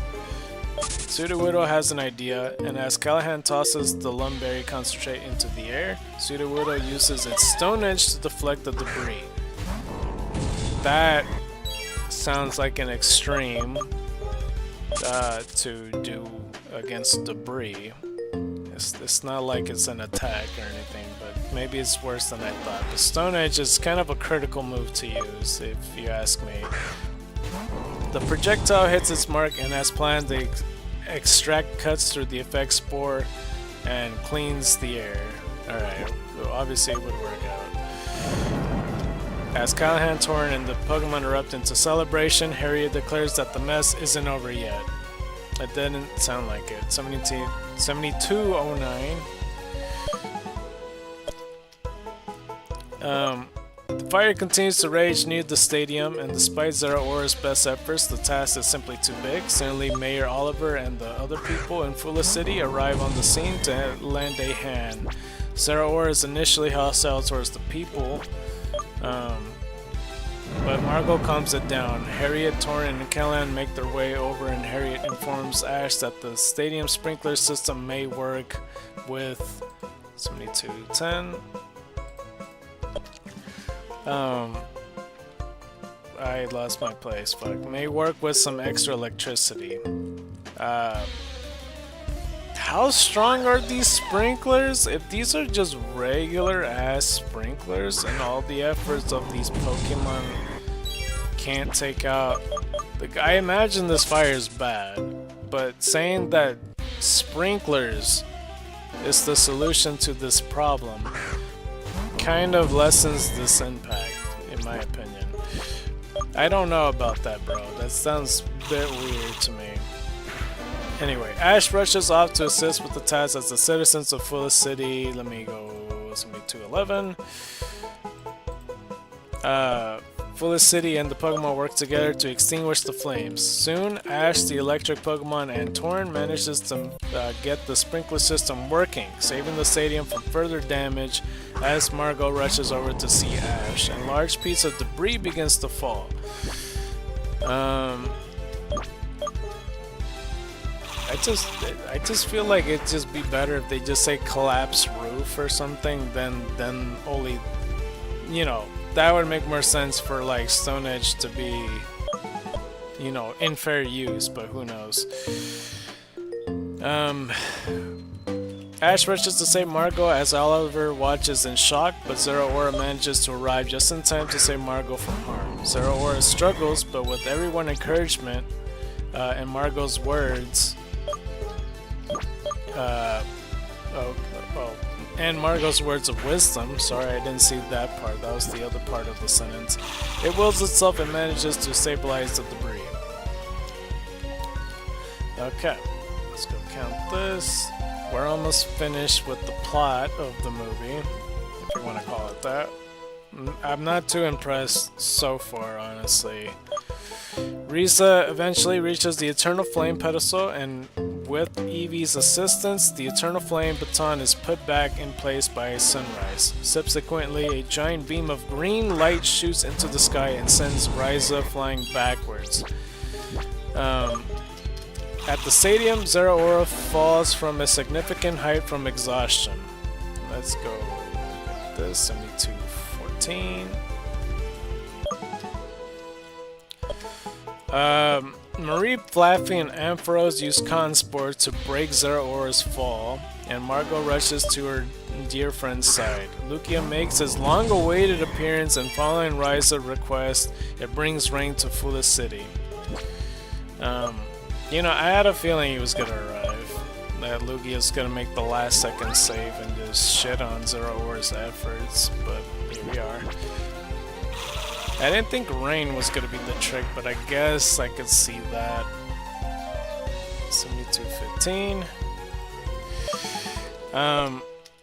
Ash and the others see Lugia fly into their line of sight and are relieved that Risa made it to the Eternal Flame. Mayor Oliver declares that Lugia and Zeraora once again saved the city. Harry corrects him and adds that, in fact, everyone saved Fulla City. Don't reduce Zeraora's efforts, okay? Fucking don't include yourself. You know, you're worried about burned ladders and shit. It might be the other guy, but for fuck's sake, man. Taking the fucking credit. Amazing. Lugia continues to soar through the skies and ushers in the winds, causing Fulla City turbines to once again turn. Does it? Is there no natural wind that goes through that city or some shit? Like, I don't understand that part. Like, how? On the final night of the festival, Mayor Oliver recites Ash's insightful line. If one can't do something alone, no, one can with Pokemon. Okay. Wait, I have more? No, I don't.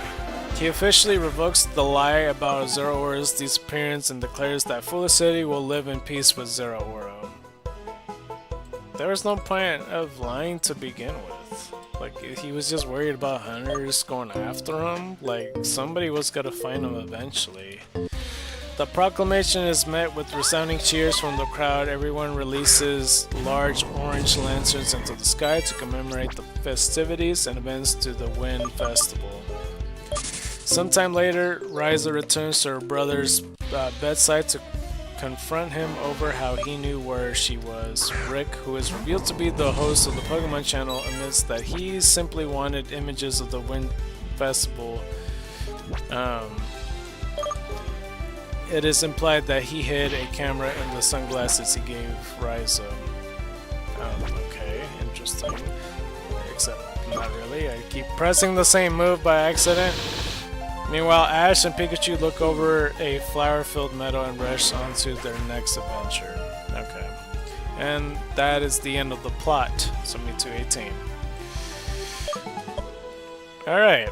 So we got featured Pokemon, Lugia and Zeraora, major events. Let's see.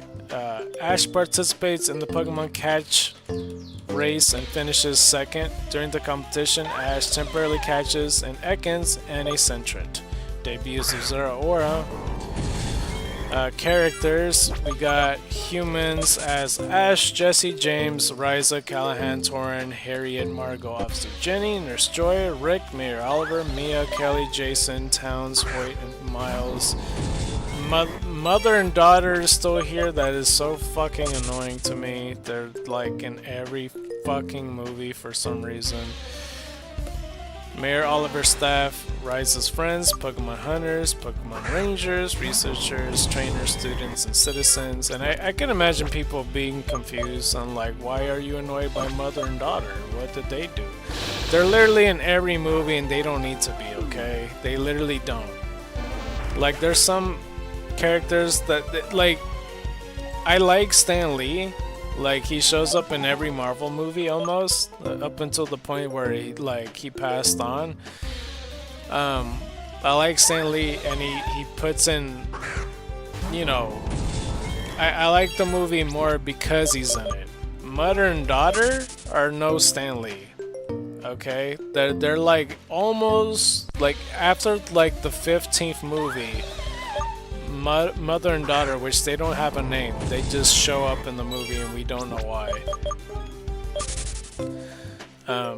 Anyway, Pokemon. Pikachu's, Meowth, Wobbuffet, Eevee, Sudowoodo, Chansey, Staryu, Luranus, Smeargle, Vileplume, Snubbull, just scrolling up, Blissey, Growlithe, Phanpy, Sneasel, Houndoom, Bayleaf, Poliwag, Machokes, there's 5 of them apparently. Meryl, 2 of them, Apom, 3 of them, Magby, 6 of them, Paris, 4 of them, Wooper, 5 of them, Elekid, 6 of them, Skiploom, multiple, Caterpie, Bulbasaur, 2 of them, Lickitung, 2 of them, Quagsire, multiple, let's go with this, 72, 20,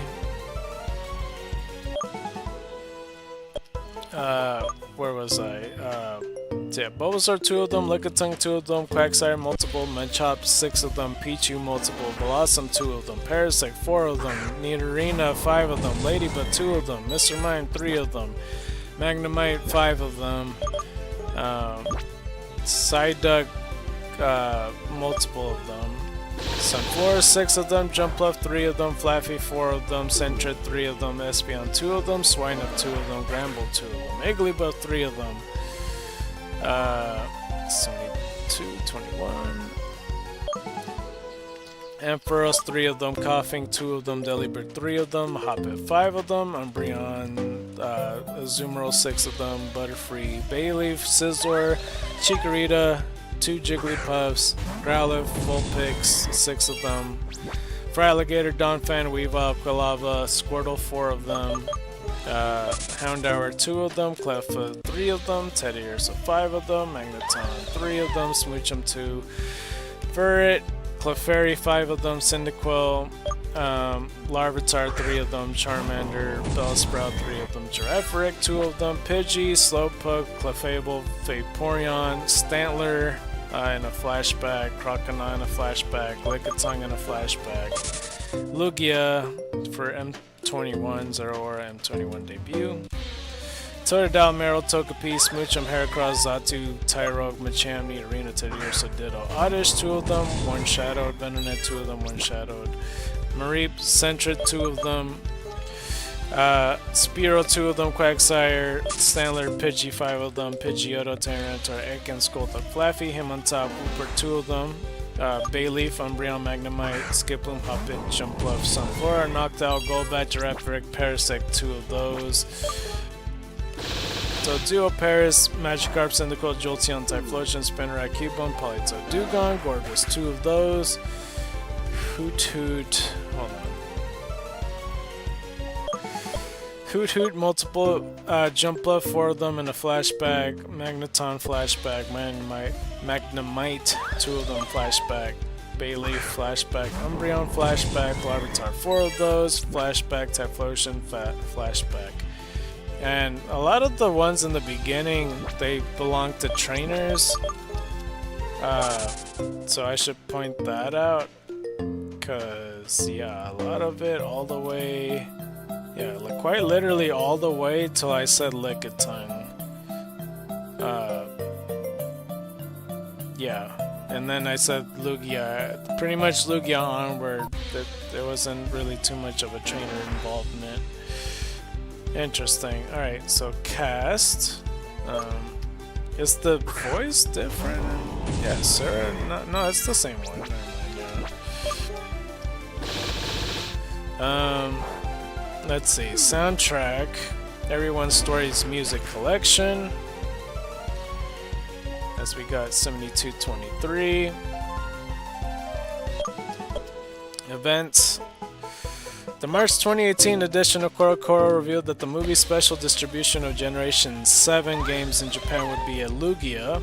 It is at least level 100 and possesses hidden ability multi-skill, as well as the moves Aeroblast, Defog, Tailwind, and Hurricane. It's all about the wind. It's the beast of the sea, and it's all about wind. And the latter of which it cannot normally learn. It is nicknamed Wind Lugia in reference to his role in the Wind Festival in the film. It was distributed via serial codes that were distributed. I just got a notification. Hold on, I got distracted because of that notification. And that is 7224.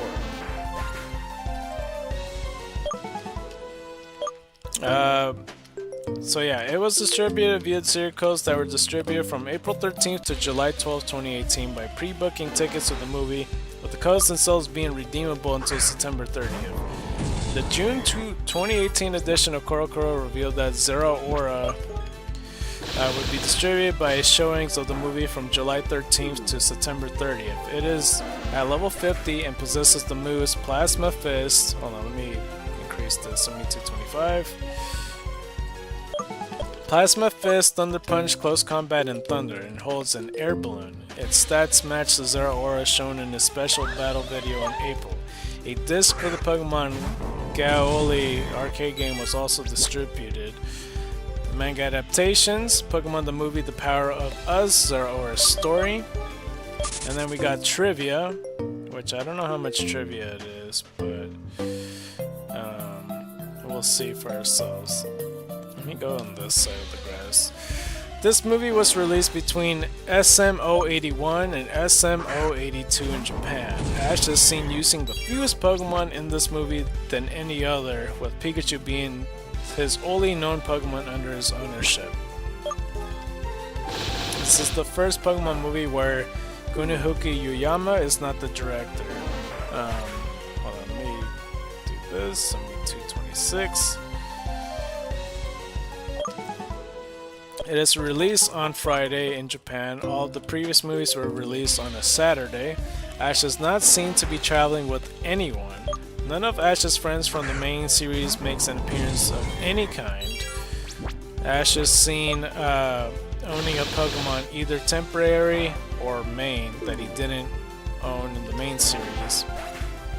Let's go like this. 72, 27. Any talking Pokemon? Oh my god. Any talking Pokemon other than Meowth are not featured since Destiny Deoxys. Team Rocket was directly responsible for its conflict. In prior movies, Team Rocket either acted as comic relief or otherwise attempted to help quell the conflict. The region the movie takes place is never confirmed. I ran out of those moves. The movie's English subtitle is a reference to the English subtitle The Power of One. Both movies also feature Lugia and shares their titles with the respective English ending themes. It's almost like they did it on purpose. 7228. This is the last movie to feature Unsho's Ishizuka as the narrator prior to his death in 2018. This is the first movie since Mewtwo Strikes Back to have post-credit scenes. Okay, I'll keep that in mind when I watch it. This is the first movie since Genesect and The Legend Awakened to have its dub retain the original soundtrack. 7229. In American theaters, the movie was preceded by each dubbed opening theme for the TV series, exclusive Who's That Pokemon segments, clips, medleys of Ash, Charizard, and all the evolutionary stages, Jigglypuff and Pikachu set to electric guitar music, originally from the official Pokemon YouTube channel. I'm gonna be honest, I don't know what the fuck they're talking about.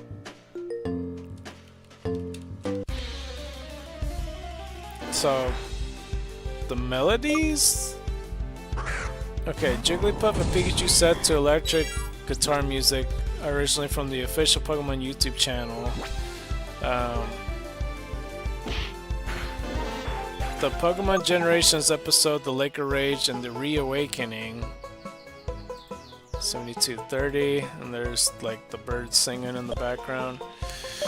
And an interview video with Kunihiko Yoyama on directing the Pokemon movies and Rob Letterman on Pokemon Detective Pikachu called A Pokemon Journey with Kunihiko Yoyama, as well as advertisements of the Pokemon TV app, the PokemonCenter.com/shop, the digital release of Pokemon Adventures, the Pokemon Sun and Moon, the complete collection DVD set, and Pokemon Let's Go Pikachu and Let's Go Eevee. UK showings omitted all bars, the Generation episodes, and interview, but included advertisements for the UK Pokemon magazines and Pokemon Let's Go Pikachu and Let's Go Eevee. Let's see here. And a trailer for Detective Pikachu. Fathom Events also held a promotion to issue free tickets for Regal and AMC showings to those who supplied a Pokemon-related teamwork story befitting the theme of the movie via various sites. That is a lot to read, and honestly, no idea what it said. Alright. The movie grossed $789,000 and okay, well, I don't think I read that right. $789,170, $789,170 during its theatrical runs in the United States. That's not a lot of money. Well, it's a lot of money, but it's not like movie amounts of money, because it'd be $1 million. This is the last Pokemon movie to be released in the Heisei period. I don't know what that means. This movie holds a score of 71% on review aggregator website Rotten Tomatoes, making it the highest rated Pokemon movie on the site, as well as the first to receive fresh rating. I didn't like this movie, from what I've read. I mean, watching it might change my mind, but I am not impressed reading it. I could say that much. Zeraora and Luranus are the only Generation 7 Pokemon to appear in this movie. This movie marks the first appearance of a Typhlosion in the animated series since Poetry Commotion over 14 years prior. That is crazy and an injustice. This movie also marks the first appearance of a bay leaf in the animated series since Ash last appeared in The Dream Continues over 5 years previously. This is the first Pokemon movie to not feature a CGI title sequence and instead use a simpler title card. Errors. When Rise is watching Ash chase a Tyranitar during the Pokemon catch race, the shell on a trainer Squirtle is miscolored, the same blue as the rest of its body. After Ryza takes off her heel shoes, they disappear after a few scenes. Okay. 7233. Dub edits. The Power of Us replaces Breath as the ending theme. Much like the previous movie, the ending credits in the Disney XD versions are significantly shortened to 30 seconds, played over a black screen, and utilize a short clip of The Power of Us for music. Okay. And that's pretty much the end of that. There's references here, a snippet on Pokemon.com.jp or .co.jp, I guess. During the movie announcement reading, a new adventure started by I Choose You, the movie latest info on 2018 Pokemon movie is finally revealed. I guess was referred to. And I think that's pretty much it for that. I've got to read the manga side of things though in a second. Pokemon the movie, The Power of Us at Wikipedia. Japanese movie website, Pokemon.co.jp movie website, Fathom Events website. Alright. Cool. Alright, now let's go to the manga page on the Bulbapedia. So I'm gonna scroll back up. It's on the same Bulbapedia page to go click on the next one if you guys are following along. I just realized I almost counted me running away from a phantom. Because I almost followed my habits. Okay, so I'm scrolling up all the way. Wait, am I at plot? Where am I? I think this is plot. I don't want to scroll that much. I think it's below major events. Damn it.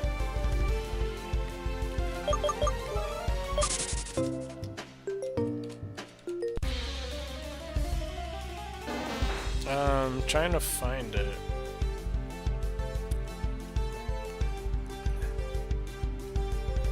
Oh crap. Maybe it's after. Oh yeah, here it is. Okay, so it's between trivia and events, I guess. Manga adaptation, main article, the Pokemon the movie, The Power of Us, Zero story. So I'm gonna click on that. So if you guys are still following along, it shouldn't be much of a a lot of the manga pages aren't that long. Well, definitely not as long as the other one. So that's the good thing of it. But yeah, the notification that I had, I guess King Corfish is streaming right now too, so there's that. Let's see here.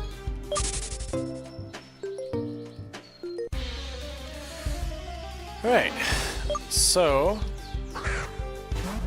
Pokemon the movie, The Power of Us, Zero story. And it says Pocket Monsters the movie, everyone's story side story. Episode 0 Aura. Let's go count this. 7236.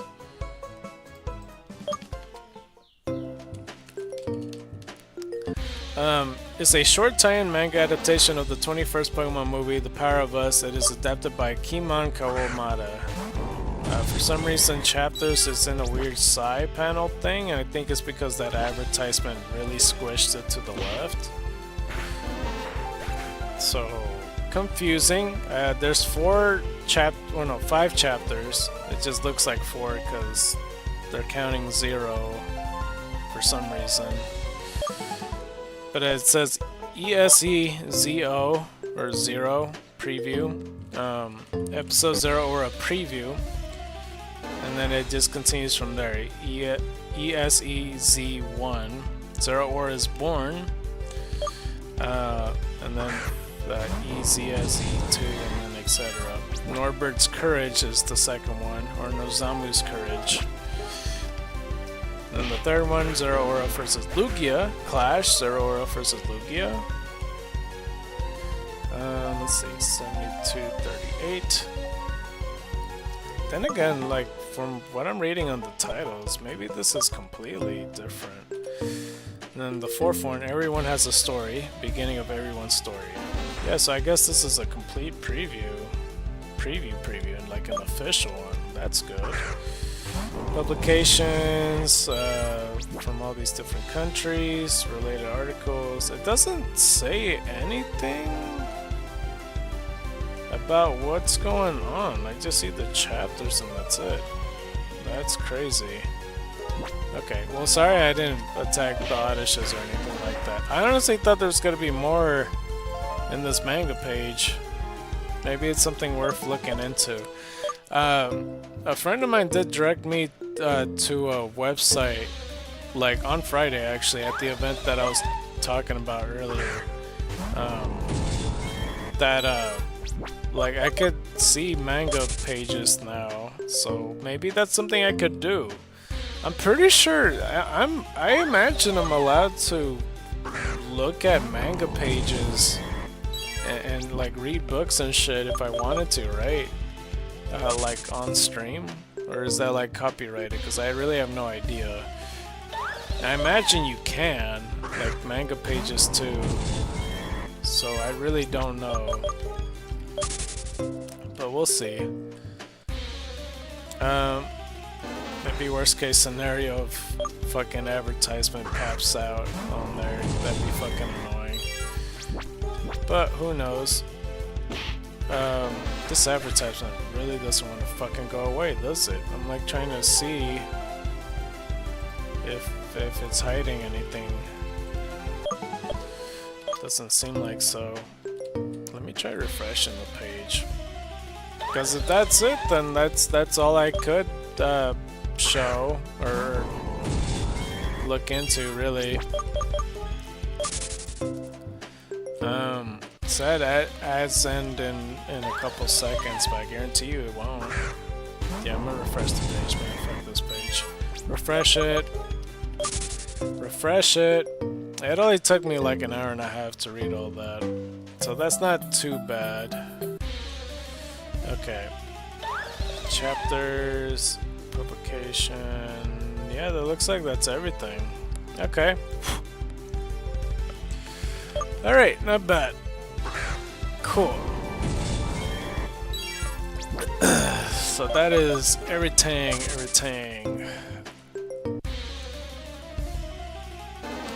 But yeah, I don't know. I wasn't too impressed with the story, because from my understanding, Ash got to that town with this Pikachu.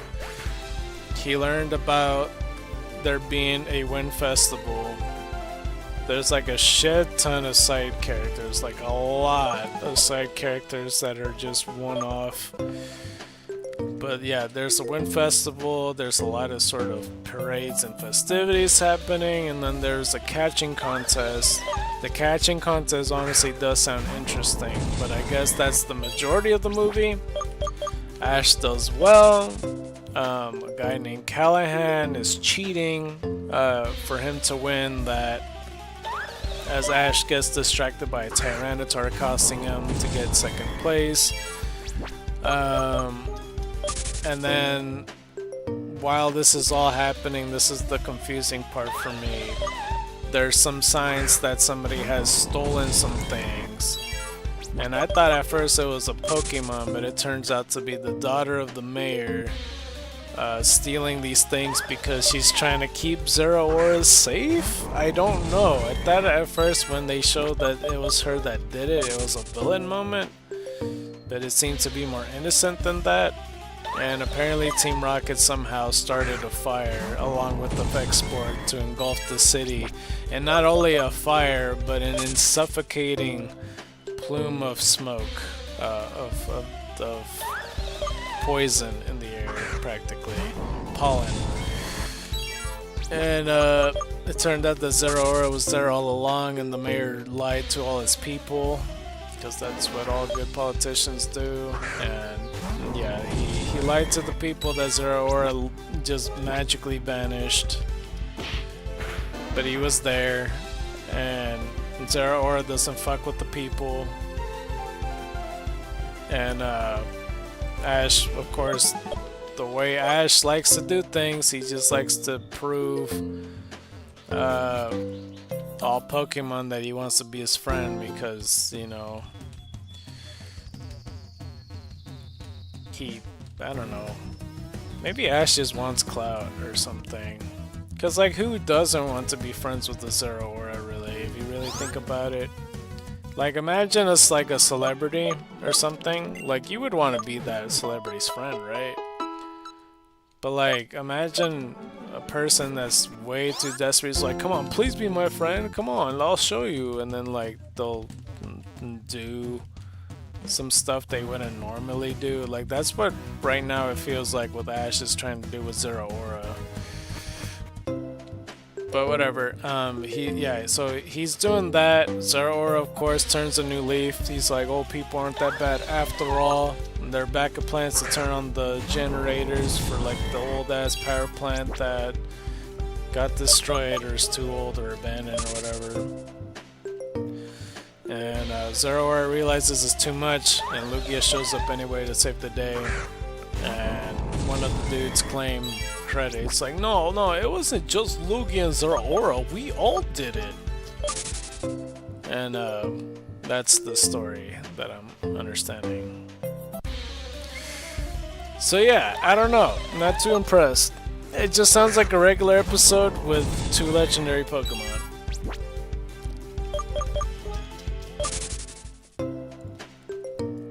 Don't get me wrong, I really like Zeraora a lot. Lugia I'm so iffy on.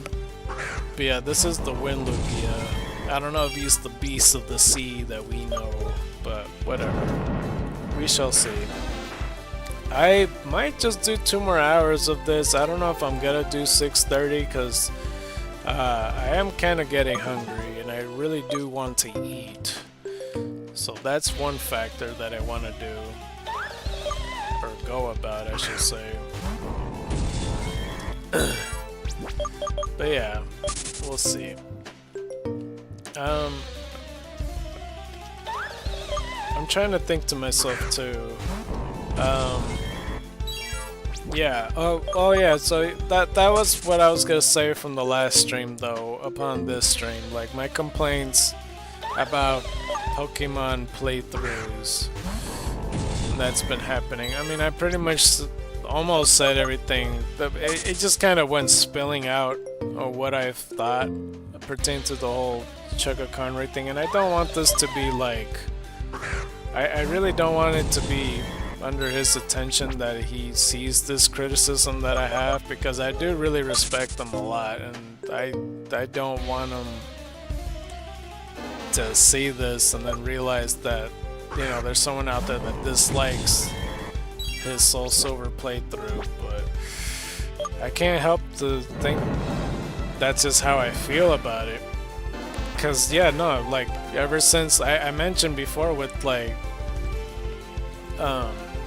from the last stream, I mentioned that the first PokeTuber I ran into was Killer Nacho, and I mentioned I was hooked with him. And then, like, there was another guy named Snowflake that always talked about ScarKnight. And then, like, from there, I watched ScarKnight, and then, like, watching other people do their Let's Plays. And then I saw the Let's Play community, and that kind of branched off from there. You know, and I had also mentioned as well that, like, you know, in the editing side, people like Attacking Toucans and Game Boy Luke and stuff like that. Even Shane Dawson to a degree with their editing work, you know, it kind of pushed me to do better with editing. Is this 237? Okay, 237. Oh, at the event. This is the first time I've heard a kid scream out 6-7, so it felt random because nobody,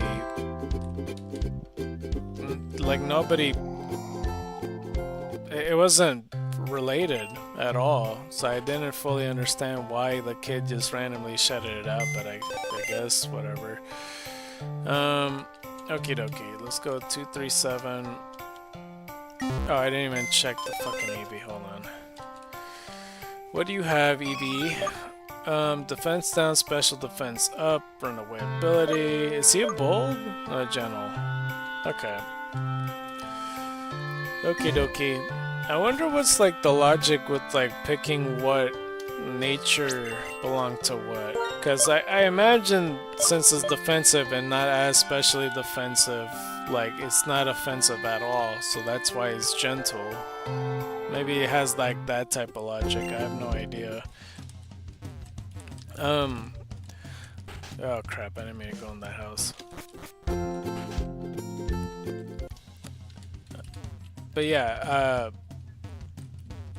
essentially, like, through YouTube, the whole reason why I was watching all these Let's Plays and stuff, that it's all started with me watching Crystal version, and, you know, eventually it branched off to me watching, like, Hardy Tech Yo-Yo, because he's, like, the first guy that I saw doing Nuzlocke and stuff, and from there I saw, like, King Nappy and Game Boy Luke and stuff like that.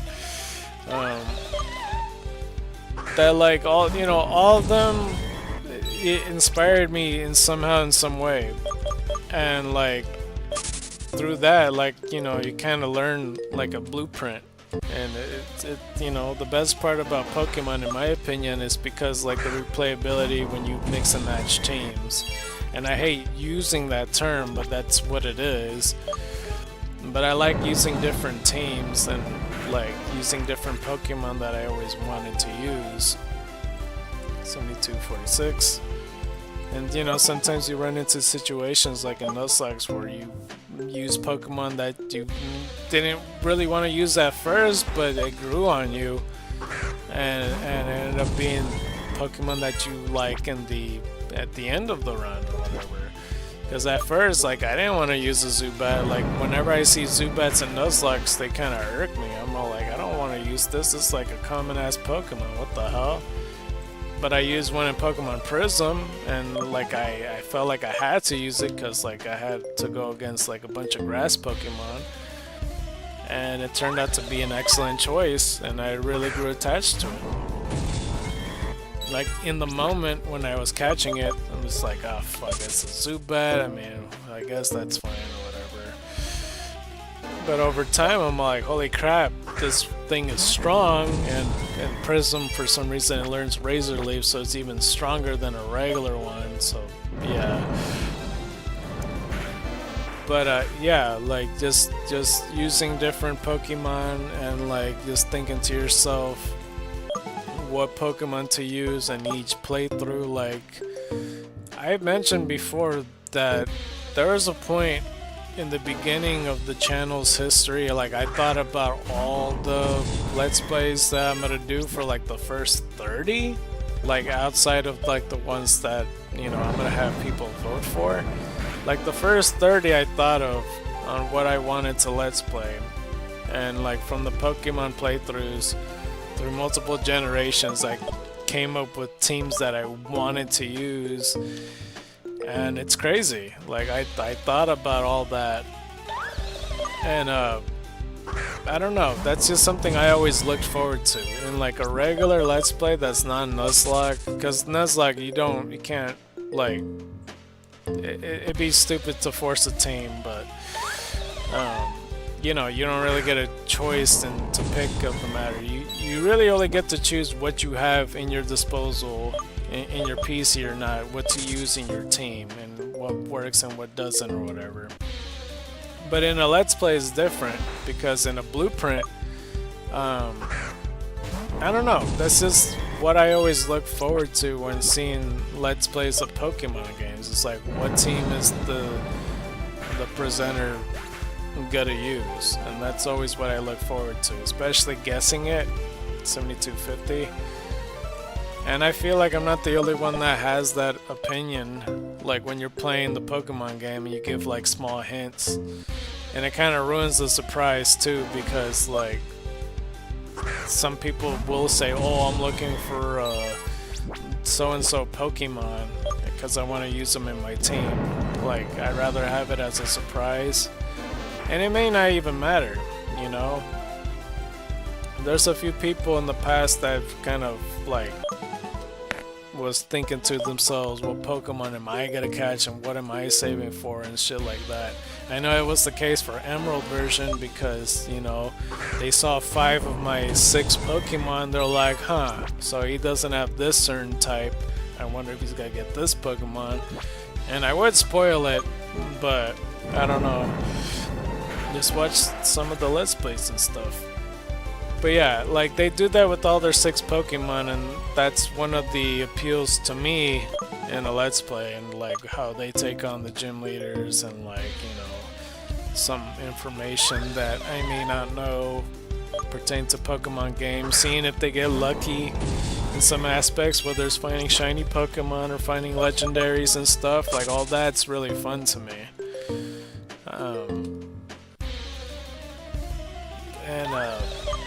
And like I said, like I understand on a normal day, because obviously me, like, you know, I have my own different playthroughs as well. Like sometimes I, you know, only use a Bulbasaur for one run and that's it, and get him into a Venusaur. Sometimes only Charizard or Blastoise or whatever.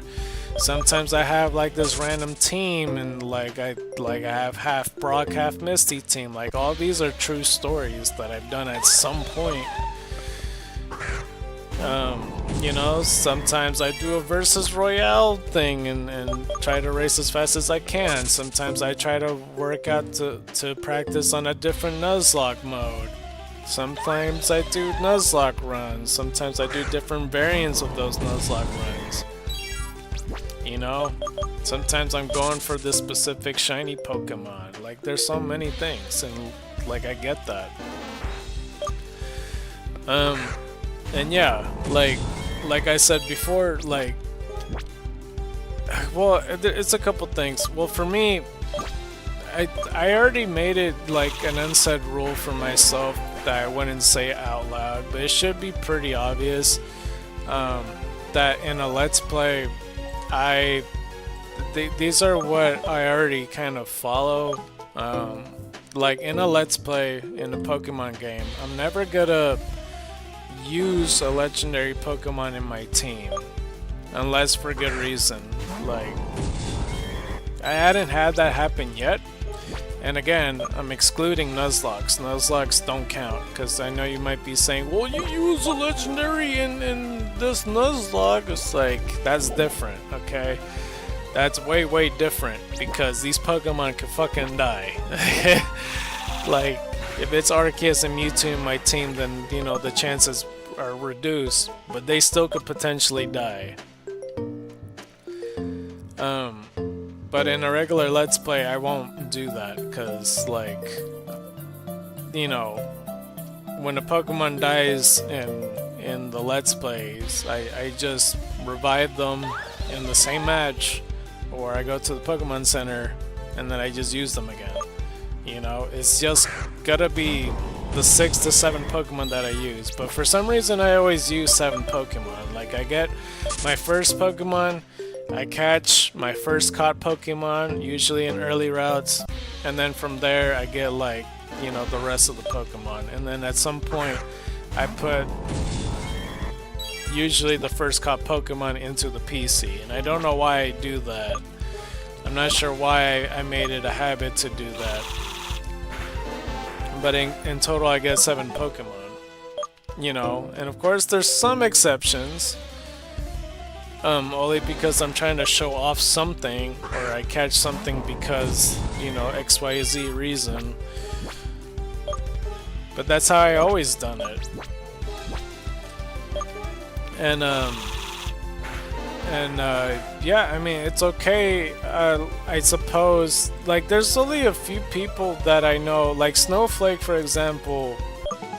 he used a legendary Pokemon in the past in his team, because he used the strongest Pokemon, Oli, in his opinion, like in every playthrough. Sometimes they're very repetitive Pokemon, but that I always kind of accepted that. I feel like he never really broken that rule, because he would have an Alakazam in one playthrough, and then the next playthrough he used another Alakazam, and then like in another playthrough he used Gardevoir and stuff like that in the 3rd gen and stuff. Because in 3rd gen he used a Regice. I don't remember if he I think he used Suicune in 2nd gen, but he's fine with using legendary Pokemon because he can, and that's within his rules, and it never felt like he broke it. He's just always been that way. And it feels different in Chega's playthrough, because like through the blueprints, because like I said, like all these people that are doing just Let's Plays, like they pick their team, and it's always interesting what they're going to pick and stuff. And I think what it is in its core, I feel like there's a lot of broken rules within this. I think, I don't know, I'm like trying to figure out in my head what is it exactly that I don't like about this playthrough that triggers me so much, and I don't know what it is, because I've seen almost every single Let's Play. I'm not really sure what changed. I didn't watch all of Platinum, and I didn't watch Black and White or Black 2 and White 2. But I've seen everything else. I've seen Fire Red, I've seen Crystal version, I've seen Emerald, and then like that's when he started Platinum, and I think I only watched like 1 or 2 episodes. I don't know how many I watched, but it's always been the same, and for the most part I always agreed with a lot of stuff, and I always learned a lot of stuff from him. And I feel like his Crystal version is way better than his Soul Silver one, and I know people are gonna beg to differ. Because, yeah, I don't know. Fire Red, I remember him using a Persian and shit like that. Crystal version, I remember the time he got lucky and got himself a shiny Koffing. Emerald version, I don't, for some reason, remember too much about his Emerald version. I don't know why it escapes me. I think he used Torchic? I think? Could be wrong. I don't know. Emerald's escaping me, but I just, like, I don't know. For Platinum version, like, since I'm in the beginning, like, I know he picked the Turtwig. 5th gen and 6th, or like 5th gen and the sequels, like I kind of guess what he got, because there's like a couple clips that I've seen. Like I know he got an Embor at some point, and then so on and so forth, but I don't know. I know he favors 5th gen more than 4th gen. I'm like the opposite. I'm a 4th gen baby, so yeah, I'm one of those guys. That's not the reason I didn't watch Black and White. I just, like, you know, I wanted to finish Platinum, and I didn't want to move on to Black and White, even though I went on and watched Heart Gold and Soul Silver anyway. It's because I was watching his previous Let's Play. So yeah, so I watched the following one. I forgot what Let's Play he had last. What was it again?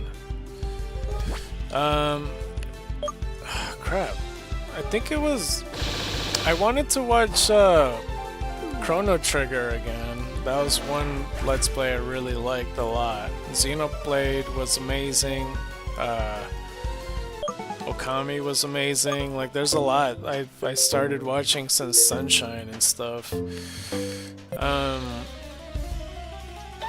trying to remember.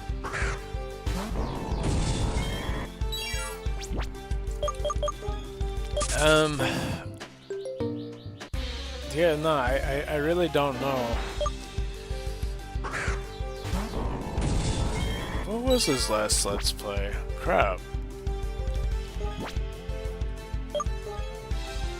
It was Kingdom Hearts. That's what it was. I was watching Kingdom Hearts. I was always curious on that, and I figured because he's Let's Playing it, I might as well watch it.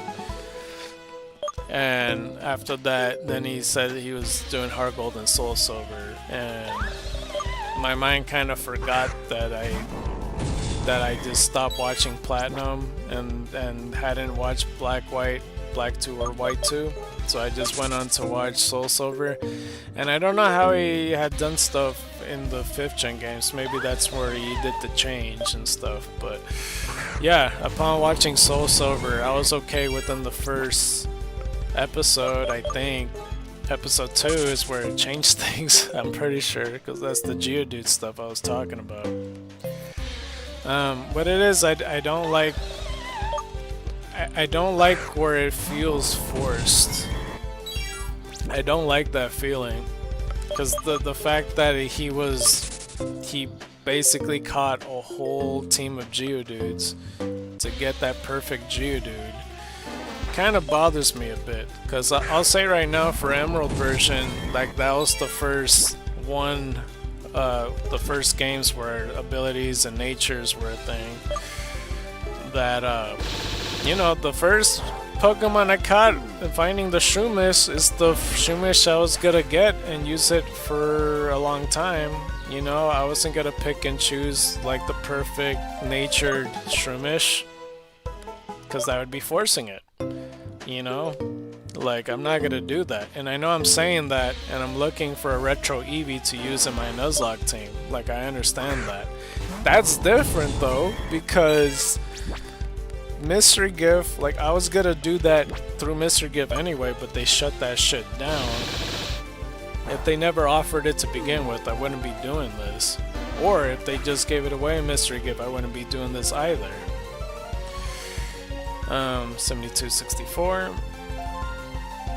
And I've already committed too. I didn't think it was gonna be this long to do this stuff.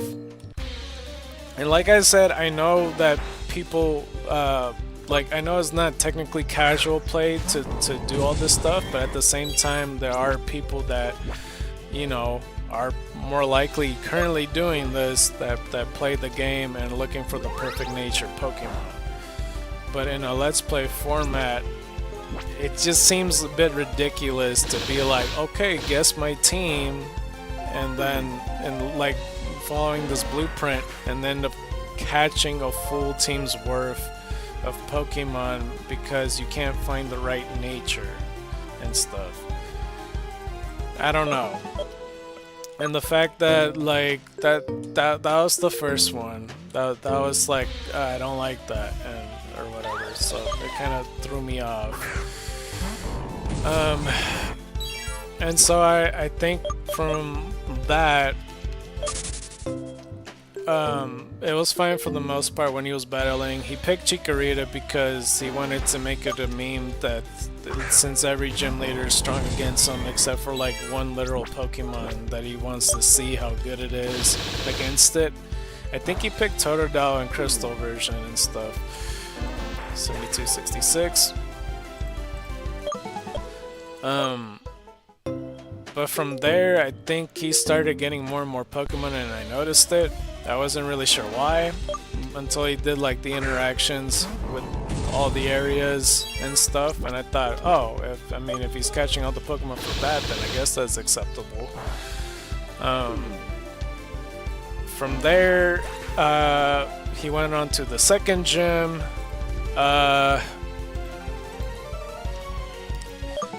Like, it threw me off for a while because even then he had like 4 Pokemon in his team, and I wasn't even sure if that was 4 Pokemon he was keeping or if it was 2. Oh, okay, that's what it was. Yeah, after the first gym, and remember this is still pretty close to episode 2 where I was annoyed by it. Personally, I would have saved this till like close to post game, but doing the Sinjo Ruins event, I guess, is fine. I suppose. I didn't know you could just do it then and there, but he showed that side off. I didn't know you could access that anymore, but he did the Sinjo stuff. you know, Arceus gave birth and it breeds an egg, and he got himself a Palkia and a Dialga and a Giratina. Again, I personally would have saved that till post game, but he just has them because why not? Just for shits and giggles, he, you know. And every time there's a cameraman, ha ha ha! It's so funny when he takes a picture and Palkia's in the background, ha ha ha! It's like, yeah, you put him there, man. Like, yeah, I don't know. Like, obviously, it's gonna happen. So yeah, that was after the first gym. And then to the second gym, after the second gym, he got himself Headbutt. He kept backtracking a lot. He headbutted trees to catch multiple Apom because he wanted to use Apom for pickup, because he wanted to pick up a lot of items.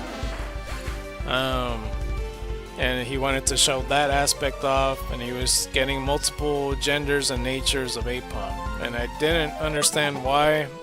It was later revealed that he wanted to breed Apoms and stuff, and I'm like, oh. Fun fact for you, Ambipom is, you know, at least top 5 least favorite Pokemon. It's just a weird monkey with like foam finger hands and I don't know, and a weird nose. Like, he was my second least favorite Pokemon, but like the Impidimp evolution and Sableye, like, you know, kind of took its place. So yeah, there's that. So it doesn't help that I don't like Ambipom to begin with. But he has a shit ton of Apoms and stuff that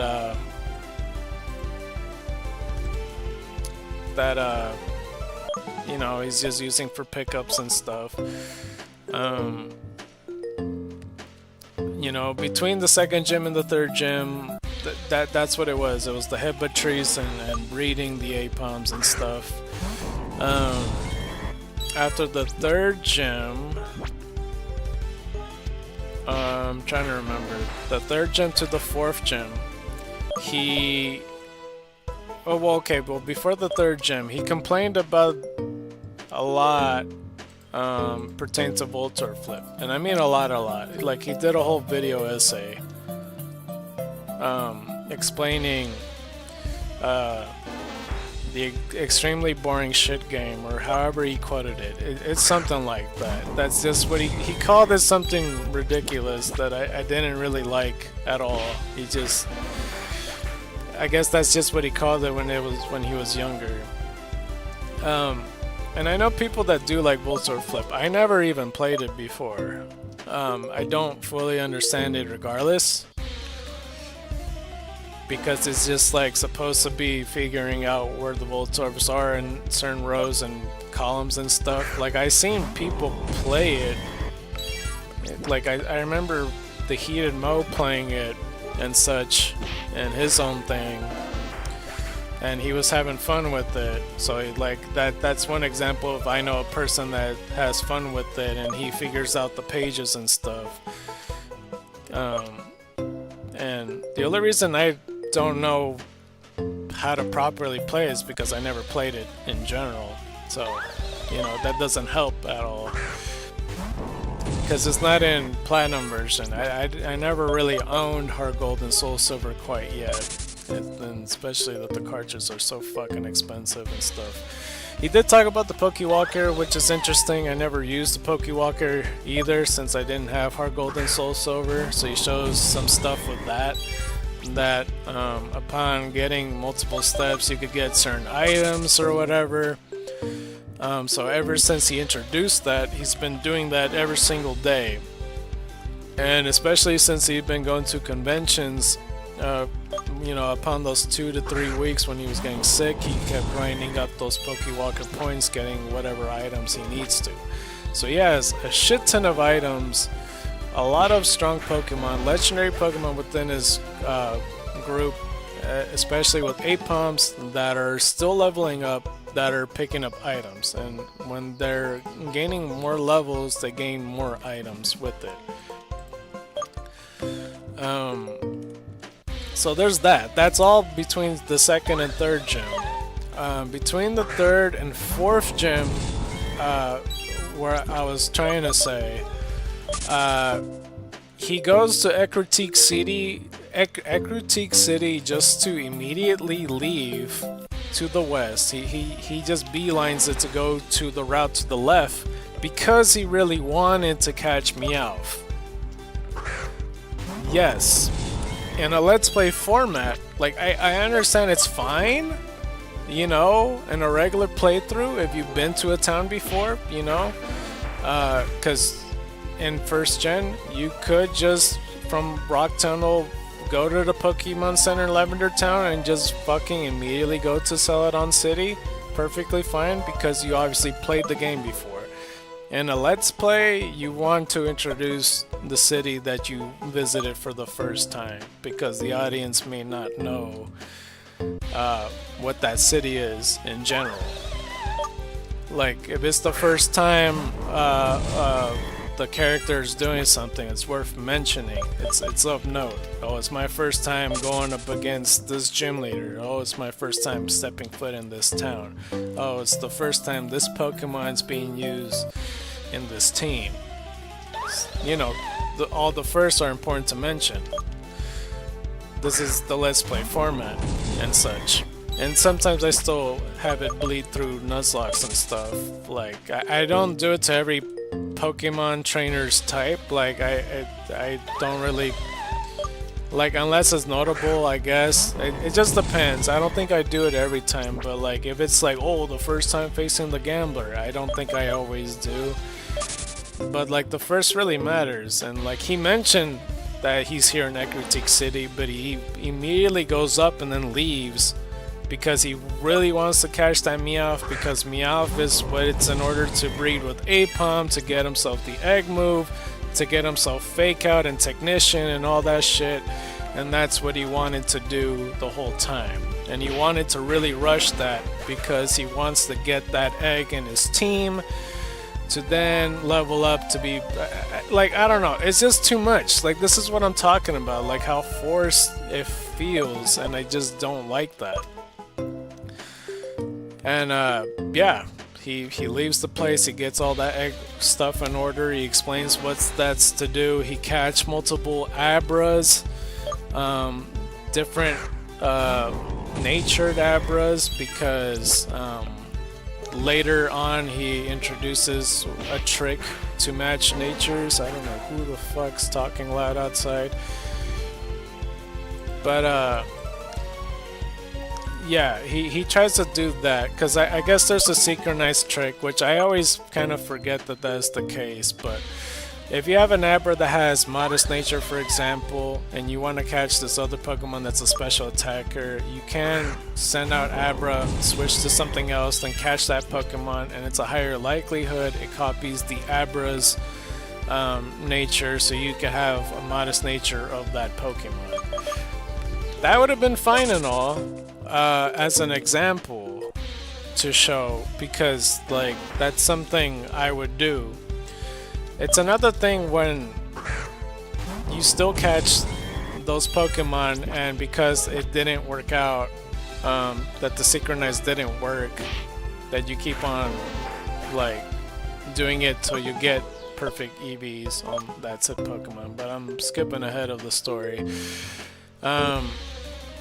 Eventually, when he does all that breed stuff out the way, after multiple Meowths and multiple Apoms, he gets the official Apom that he wants. You know, good enough stats, I guess, or whatever it is. 72, 78. He does the Pokeathlon and maybe the bug catching contest. All that's fine, you know. Like, there's still some stuff that I like about it. It's just all this other force crap I just really don't like. Then he goes back to Ekritique City, only to go back because there's the Eevee that's offered. But yeah, he introduces Ekritique City, goes to the Burnt Tower, and you know, he awakens the legendary beast. I think he complained about it a little bit, but it's more of an understandable complaint because, you know, it's the crystal version did it a little bit better by like awakening them instead of them just like hopping around in an open, you know, broken house and like nobody's making a move because they think they're gonna run away or whatever. I don't know. But yeah, he runs into the legendary beast. He gets lucky about it, and you know they're kind of a more likely find, and you know the next nearby routes to do that. I think if anything, when he went to Ecruteak City, he immediately went to the right or something. But I guess that's okay because like you can do that at some point because there is like a TM on the right, so I guess that's fine. But yeah, like he runs into Raikou and Entei. The thing is, when he's doing his dailies, he's still like walking around, and you know, it just so happened he runs into Raikou, and he so happens to run into Entei. He's like, oh, I ran into this guy, when it's like the grass that's right next to like Schoolboy Allen, which if you don't know, you literally would have to go out of your way to go inside the grass to encounter Pokemon. Like you would have to do that on purpose. So I don't know how accidental they think it is to do that. Okay, I ran out of moves, I was just making sure. But that's what I'm talking about. That like you didn't do that by accident. It wasn't so happen to oh, I went into the grass and I saw him. You did it on purpose. That's like just the end of the story. And sometimes in these couple episodes after the 4th and 5th gym leader, I didn't see the fucking egg. He just, you know, he runs into Raikou and Entei like 4 or 5 times. Like this is the nature of what I'm talking about, how forced all this feels. And like it's not even at that point it's not even a matter of luck. Because he was actively trying to find them and catch them and stuff, and he's like, you know, Entei got extremely lucky catching him because he kept throwing the Pokeball and stuff. For Raikou, it wasn't even shaking, so he like lowered his HP. So when he got his HP low enough to a point where he's like one shot because he's like in the red, at that point it's like it's not a matter of if, it's a matter of when. So like no shit you're gonna eventually catch him if this is how you're approaching him. You're seeing him 4 or 5 times in the fucking video. Like yeah, no shit you're gonna eventually catch Raikou and Entei. So I don't know, it's just all that shit irks me. 7282. And it would have been fine, like I said, if he did catch all these Pokemon and it's specifically meant to do the interactions, but it wasn't that.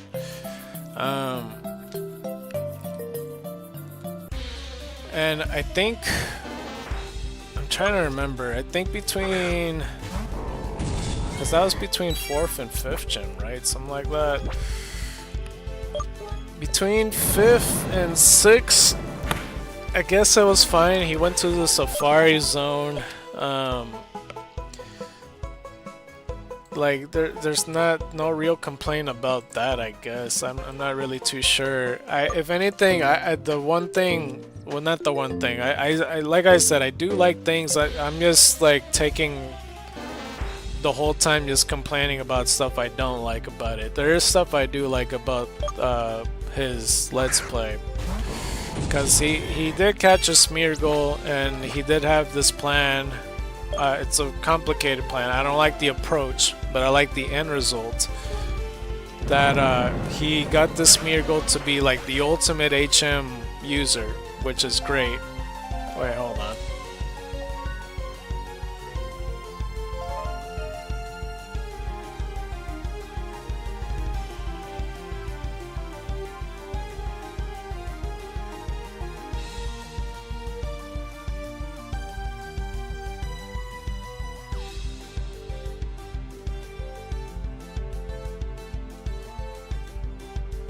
Some dude talking hella loud outside. I'm just like making sure if like no people are arguing outside or something.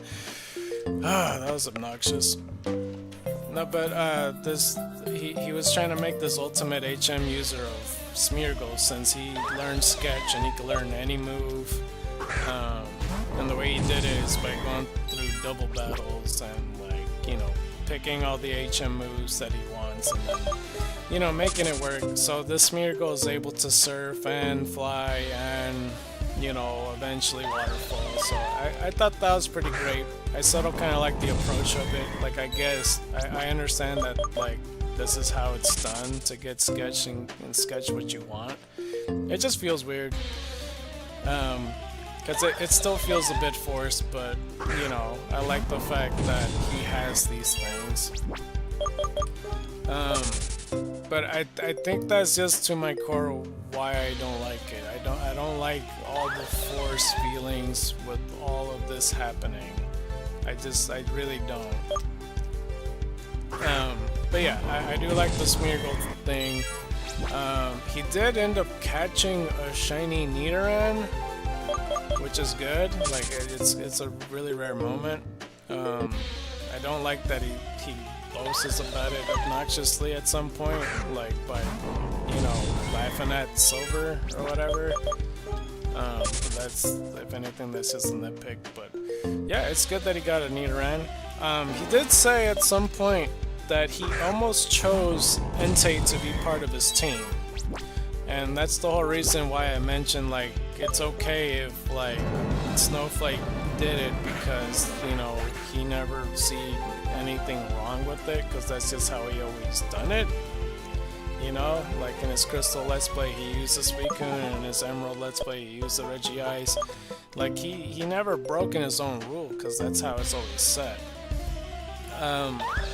I don't believe Chugga, I mean, he might have, who knows what he did with Black 2 and White 2, or Black and White, or Platinum, or whatever, but he never had a legendary Pokemon in their team, and like, I feel like it's common knowledge to know that most people don't, because why would you have a broken Pokemon in your team? Like, what's the point if it's to a point where it's not fair? Because he tried to justify it saying that it's okay because Entei is not that strong in Heart Gold and Soul Silver. I beg to differ.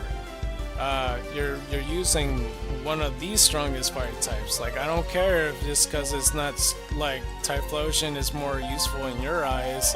Entei's still a strong ass Pokemon. Like, you can make it work pretty easily. That's a formidable fire type Pokemon.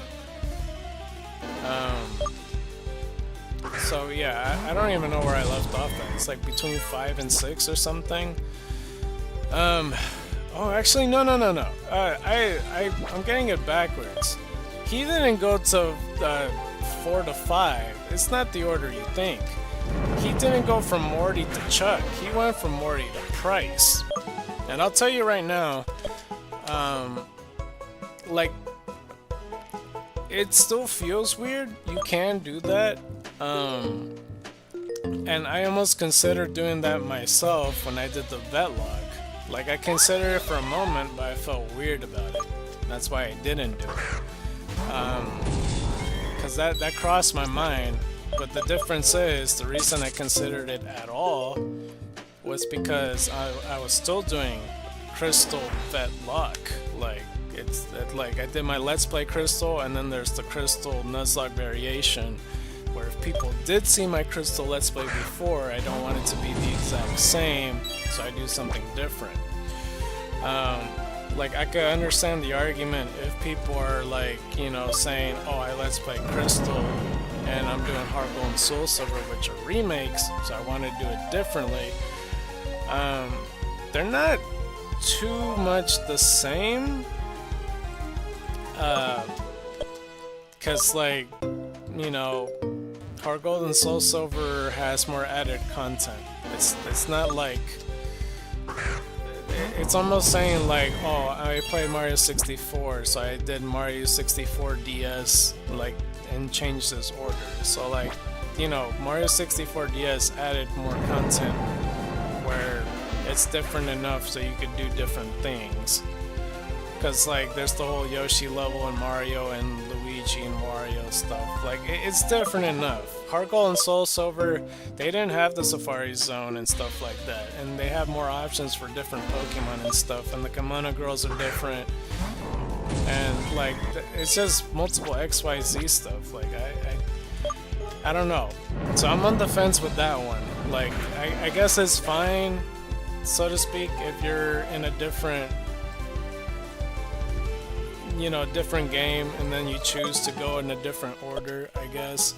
And again, you could do this on your own time, but in a Let's Play format, it's rather weird to already immediately start with a different order.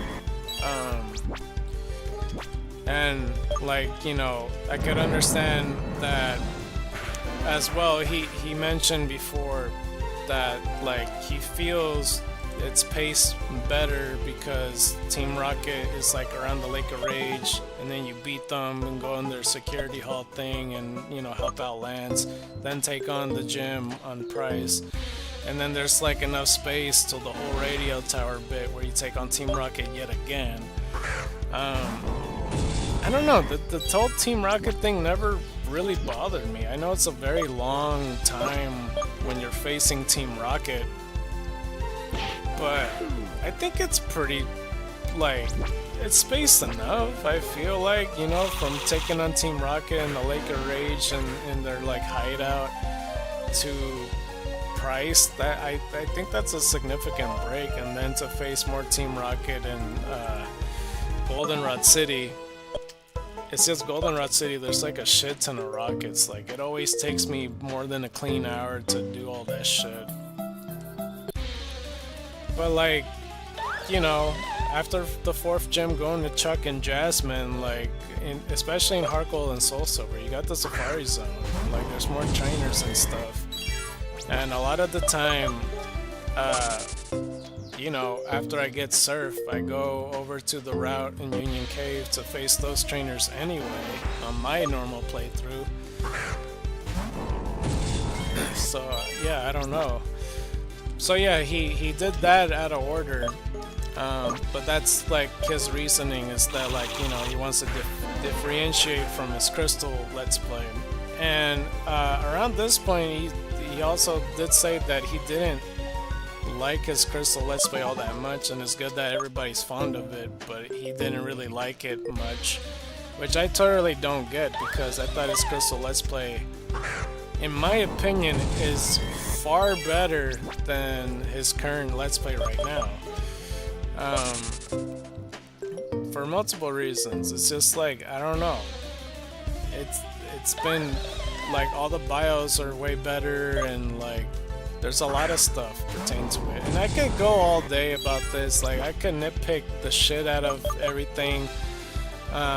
These are just my critiques, and it could be misconstrued. Like, you know, it could be misconstrued as something else. Like I said, I'd rather not have him know about this. Like, this isn't critiques that I want him to be aware about. I'm only saying that because I really do respect that man. Like, I don't want him to ever think that I'm against him on this. It's just like, this Let's Play, in my opinion, might be my least favorite one. I really don't know. 7292. But I've been trying to still, like, you know, hold my position and watching every episode to see if it changes my mind. I don't know. I've been feeling this way for, like, you know, around Gym 3, like I said. And I'm trying to think to myself, too. Yeah, no, he went to the Lake of Rage, he battled all the Rockets, you know, he's still skipping a lot of trainers, but at the same time, you know, doing his dailies and facing other trainers that he really shouldn't, but he is. He caught Red Gyarados. I think he used that Red Gyarados only for Smeargle to copy the waterfall off of. So there's that. And yeah, he faced Price, and I know that Price is weaker than Jasmine, which is the weird part. It always did kind of weird me out. The levels didn't, like for Crystal, they don't irk me that much. They never really did, because like, you know, obviously there's spikes in difficulty with Claire, and then the Elite Four.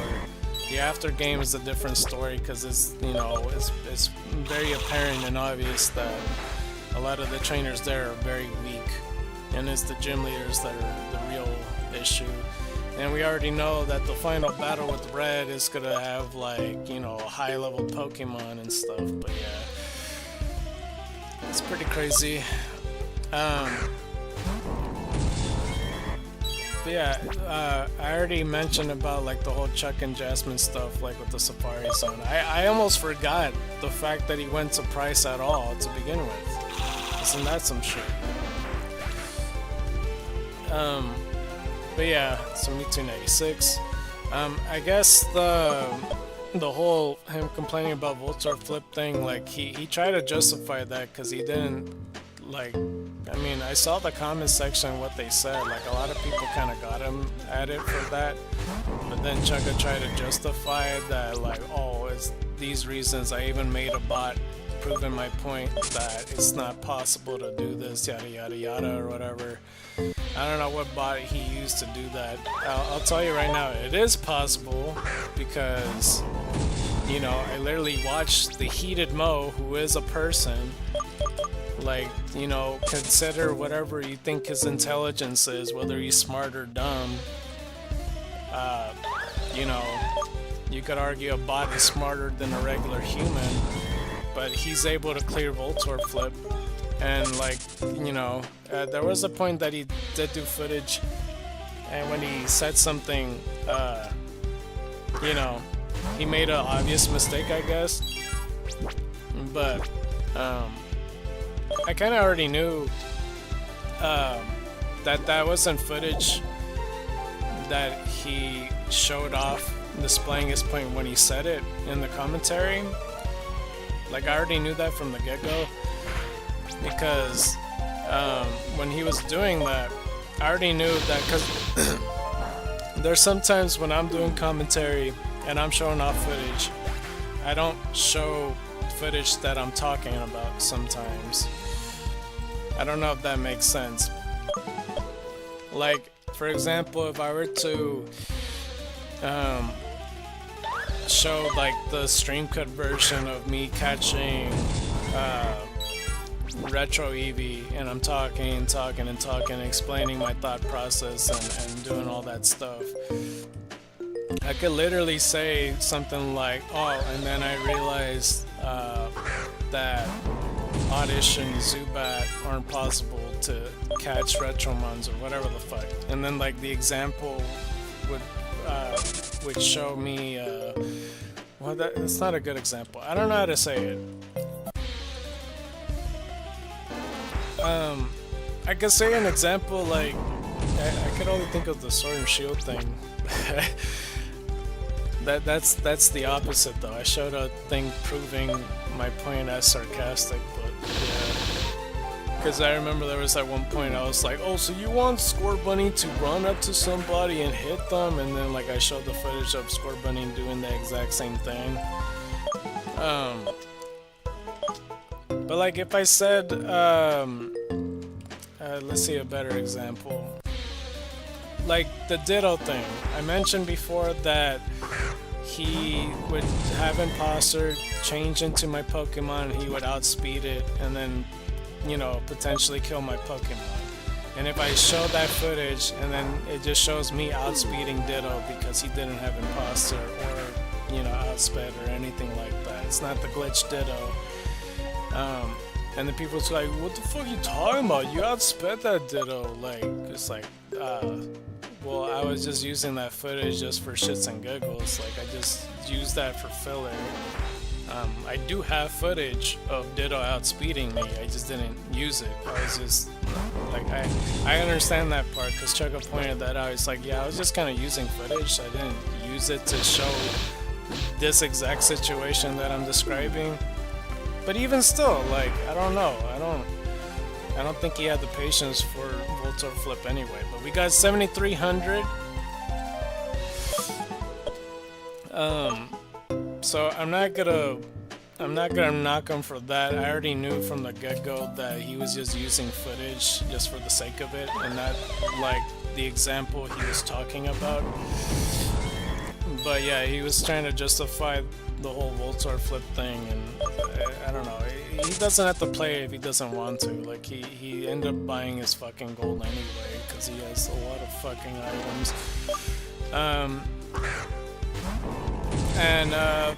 Yeah, he ended up going to around the 8th gym. I think there was something he did. I don't remember what he did.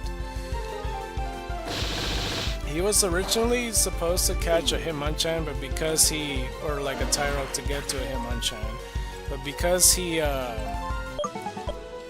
found Shiny Nidoran, which is the better Pokemon for him anyway. Like, yeah, he wanted Tyrogue to get into a Hitmonchan, and he wanted to use like a different type of Pokemon. But like later when this is a video for today, that when he beat Claire, everything was fine with that. When he went into the Dragon's Den, he mentioned like, oh, you don't want to catch these Dratinis and stuff because there's a better opportunity later. So he's referring to the Dratini with extreme speed. Eventually, when he got to that point in the game, he mentioned like, oh well, yeah, you could use this Dratini and it's worth having this extreme speed and all that stuff, but like, it's not worth it in the end because there's gonna be a Dragonair for the last bit part, and then like it's not exactly worth having a Dragonite for like the final battle in that set. Which is basically everybody's experience with most Facito legendary Pokemon, if you think about it. Because I had, like a spoiler for you guys in the Crystal version, I had that same exact situation with Dratini, and I evolved him into a Dragonair, and you know, I did the final battle with Dragonite. You know, that's kind of a problem with like the game, honestly, because I wish they, you know, leveled up the gym leaders a bit more, because if they did, I wouldn't have that problem. Because I fought every fucking trainer in that Let's Play, every fucking trainer. Barely got my Pokemon, like I got my Dragonair up to level 50 at that point. I swear I used the last rare candies to get it to go to level 55 to get that Dragonite. That's just a problem with pacing in the post-game, to be honest with you.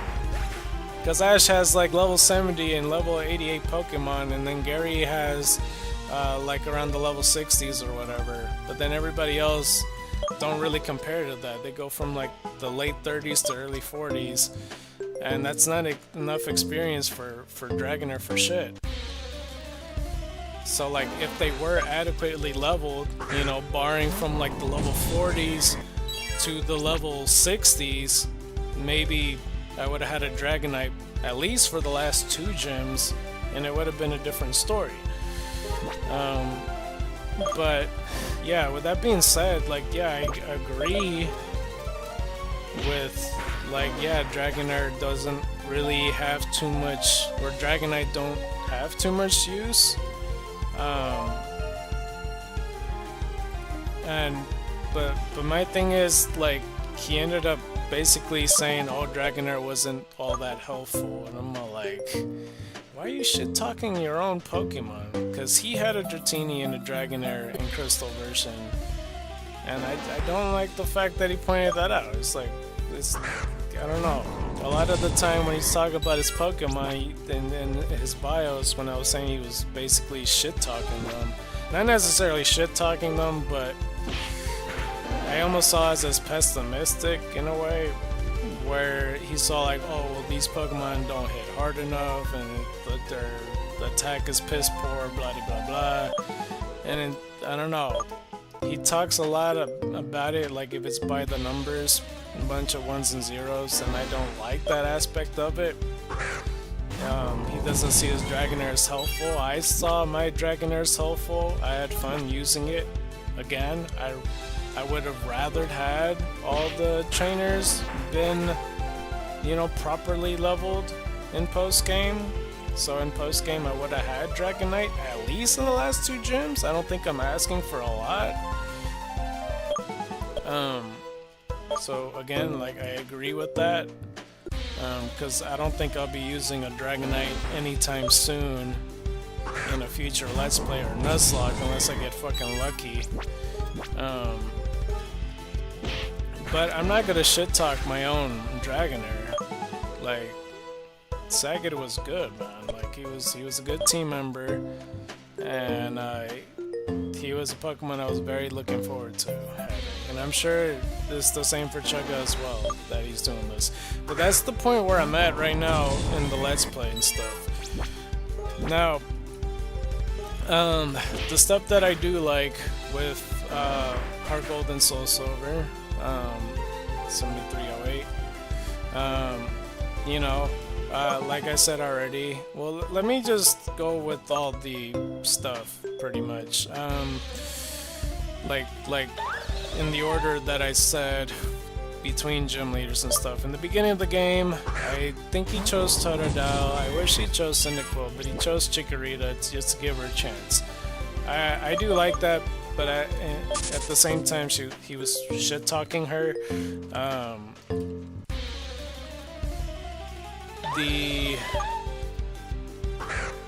trying to think of positives.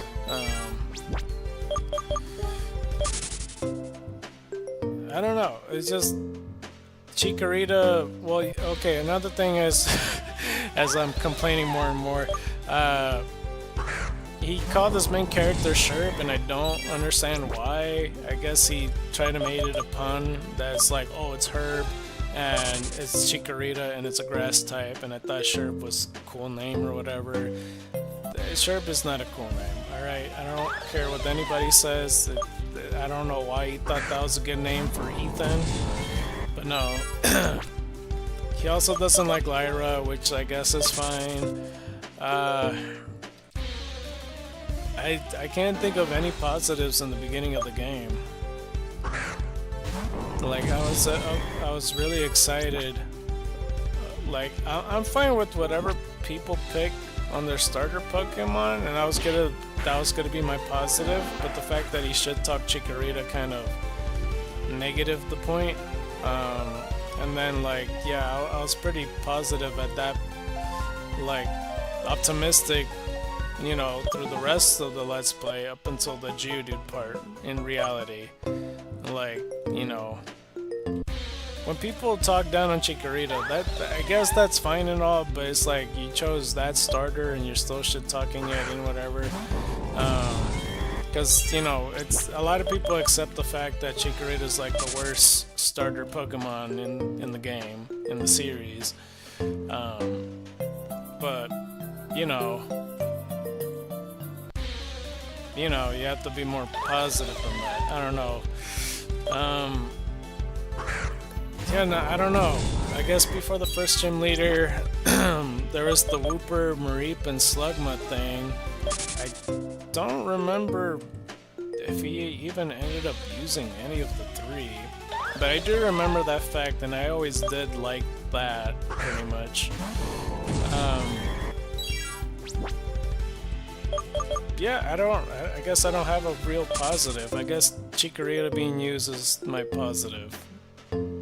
That, and by itself, I guess. Between the first and second gym leader,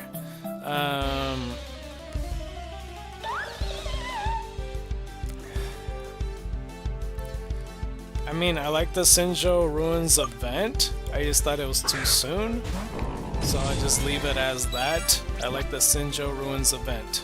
I like that, I guess. Between the second gym and the third gym, I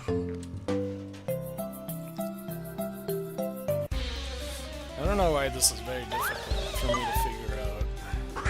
Like, this is what I'm talking about. I don't think he did the, I guess the Pokewalker stuff explanation. I like that by itself. I don't like the abusement of, you know, item grabbage, the forceage of that, I guess. So just the Pokewalker thing by itself.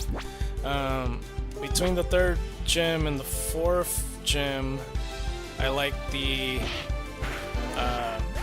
Pokeathlon stuff. I do enjoy that a lot. Let's see, there we go. The Pokeathlon and the bug catching contest stuff. I do like that part. Let me turn on the light because it's getting really hard to see. No, but I did enjoy the Pokeathlon stuff a lot. I never truly watched it at first, even though I didn't. There was like a lot of cuts, so I didn't really see many of the Pokemon do too much action. It was pretty skipped around. But even still, I like the whole explanation thing with it. The bug catching contest, I guess, could have been a little bit longer. I just remember it being super short because he just caught the first Pokemon he see and he called it a day, I think. Between the 4th and 7th gym later, I guess. I think at some point that's when he caught the Smeargle. So like the whole HM thing, like I mentioned, like that's a big positive. And I think it's after the 7th gym to the 5th gym where he caught Shiny Nidoran. 7312.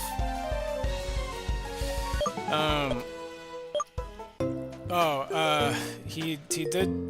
I forgot to mention this because I forgot to go back to this part of the story. So the Abra thing, when he got synchronized, and the other one was I forgot his other ability. The not synchronized ability. It's like Keen Eye or some shit. Whatever it was. 7313. It's not Keen Eye. What was it again? It was something.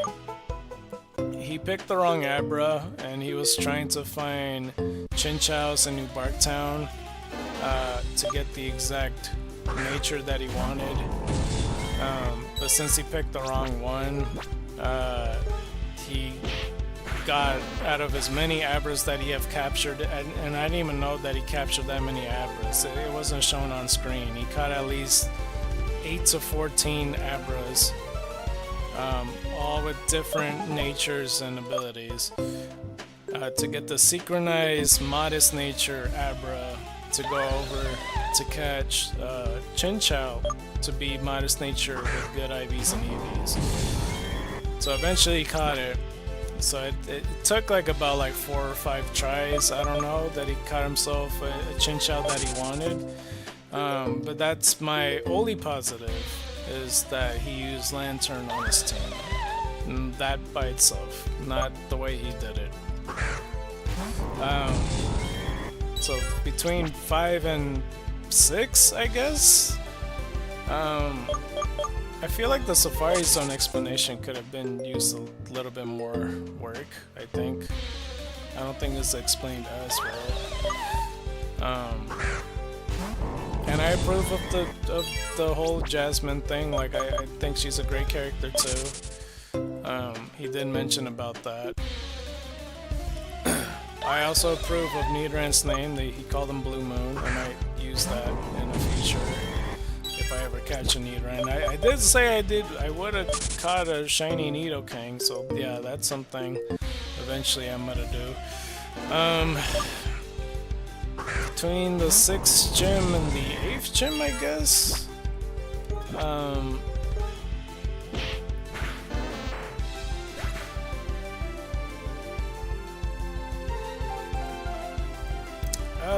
I don't know. That's something else, I guess. He looked for a specific nature Skarmory, because he pulled out an Abra with synchronized that had Adamant, and it took him like about 3 or 4 tries or something like that. It's the same thing, still feels forced that you're looking for Adamant nature of it. At least he settled with like, because I guess the abilities doesn't matter, that he just settled with the Kenai one. I also used the ScarKnight in my like Emerald version, and you know, I caught the first one I got and settled with its ability and nature and all that stuff, you know. I mean, I guess at the end of the day, it's beggars and choosers, right? Something like that.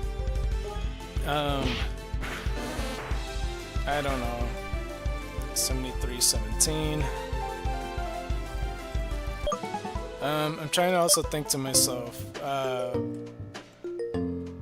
I do like the DS display whenever he plays the DS, and then like it changes forms to like, you know, make it more easier to watch, like the bottom screen when he puts it on the sides, and then like, you know, maybe puts the bottom screen over in the bigger side. Like, I like all that stuff. I wish the wallpaper was a little bit more better, because it's extremely boring. It's just a gray and black checkerboard in the background. You know, that's extremely boring. You literally, like, I know people have more creative power to make that look a little bit more presentable, and I know that it might be like that for Platinum or Black and White and Black 2 and White 2. I'm not truly sure. I forgot to go to the Pokemon Center. But that's extremely lazy to have a fucking black and gray checkerboard and just calling it a day.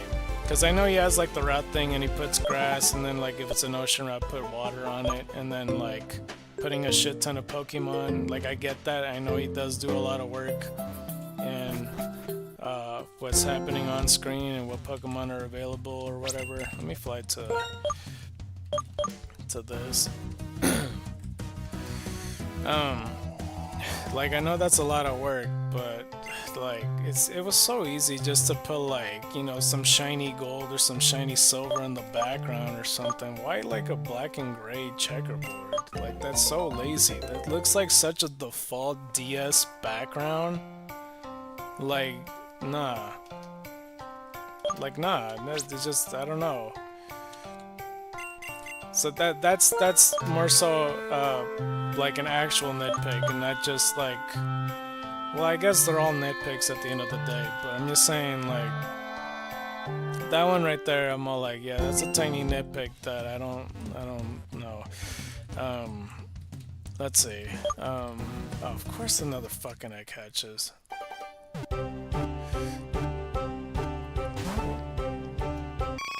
Alright, this is 238?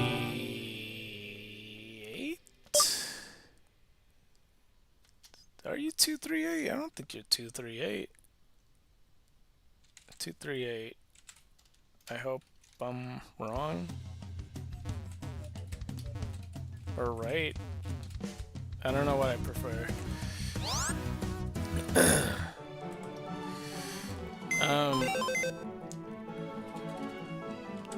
Wait. Crap. I'm pressing the wrong buttons, that's what's going on. 237. Okay, I was right. That's what I preferred. Eevee. Summary 238.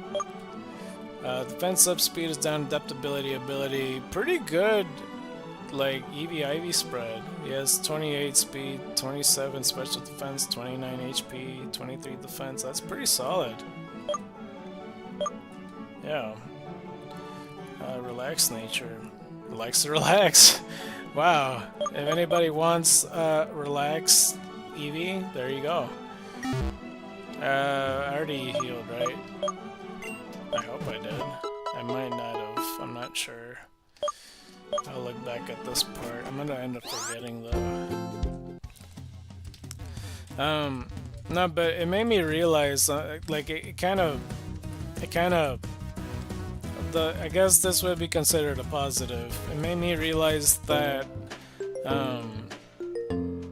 throughout this whole thing, because like Heart Gold and Soul Silver does have a lot to offer, that, like, I don't know, originally I was gonna do a Let's Play of Leaf Green, and then I felt a bit weird about it. I was gonna do it, and it was gonna be my 9th Let's Play, but I changed it to Pokemon Mystery Dungeon Blue Rescue Team, which I'm happy I did, even though it's still ongoing technically. And Leaf Green does have some differences that, you know, some stuff that I was never able to show because it's a Nuzlocke. Because, you know, if you have a Charmander, Squirtle, or Bulbasaur, they have like the legendary roamers, and also the fact that since it's a randomizer, when I'm going finding different Pokemon, you know, they're not the Pokemon native to that place, and I would have liked to do bios on them, you know, a little bit more in depth on Sevi Islands, and plus like some legendary Pokemon as well that I would have liked to narrow down on for Fire Red and Leaf Green. But eventually, like, I think around when I was considering it and thinking about it around Majora's Mask and Emerald, like that's probably 2015 or something, I was leaning closer to like putting it, you know, making Leaf Green a Nuzlocke, and I thought that was such a good idea, making it a randomizer. Because I didn't know where in the channel I would fit a Nuzlocke in there, and I felt like that was a great idea. But yeah, upon watching Heart Gold and Soul Silver, I met that, like, I thought it was gonna be similar to a degree, just like how it is in Fire Red and Leaf Green, where there's like, you know, there's differences and all that, but you know, I didn't think there were that big differences. I always seen Nuzlocks and stuff pertain to Heart Gold and Soul Silver, so I watched gameplay of it, and never, you know, I never truly knew what the real big differences were up until this Let's Play. So that's the positive, because I didn't know about the Pokewalker. You know, I know a little bit more of the Safari Zone now, I guess. I mean, I looked into it a long time ago when I was trying to make up a team. And then there was like the Pokeathlon. This is the first time I seen anybody play it, because all the Nuzlockers avoid the shit out of the Pokeathlon. Like, I never see them take the time to do it. At least the ones that I watched. And what else? I already knew about the Slugma, Mareep, and Wooper stuff. Some Nuzlockers, some Nuzlockers do that. The Sinjo Ruins is something interesting that I would like to do. 7324. And I don't know. There's like some there are some significant differences on there. Like there's like the double battle with you and Lance versus like some Team Rocket people. There's you and Silver versus like Lance and Claire. You know, there's the battle with you and Steven, I'm pretty sure. I'm looking forward to that episode. And like, they even have a battle frontier and stuff, and I'm all like, shit, man. Like, that type of stuff, it just makes me think, I'm all like, I really should consider doing a Let's Play on this. I don't know, though. But yeah, that's the point where I'm at. He just finished the 8th gym. He's gonna get his Master Ball and then head over to Tojo Falls very soon. But I think, actually, yeah, the next episode, I think he is gonna catch like Suicune, I imagine. But that's all my complaints. I don't like the force feeling. That's basically all it is. And it felt like he broke a lot of rules on his blueprint. Not that he ever established them, so maybe it's an unfair thing for me to say. It's just for a long time as I was watching this, ever since he was doing, you know, around the 3rd gym time, I'm all like, I think I don't like this Let's Play. And I'm all like, and I don't know why. I don't know if it's just my selfish perception not liking it because he's not playing it the way I would play it, or if I just really truly just dislike it. I don't know what it is. And yeah, that's the answer I came up with, was just the whole force thing. I think it's closer to the truth. I don't think I'm being selfish by thinking like, oh, well, he's playing differently than I do. I understand that people play differently. Like, not everybody plays like I do. Like, I even my levels all together. And, you know, even when I was talking out loud earlier and know and say that, like, yeah, I know people do play different and do the Professor Oak challenges and shiny hunts and all that stuff, and, you know, catch and only do competitive Pokemon battling. Like, I get that, but, like, I don't know. It's just, like, presenting wise, it's just, I don't know. And I know that Choco made it a big deal to, like, show off that, like, oh, and this is the time I showed you how to get effective nature, and I showed you how to egg hatch and get your egg moves, and I showed you how to do this and that and this and that or whatever. But it just didn't impress me. I'm all like, you know, there's a time and place to do it. Like, even in my Crystal Let's Play, I'm wasting my time breeding a Spearow and a Cyndaquil, showing that it's not true, or Typhlosion and Cyndaquil, showing that it's not true that it breeds a Cyndaquil, because the fucking GameFAQs or whatever it was, IGN said that was possible, and I proved them wrong, and that felt like a huge waste of time. But, you know, I went up and did it. Probably could have easily cut that out, but oh well. Yeah, but that's enough of that. I'll stop talking about that. I never finished my thought with the whole Legend of Zelda randomizer stuff and Master Quest and all that. I need to remember where I left off when I was talking about it, because I think I was like brainstorming on how to figure it out. I think it's because since Master Quest is pretty much the same game, it's just like the only difference is the dungeons. Yeah, from where I left off when I was talking about that, I'm not too sure if it's alright, well, let's get another artist here. 7329.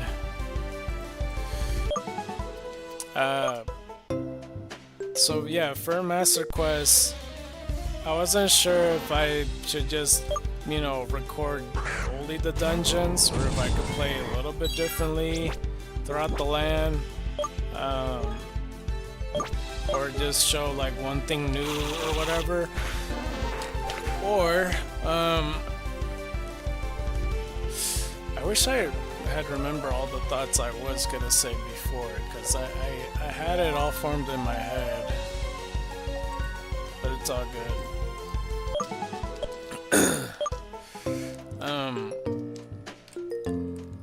But even saying this out loud, like, you know, I was talking about like the fact that he went to Price and then instead of Chuck and Jasmine, so, and I'm all thinking, well, I mean, what could I make this Let's Play differently?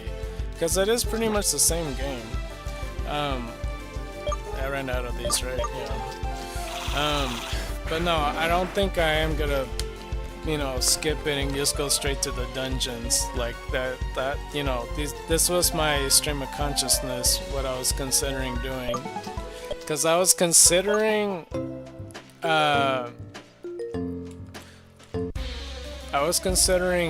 doing the Spire Skulltulas all together, and that's like saving them apart and not like, you know, collecting any whatsoever until like the very end. So I'll have a video showing, you know, not only where to find all the Spider Skulltulas throughout just the game, but in the dungeons too, along with the original dungeons, just to show an ultimate Spider Skulltula thing. So that could be one difference. I was considering doing the Water Temple before. before the Fire Temple, but I'm pretty sure it's still possible to do the Fire Temple Master Quest without the fire arrows. And, you know, also switching the Spirit Temple and the Shadow Temple, because I always did Spirit Temple first, then Shadow Temple. I've seen Let's Players do Shadow Temple, then Spirit Temple towards the end. I hardly ever see people do Water Temple before Fire Temple though.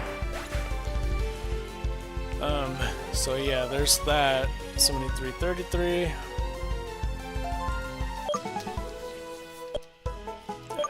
Besides that, I'm also thinking, you know, instead of buying all the magic beans all together and doing that, just do that gradually in the series, as well as the big pose. Just do that gradually in the series instead of just all together, because I bought all the magic beans back to back. Like, I got them all, got some rupees, bought the rest, or something like that. I don't remember the exact details of it, but it's somewhere along those lines.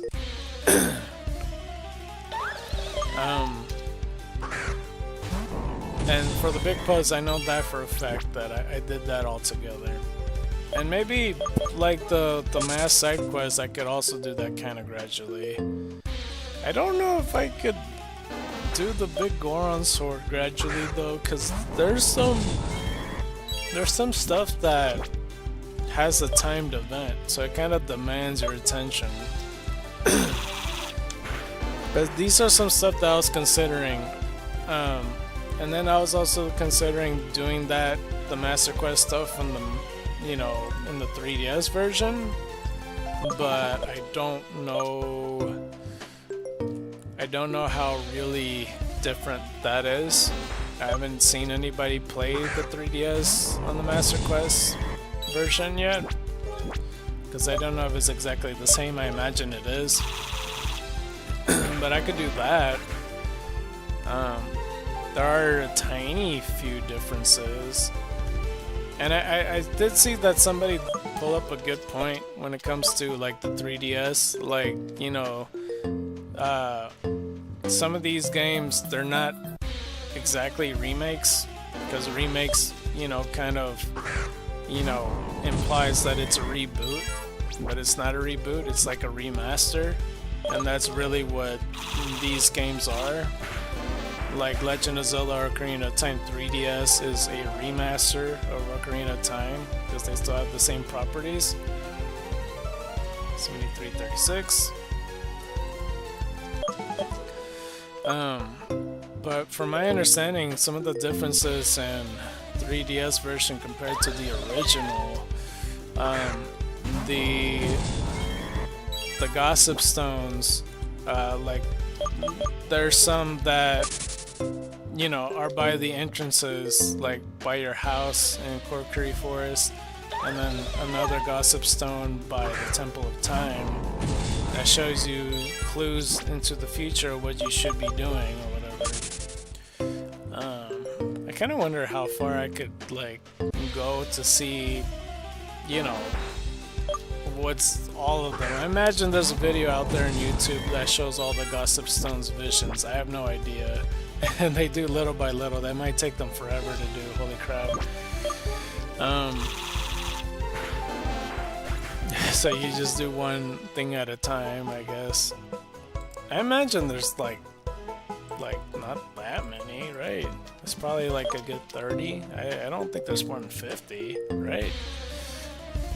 But yeah, they show you a vision in the future, and there's that. The iron boots are equipable, so you don't have to keep on like going to the pause screen, switch them on, then like, you know, once you get to the bottom of the ocean, then take them off, and then just keep doing that fucking rigmarole, because it made it more tedious. So that's another difference. There is Ocarina of Time, you know, mods and side randomizers as well that, you know, has it as an equipable item as well. I'm trying to think to myself though. I'm like, shit, I don't know. 7338.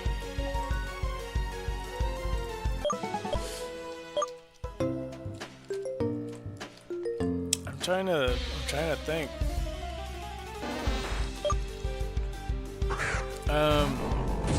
Besides, like, you know, obviously some visuals, because, like, you know, the town market's a bit different. I can run out of those. 7339.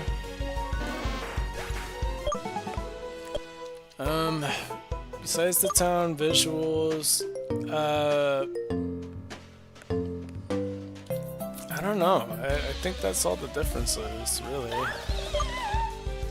I think they just make Ganondorf like throw up vomit instead of blood. I still don't know if I have the actual cartridge. I've been meaning to watch my own Let's Play soon of Ocarina of Time, because I'm curious to see if I do have an original cartridge or not. Because I did get it at some point as a kid. I didn't get it when it came out though.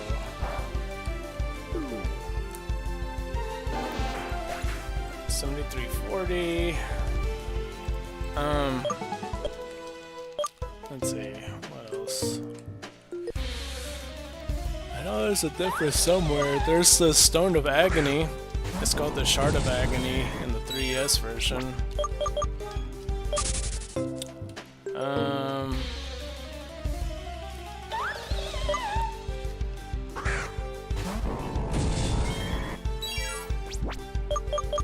Yeah, I'm not sure what else. I think that's pretty much all of them.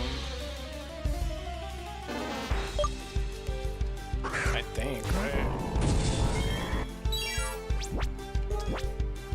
They'll come back to me. I just remember seeing like this whole lengthy video about all the differences, and then they explain not only 3DS and you know, Ocarina of Time regular version, but they explain every patch ever that ever happened with Ocarina of Time, with different cartridges and different countries. Like, it was a lot, like they explained. Like I mentioned, the blood and the vomit's a huge difference. Because if you have a cartridge with blood on it, you got one of the original ones. And I forgot some other differences here and there, but there's quite a bit. There's quite a bit. 73.42. I was also tempted to do like a perma heart run, because I was thinking about doing a 3-heart run, but at the same time I feel like a perma heart run would be more interesting. I just don't know if it's possible. In case you don't know what a perma heart run, because I've heard Tyler talk about it with his audience. Like, the audience brought up a good point, that it'd be interesting to see a run that, you know, you start off with 20 hearts and every time you get injured it's permanent. So that's just permanent damage you have to deal with the rest of the game. I just don't know how possible it is, because, you know, there's fairies and hearts and heart containers and heart pieces that restores your hearts. And especially if, like, they give you bottles, more likely there's bottles with something in it that will heal you. So there's that. But it would be cool. I'm sure somebody can make a mod pretty easily doing that. I would like to do a perma heart run. 73.44, if possible though. Because it'd be awkward if I get the hearts, I'm like, oh, hang on, I'm gonna injure myself, and then I just do that and I just pull like I just imagine Jackass or something, like Steve-O or Bam is gonna like fall from the ground or something, off something onto the ground I should say. That's how I hurt myself. So yeah, I don't know. Because I did consider that as well, if I do that in Master Quest and then we just go play it normally. I don't know, there's a few options we could do as like minor differences. I am kind of leaning towards extending the Ocarina of Time series, because eventually I'm also going to bring back Emerald Legends, and then there's going to be a shit ton of stuff catching back up on. Regardless, I'm so extremely behind, like I always will be. I'll never feel truly caught up. But yeah. I forgot to mention about the other Pokemon series that I was talking about earlier. Because there was the Game Grumps playing Platinum version in their first ever Nuzlocke on the channel, at least. I don't know if Aaron ever did a Nuzlocke behind the scenes. So it's a bit of a different dynamic with them. I seen Aaron play Fire Red before. I feel like, I don't know, he said some stuff earlier that I feel like there's a good chance he might be faking it. I don't know. I feel like I'm saying all the controversial buzzwords, but the reason I say that is because, like, 7347, by the way, there's some stuff that he knows what he's doing, but then, like, other stuff that he does extremely amateurish, I guess.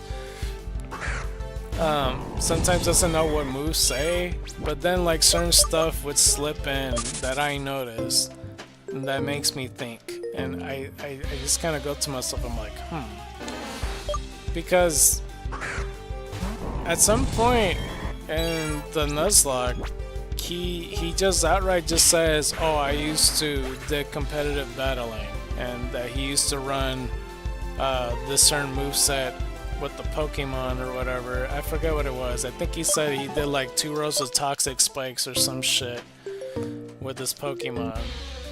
So I'm all like, he has some competitive knowledge. He knows of toxic spikes. So it's all like, how could he move? How could he forget certain other stuff, like forgetting what Growl or Leer does or some shit? Not like blatantly or whatever, but like I don't know how he would play in such a first grade level in like these first 3 episodes and then just casually, oh, by the way, I used to run a Toxic Spikes moveset with my Pokemon. It just doesn't make sense to me unless he's faking it. I really don't know. I'm not saying that outright, it's just bizarre to me. So like, unless you've just decided to competitively battle against, you know, your friends that are next to you, then it's like, oh, okay, and he knows about Toxic Spikes. Or he plays Pokemon on the side and puts a different name and he's a hardcore Pokemon battler. I don't know. And that he doesn't care if he loses and gets embarrassed on screen. That's kind of a weird masochistic thing to think about, but it doesn't make sense. I don't know. Regardless, I'm gonna spoil the Platinum Nuzlocke for you guys, unless you guys watch it. I really don't know. So it's just a fair warning for you guys if you plan on watching Game Grumps' Platinum Nuzlocke run. Alright, here you go. Don't say I didn't warn you. So, the first episode, and like I said, it's a different dynamic. It's a similar dynamic to Purple Cliff, so this doesn't bother me as much. But the first episode, they already lost. Their first battle. And the thing is, at the same time, they didn't immediately lose. They have their Grump Block, 7350. And what a Grump Block is it has Nuzlocke rules. Except the stupidest part about the whole Grump Block rule set is that, you know, for me, I'm doing a regular Nuzlocke. And what that means is, like, you know, if a Pokemon faints, they die, you know, you get to nickname their Pokemon, and, like, the first Pokemon in an area you get to catch. And you know what that means. You know, sometimes I play Pokemon games, like, you know, ROM hacks even, where I don't know what Pokemon is even in the grass. So I don't know what I get. So, like, you know, same thing as like a Let's Play, you know, I can't force my way into picking what I want, you know, and I'm here again looking for retro Eevees. But still, like, I can't choose my Pokemon. Like, that's just never the case. I'm always in the hopes of getting a good Pokemon, but that's never a guarantee. Like, I could go into a cave in Wayward and hope to get a Gibble, but I could get a Zubat. Unless it's 100%, I really don't know. Like, I don't have that power. So a Grumplock, he just looks at that, laughs at it, and goes like, you know what? Instead of the first Pokemon I see on the route, how about I get to choose what Pokemon I want for the area instead? And that's basically his rule. So yeah, that's his Nuzlocke rule. Like, it's not the first encounter, it's just picking whatever Pokemon he would rather get. So forget about going to the first route and running into a Bidoof and not wanting it. He would rather get a Shinx or something, you know, as an example. It's pretty horrendous. The fact that, like, I can't even consider it a Nuzlocke. It's the fact that it's that rule. I mean, some people did it before, like, you know, Nexus, he like, him and his soling partner got themselves Kyurem Black and Arceus and shit like that, you know, even though it's clearly not their first encounter. And, you know, that is what it is. But I'm saying, you know, the fact that Aaron has that and it's just a rule that's really not a rule. It's just kind of like a guideline. It's like a motto. It's like, I'll just catch what I want in every area. So there's that. So I guess that one, you know, does kind of bother me, but the rest of the thing doesn't.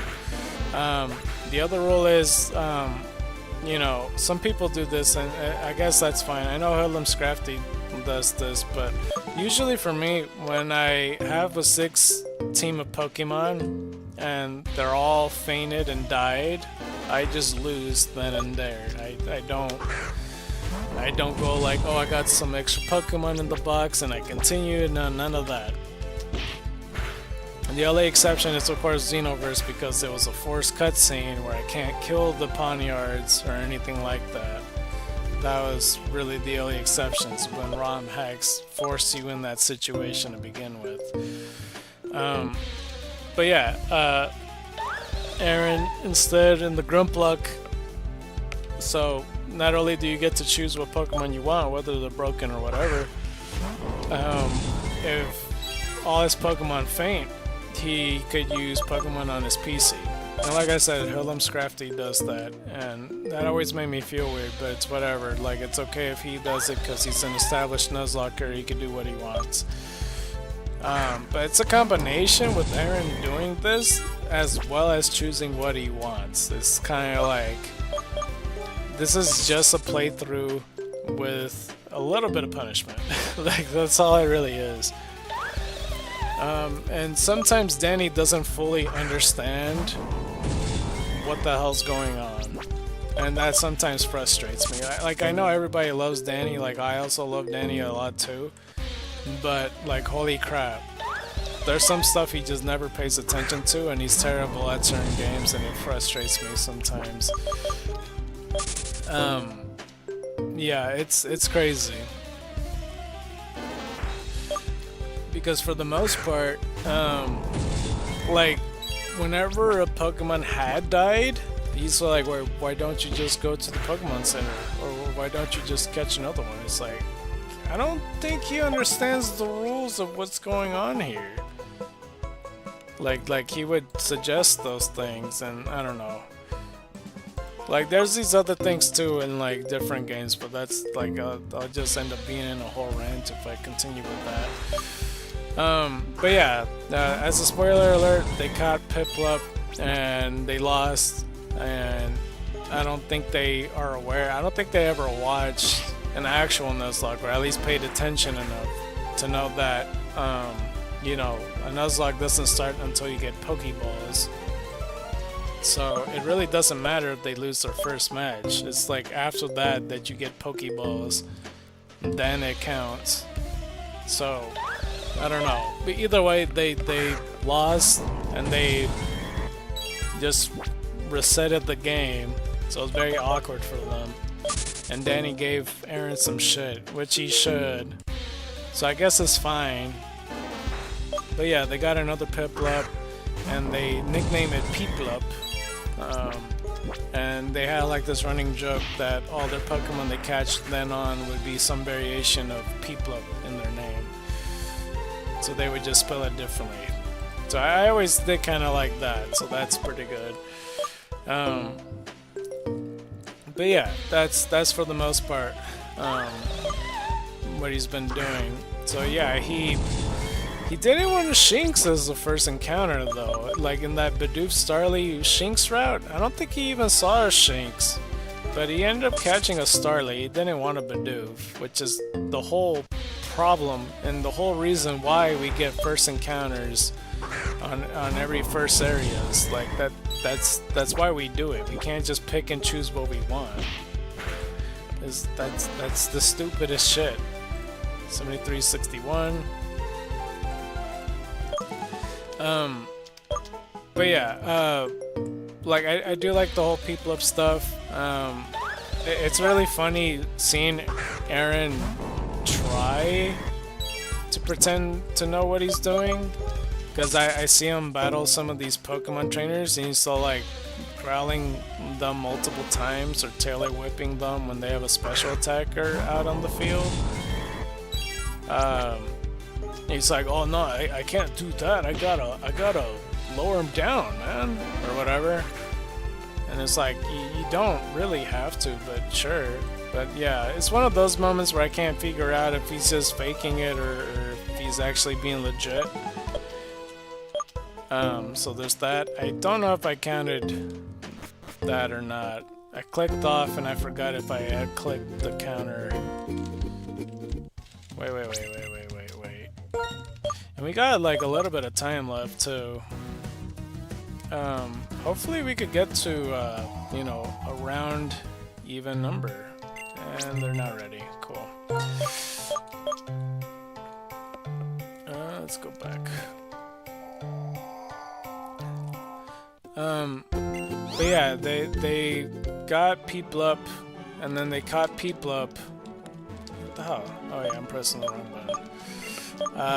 And then their next encounter is Piplup. I'm sorry for the spoilers alert, but the fourth Pokemon they caught was also Piplup.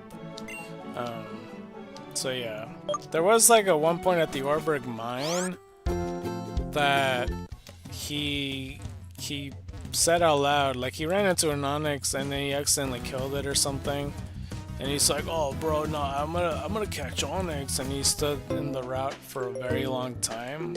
Well, it felt like a long time. It probably would have been like 10 minutes or something. It felt like 40, because he was really making a mission to find that Onix, who he named Piplup, which is the whole running joke. And you know, I remember talking to my relative, because he's aware of Game Grumps and stuff, and saying to him that my prediction was that he was gonna lose at the second gym. Well, boy, was I wrong. Like, besides losing in the first match, he lost to Rourke. Which 4th gen gym leaders, honestly, they are tough. They are really, really tough.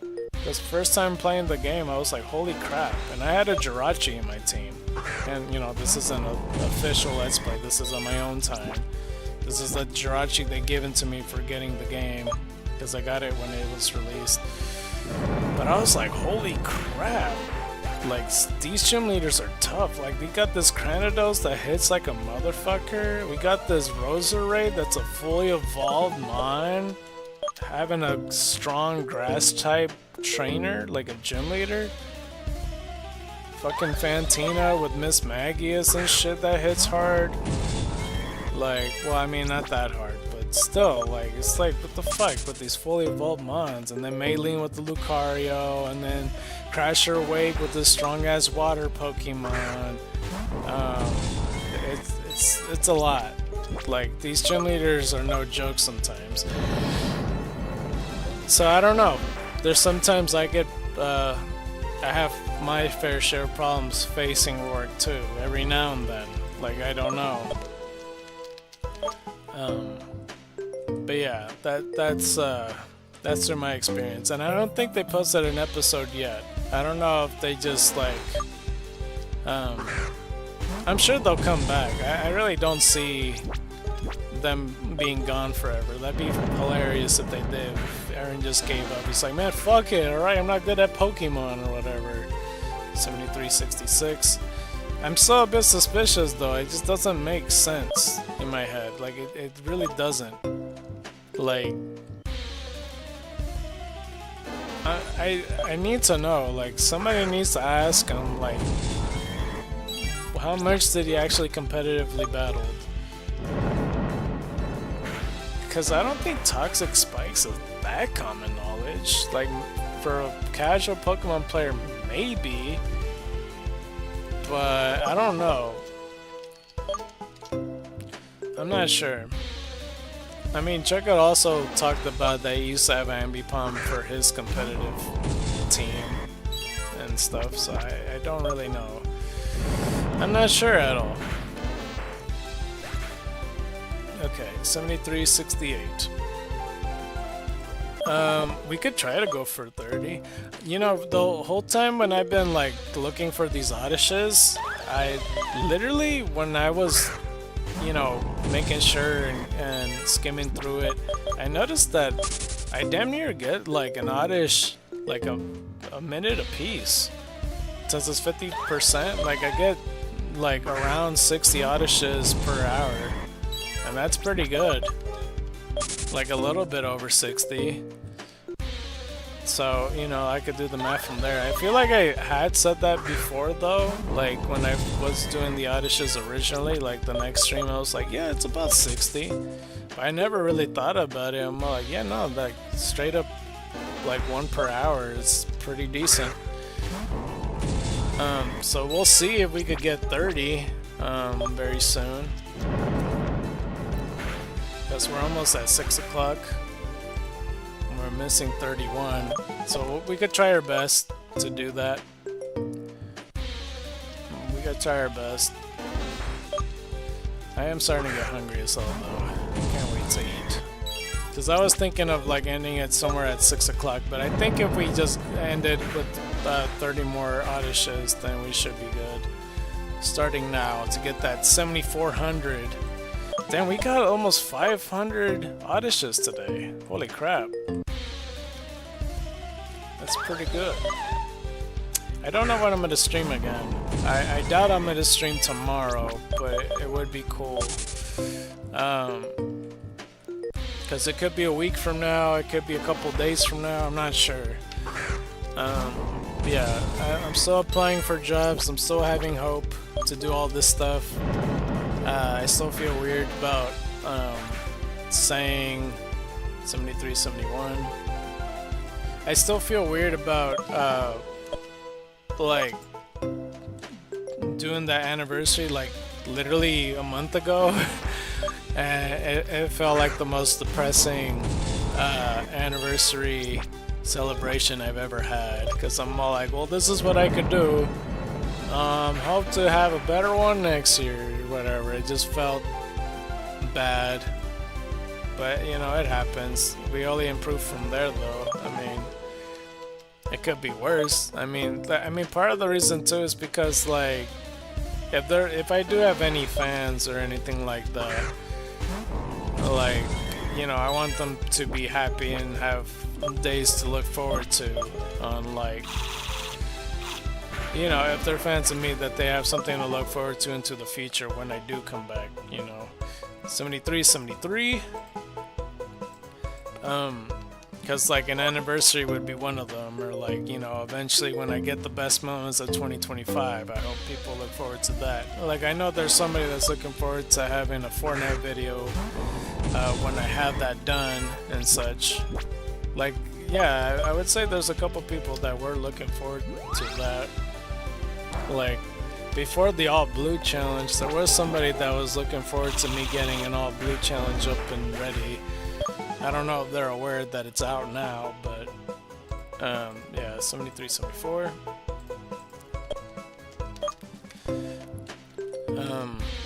But yeah, it's cause like, you know, like for example, Naruto, like they had their anniversary last year and they didn't do anything for it. And a lot of people were a bit disappointed because they expected something major to come out.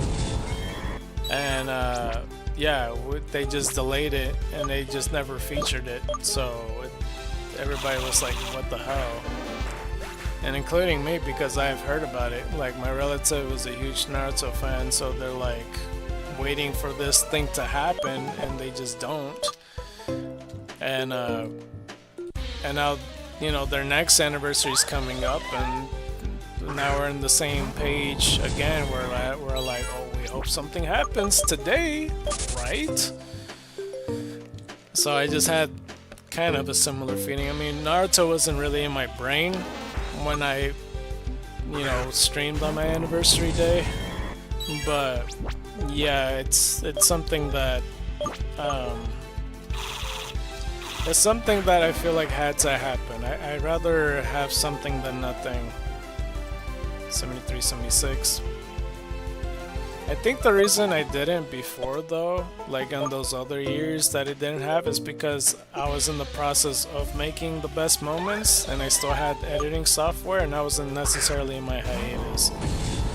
I don't remember, I'm sure there's exceptions to that, but I knew I was coming back rather sooner, and like this is the other end of the spectrum where I have no idea when I'm gonna come back. Like streaming is literally all I could do for the channel, unless I just go back to Movie Maker and edit on there, on this computer that's practically dying. And I'm not even talking about the computer I'm using right now, I'm talking about the other computer I used before with the shitty editing software, because it literally fades away and then it spazzes out now, and I don't know, it breathes pretty heavy. But that's my only way of recording N64 games and GameCube and stuff. So yeah, that's kind of where I'm at with that one. Hammer Arm. 73, 77. I'm still not sure about this fucking YouTube Studios thing. Like, it's telling me a lot of information. I don't know if it's in total of like 29 or not, because I'm seeing a lot of wavy lines. I just don't know if they're coming in and out or like 73, 78. I don't even know if there's people currently here. I can't tell.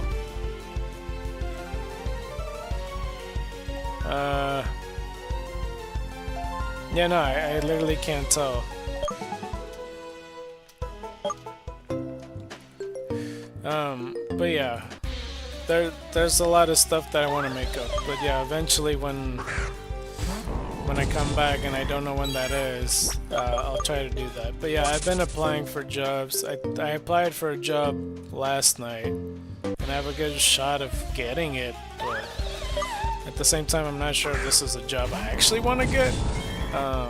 But you know, it's the same thing that I said before, beggars can't be choosers, so got no choice but to do this one. I'll see what I can do. And hopefully it works out. It might be like a month or two though. Well, I don't know. I'm not sure how much time realistically I need to make a full comeback. Because the editing software is expensive as fuck. I hate the editing software. I hate that it's expensive. I like using it. I don't know. But yeah.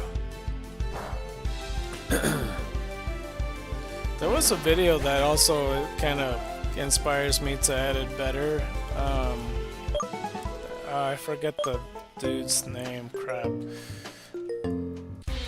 I feel bad for not remembering, but it was like a Mario 64 like Nuzlocke, except it's like, you know, with character models.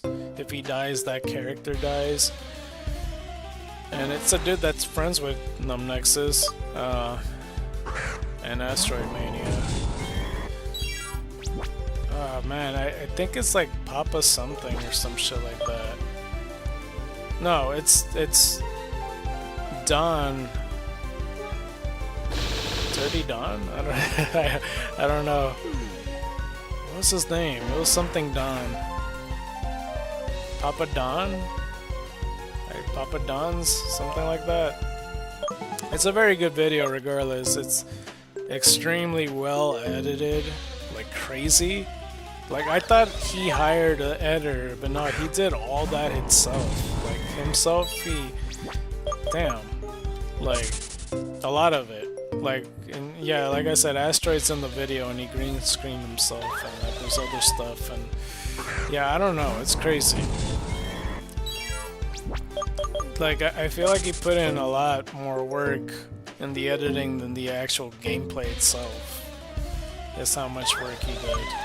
But it's a long video too, it's like about an hour or so long. But it's worth it, I really enjoyed it. Eventually I'm probably gonna rewatch it again because I enjoyed it a lot. But it's that type of stuff that kind of like makes me think, you know, I mentioned before that like if I ever do like a randomizer like that for like Ocarina of Time or maybe some other randomizer, that like, you know, those in-between skits would be pretty cool in the beginning of beginning or an end of an episode in the place of a cutscene. Something like that would be pretty cool. I try to fiddle with some stuff to see what would work and what wouldn't. I just don't know how well it's gonna fly for some people, because I know a lot of people are against AI. I just don't know how they would feel like, you know, if I don't have an editing software and I do end up doing this, like, would AI fly with people? Because I got no choice, and that's the only way I can make it. Because, like, that's the whole complaint on the whole AI thing to begin with, because it's, like, taking jobs from artists and shit like that. But what if said person can't afford both? And, like, somehow gets a way to get AI or something like that. I'm not sure. 7383.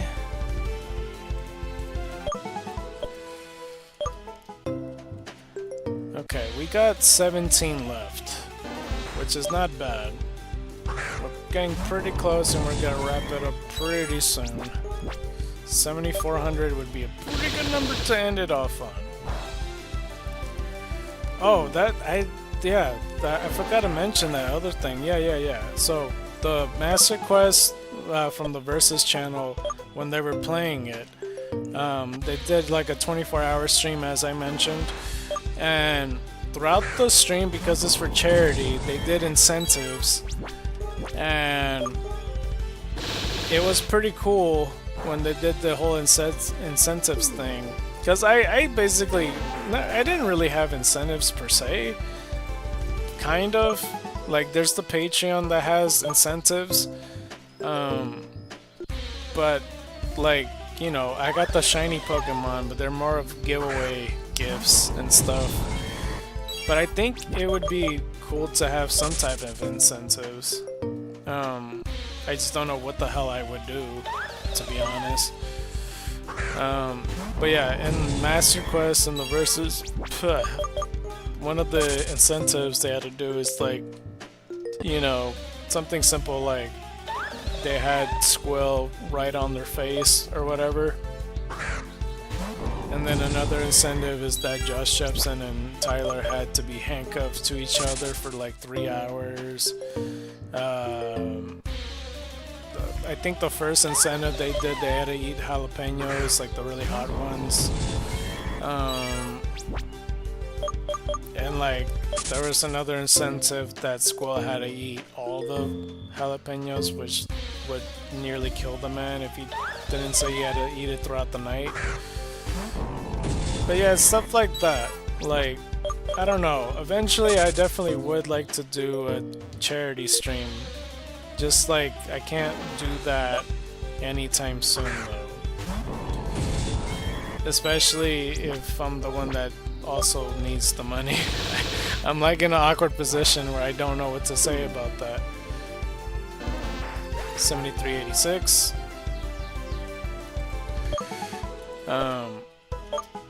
But yeah, that's something that would be pretty interesting. A 24-hour stream would be pretty cool. I really don't know how I would pull it off because I would like to play a variety of games. And yeah, mix it up and not make it just only Pokemon either, because yeah, I would like to play different games. I mean, there could be a, like, you know, a Pokemon game in there somehow at some point. I just don't know what. I almost said 1 or 2 Pokemon games, but that would sound bullshit. Yeah, it's like, oh yeah, 1 or 2 Pokemon games. My ass. You're gonna have more than half the fucking games Pokemon, man. It's like, hey man, I like Zelda and Mario. It's like, yeah, my ass, dude. My ass. You like Pokemon. My ass, dude. Okay, we got 12 left. Okay. I can hear the bird singing in the background yet again. Like, the moment he wakes up to the moment he sleeps, he sings for hours. It's crazy. Like, I like it. I don't like it when he does the multi-chirp though, because when he sings, he sounds like a more magical car alarm. I don't know how to describe it better than that. But yeah, at some point he does like the multi-chirp where it sounds like it's like a broken chew toy. That sound I don't like. He does it after like the beautiful part. Because I replicated the sound before, because he just kind of goes like do do do do do do do, and then after that he just chirps like a maniac. Like, that's how he does it. It's like, alright, calm down, shit. As I said before, there's 2 birds there. Its name is Twinkie and Pina. I didn't name them. But we're thinking of renaming them because we're watching Dragon Ball Z recently. We're thinking renaming them to Gohan and Videl. But those 2 birds are nice. I don't think they like each other, like, at all. I might also mention that like a few streams ago, because like they argue almost every hour, at least maybe 3 times an hour. I don't know. Because the yellow one, Twinkie, flies everywhere and like gets in her personal space, and then like Pina always like and like it just kind of shouts back, and then he argues back. He gets territorial. It gets weird. It is male and female, so I don't know. You would think they would get along. We got 10 more left though. But they're nice even still though. Like they're used to me. I put blankets over the cage when it's time for them to sleep. It's funny with birds because they get quiet when you put blankets over them. Over the cage, that is. I don't literally put it on them, like if it's, you know, those typical Looney Tune moments or whatever. But like, you know, sometimes I whistle with them, like when I'm in front of the cage and Twinkie gets super hyped, so he jumps on every stick and like even bounces off the cage and shit. So yeah, it's almost like a childlike wonder of excitement when I whistle back at them. But I try to give them enough space so they feel comfortable. But even Pina, who is a little bit more shy, would also chirp with me, so that's pretty good. She like fluffs up like a snowball all the time. She's the more quiet one, and she gets a little bit scared whenever anybody gets too close or when there's new company or overwhelming people around her. Like she would hide on the corner or something. Or like down there in the bottom of the cage. But yeah, she's a shy one. You know, Twinkie and her gets a bit argumentative, like I said though. I feel like it's Twinkie's the problem, because he does get in her personal space, and every now and then he gets territorial when she gets too close, and he's like, hey. So yeah. it gets pretty crazy. But it's all good. But yeah, we'll call them Gohan and Videl, because that's a much better name than Twinkie and Pina. Like, if anything, the nickname could be Twinkie, because, you know, that would be funny. But not as a name. It's a yellow canary with, like, brown markings. Like, if it was Twinkie, I don't think one... I don't know what animal I would name Twinkie. Probably like a hamster or gerbil, like something along that, not a fucking bird. But yeah, something like that. And the white one, I probably would have just named it Snowball, if I'm being honest, just like Charizard. I named Charizard Snowball. But that's like a Fairly Odd Parents reference. But Pina, no. Like I said, Pina, I think of pineapple. And that shit don't make sense in my head. But yeah, sorry if I'm being repetitive. I literally already said all this like 2 streams ago. But it's all good. I feel like I have at least. 73.95. We got 5 more left, and then we could finish off the stream. Between now and the next time, I'll try my best to like review a 3rd stream. Watch the movie. And all kinds of stuff. Well, it depends. Like, if I have enough time to stream, I will. Because I would like to. If I end up getting the job, it's gonna be a lot harder for me to basically do things. So, you know, I'll figure it out. It'll be harder to pretty much do anything. But it's gonna be important when I do get a job, because then I could get money and then eventually get the channel back and running once I get the editing software and all this other stuff figured out. This hopefully they give me for full-time, because the positions only available are part-time and I don't want that shit. 73.97.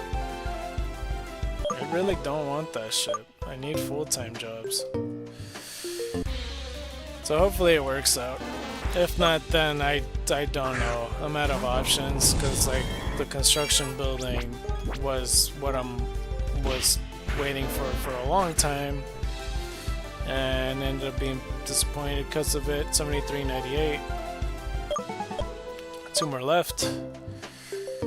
But yeah, that is gonna be pretty much it for this episode. So if you like this episode, don't forget to press that like button. If you really like this episode, please consider subscribing. You haven't considered subscribing yet, please consider watching another one of my videos. I play the video games, and if you like playing video games, you might like my stuff.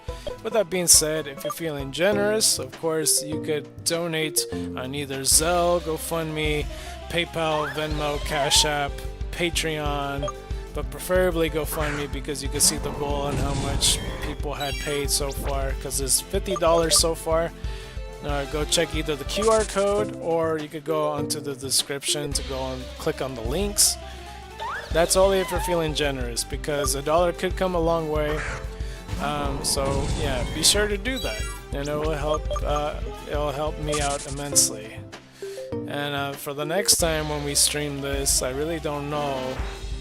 We'll be lucky if it's in the next couple days. Depends what time I wake up and if I'm not busy. But I'll try to get all that stuff done pretty much. As we got our last oddish for today, 7,400. Not bad. 500 oddishes today. 500 oddishes. We only got 600 more to go. So yeah, depending on how well we go about this, then we could just finish this up. So yeah, I mean, if I started the stream earlier next time, maybe we can get 600. I don't know. We'll see. But we got ourselves another egg, of course. Yeah, that's 4 eggs. Alright. So I'm just gonna take the time to go to the Pokemon Center. And yeah, that is gonna be the end of the stream. Thank you guys so much for watching and stuff like that. And you could put in the comment sections below, like, what incentives would you like to see in the future if I have any, or like any recommendations on like, you know, a 24-hour stream, like what games would you like to see? Motherfuck. Well, damn it. Is this 629? Or 629? 239? It's a female Eevee. Alright, well let's go over to... I know for a fact this dude's not ready, but I might as well check. I just got an egg from him. Why aren't you ready? Okay. But yeah, I've recorded for like about 7 hours, something like that. We'll see how we'll do next time. Attack is down, special defense is up. With the runaway ability, calm nature, quick to flee. Okie dokie. So yeah, that's 239. So the next one would be 240. I need to remember that. I'm gonna end up forgetting, but I'm gonna try to remember that. But yeah, just let me know in the future what games you would like to see, because they did all of Master Quest in like 20 to 21 hours, and they played games like in between, you know, for briefly amount of times, because it could be that. I also need to figure out what a subathon is, because no matter how many times people explain it to me, I never truly know. But yeah, like I said, that's gonna be it. Thank you guys for joining the stream. That is gonna be the end. White tigers and dragons to you, and you've been scarred by the night. I'm out!